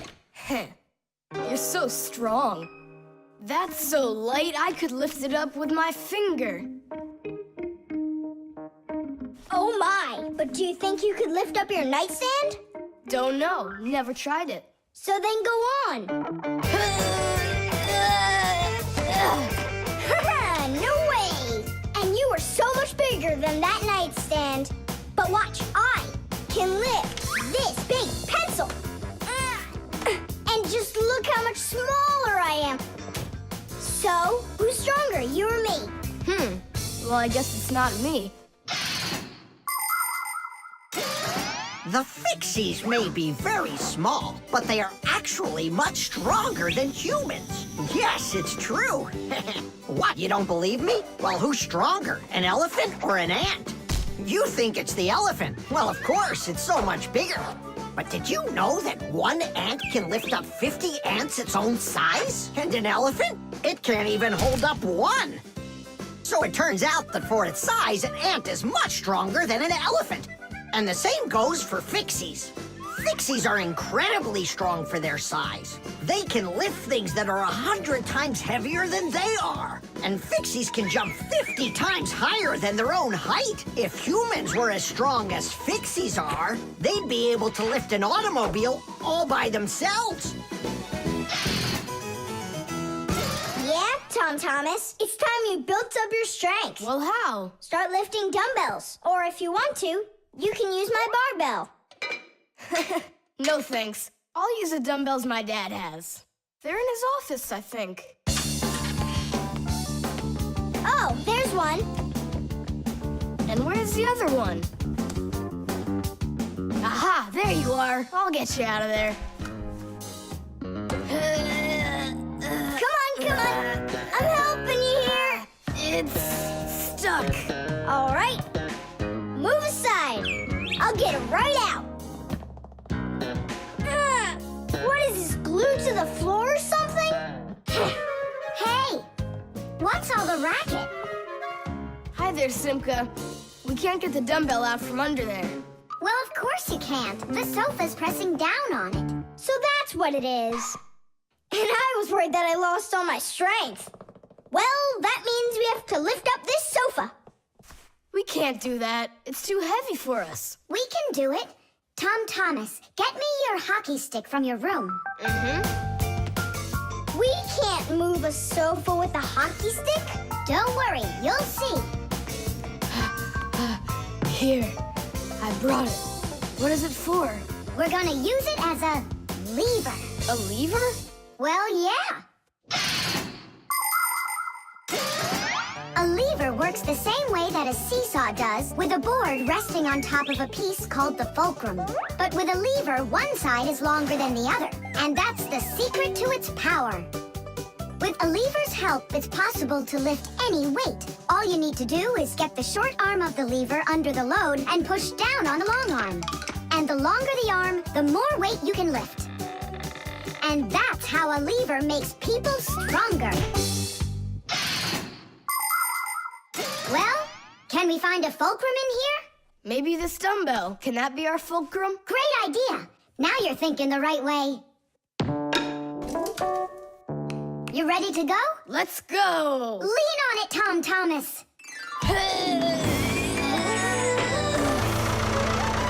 Yay! It's working! Tadish! I'm I'm so strong, did you see? Now watch how I lift Dad's heavy weights for you. Look, I can do it. It's just like I told you. You'd be better off training with my weights. Didn't you just see me lift up the sofa? You didn't lift the sofa, the lever did. Did you ever hear the saying, knowledge is power? I've heard it. Although, some physical power won't hurt you either. So pick up your lever and go out and play some hockey. You know how built those hockey players are.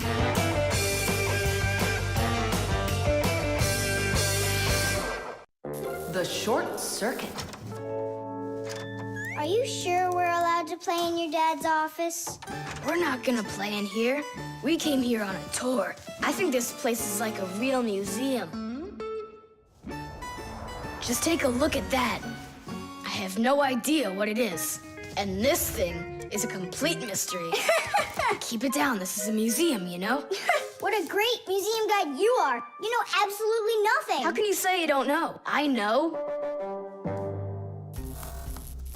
I'd like to run a test here, on the capacitor. On this one? Don't touch! Why can't I? It's not a museum. Because it's dangerous. If you touch it, the shock could be deadly. But you two are touching it all the time. I've seen it. The only time is when the device is turned off. And right now, the device is running.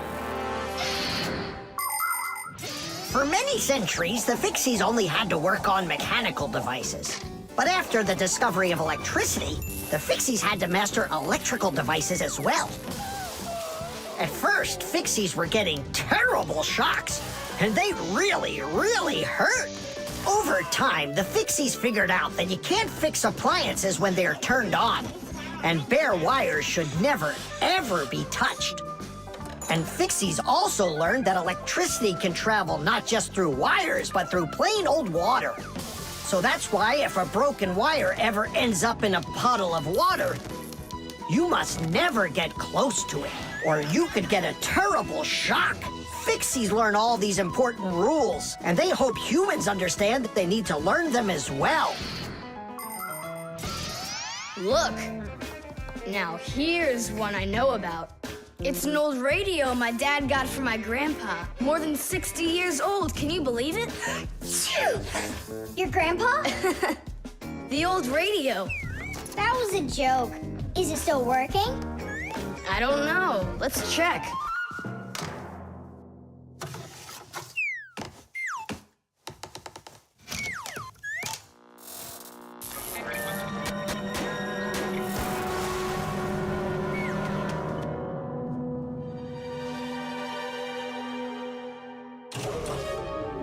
What was that? It looks like the electricity got turned off. Maybe it was a short circuit. I'll go find out. Oh, so it was you who caused the short circuit. I was in here showing all these things to Nolik, and we wanted to turn on the radio. We flipped the switch on, and then suddenly, kaboom, the lights go off. They're off everywhere in the apartment. So then how can I even warm up my pizza now? Soon it will warm up all by itself now that the refrigerator isn't working. Simka, what is that thing you said? A short circuit. Electricity goes back and forth from an appliance with two separate wires. For example, an iron uses the electricity it needs to get hot. But if those two wires start touching each other without the iron in the middle, then the wires will get hot instead. And this can cause the wires to burn out. When this happens, it's called a short circuit. Short circuits can happen when the coating around a wire is worn out, or when an appliance is broken on the inside of it. So when you tried turning on that old broken radio, the wires in the apartment started burning. Does that mean all of the wires got destroyed? Don't worry. In our apartment, there's an automatic switch to stop that. It turns off the electricity when the wires start getting too hot. Oof. And what about that, automatic switch? Is that something you need your mom and dad to turn on? No question. You definitely would. But you have us. Yeah. And we have Papoose and Masya. I'll go tell them what happened here. And you guys, you turn off the radio. But we'll get electrocuted. What do you mean electrocuted? Thanks to you, there's no electricity.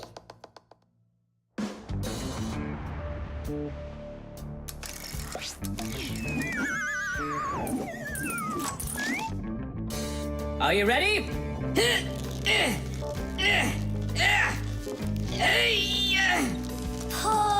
it up.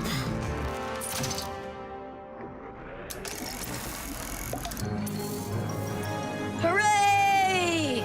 Tidish! So, Tom Thomas, what are we doing next?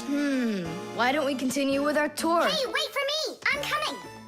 Hey, wait. I thought you were fixing the television with Papoose and Marcia. They asked me to come here and stay with you on your awesome museum tour. That way there'll be less for them to fix in here later. SMS.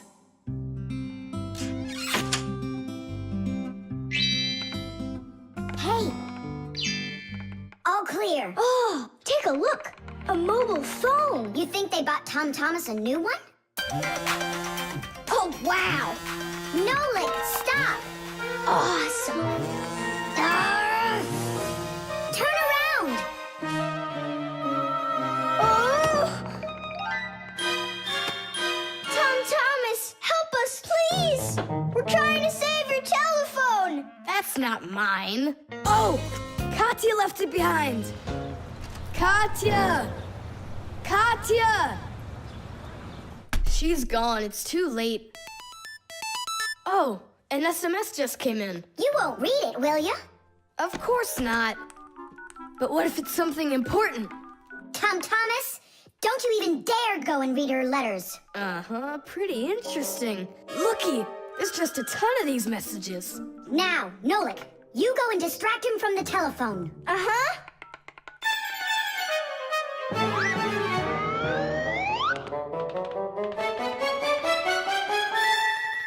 Chisaka! Hey! It's me, your buddy Nolik.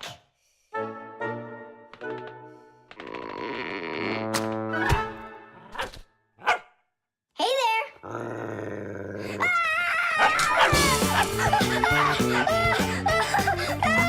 Chisaka, cut it out. Stop it! That's enough with the barking. Out of this room, right now.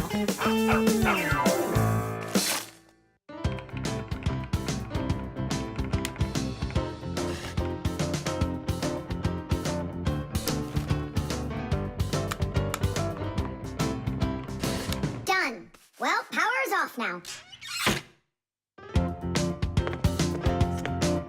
Huh? What's up? It stopped working all of a sudden. Oh, it looks like you've broken it. What? No way. You did too. Well, Tom Thomas, now you'll have to give Katya her phone back like this. I just don't get it. It happened because you were reading someone else's mail. It was just an SMS. An SMS is no different from a letter. It's only shorter. People send SMSs through their mobile phones. And that's why looking inside someone else's phone and reading their SMSs is just as rude as reading someone else's mail. And that's why when we Fixies work inside of a phone, we always put our headphones on when a call comes in, so we won't overhear people's private conversations by accident. It's just the polite thing to do. I promise I won't read anyone else's messages. But that's not gonna make the mobile work again. Now what? Tell him the truth? Don't you worry, Tom Thomas, because we turned the phone off. And now we'll turn it back on.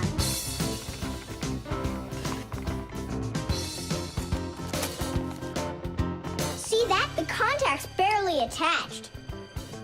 We just need to write a note to the Fixies who work over at Katya's. I'm sure they'll fix it.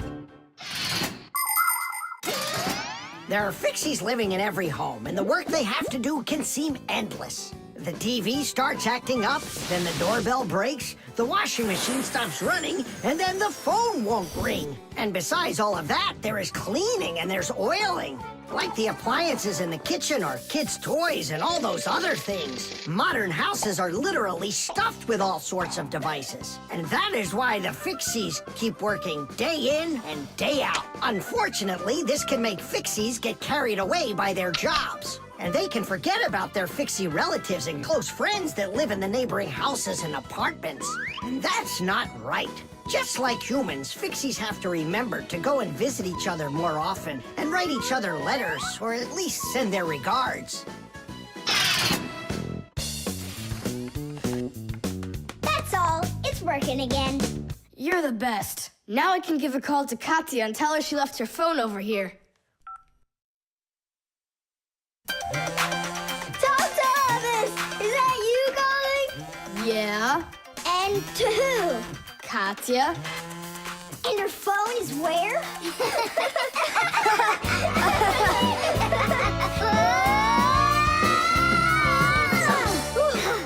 Thomas, good catch. Boy, you're fast. Just like a... Like a fixie. The internet. Well, maybe it's, Don't think so. It's probably, You call for me, children? What's the matter? take a look. I've never seen anything like it.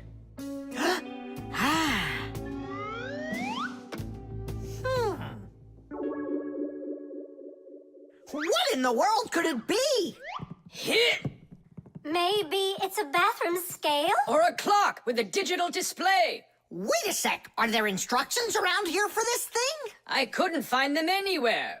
That's a problem. Well, then let's try to figure it out. What are you trying to figure out up there? What a huge hockey puck! It's big enough for a monster! And the name is so silly, T-Robot. Why don't they just call it the Trollbot? Or I got it, the Trollboat. Please stop the racket. So what could this thing do, huh? I have no idea. We could try finding it on the internet. Where? Just run along, you two. We don't need any internets. We can handle this. Go on, go. Don't interrupt us. Sure, whatever you say. Come, Nolik. We'll find it out by ourselves. Yeah, how? So, you remember what it was called? A Trollboat. Nah, a Trollbot. You're right. Hop to it.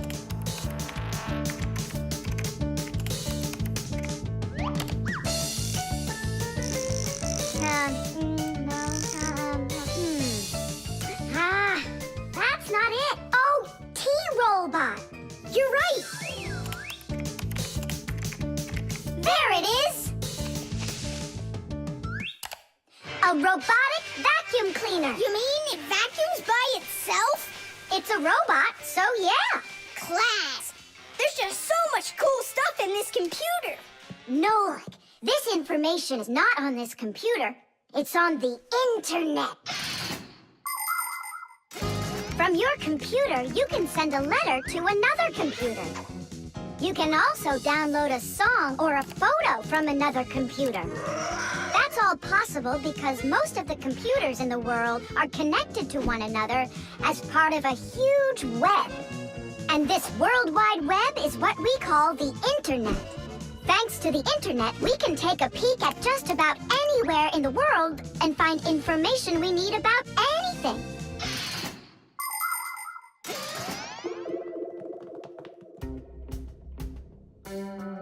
It's an electronic vegetable slicer. No, it's a printer for round sheets of paper. There's no way. Grandpoose, we found out what they do with it. You're back again? You mustn't interrupt the adult. Just wait a second. Nolik, turn it on. Turn what on? Don't you turn on anything. Ready, set, jump!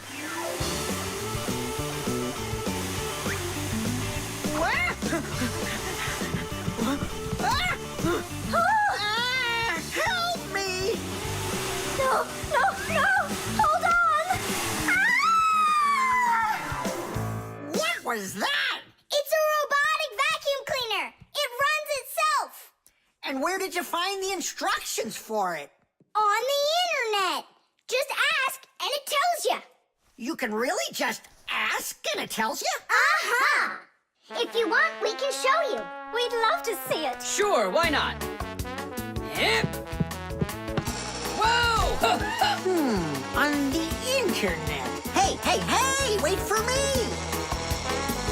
What's an elephant weigh? What's an elephant weigh? What's an elephant this way, the answer's easy to get. It says it weighs 5 tons. It says it weighs 5 tons. It says it weighs 5 tons here on the internet. It says it weighs 5 tons. It says it weighs 5 tons. It says it weighs 5 tons here on the internet. You send a letter to me, I send a letter to you. You send a letter to me, it's just so easy to do. We're writing letters now. They're fun to send and to get. We're writing letters now through the internet. We're writing letters now, they're fun to send and to get. We're writing letters now through the internet.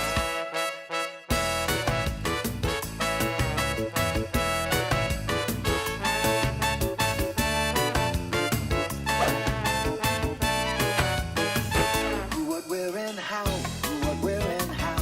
Who, what, where, and how. The answer's simple to get. Every fact you need, every fact you need is on the internet. Every fact you need, every fact you need, every fact you need is on the internet. The pen. Not here either. Tom Thomas, are you looking for me? No, for a red pen. I need it right now. What do you need it for? Here, look what my teacher wrote in my assignment book. Bad behavior during the lesson, fidgeting, and talking. What are you gonna do with a red pen? Your teacher left something out? I thought maybe, I could fix it a bit. I hope I find that pen.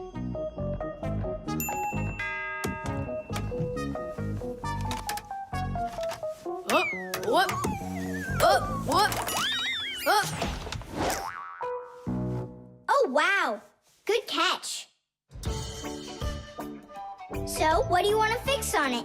I'll just add a couple of no's, and then it will say that I had no bad behavior during the lesson, no fidgeting, and no talking. See, no problem. Cool. And then add this at the end. Tom Thomas is a perfect student. Nah, then they would guess I did it. What, is it clogged up? A little scribble will do it. That's not a pen. It's more like a penknife. Oh, look, the ball's missing. What ball? It's a pen. It's a pen, but it's a ballpoint pen. Old-fashioned pens work by dipping the pen into a jar of ink. But with a ballpoint pen, the ink is stored inside of a tube that has a metal tip on the end with a small steel ball. Well, small for humans, that is, but of course, for Fixies, it's quite large. When you drag the pen across the paper, the ball spins around and gets ink on it from inside the tube. Then it turns over and the ink rolls out onto the paper. So without the ball, a ballpoint pen won't write at all. So what am I going to do? That's my only red pen.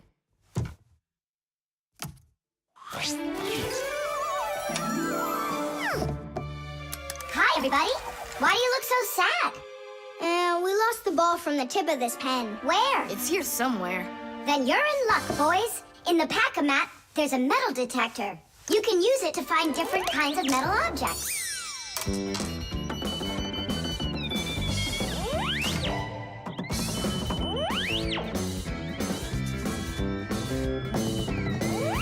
Nah, that's not it. I can see that myself. It's not on the table, Nolik. Until not that long ago, humans used pens that had to be dipped over and over again into an inkwell. This was quite inconvenient, and so to make writing easier, the fountain pen was invented. A fountain pen could be filled up with ink, so it could write for a much longer time. But fountain pens would often leak, leaving blots of ink on the paper. This problem was solved with the invention of the ballpoint pen. Ballpoint pens are simple, handy, and reliable, except that you can't write with them on a wall or upside down for a long time. That's because the ball uses up the ink on it, and the ink can't flow up to the tip. But even this problem has been solved. There are now special ballpoint pens that can be used by astronauts floating in space.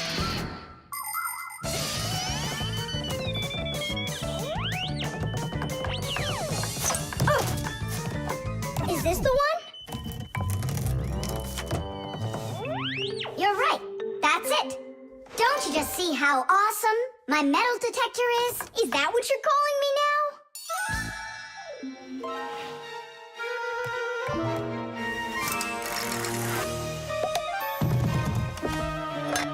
Yeah!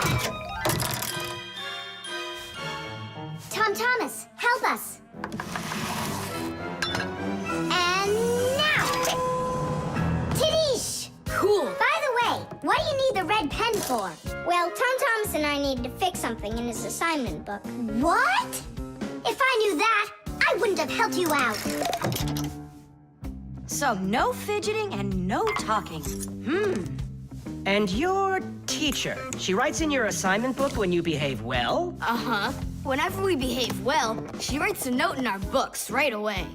Ah, Did you see, Simka? How Tom Thomas managed to outsmart everybody? Since I see nothing else here from your teacher, does that mean you behaved badly the other days? Uh-huh.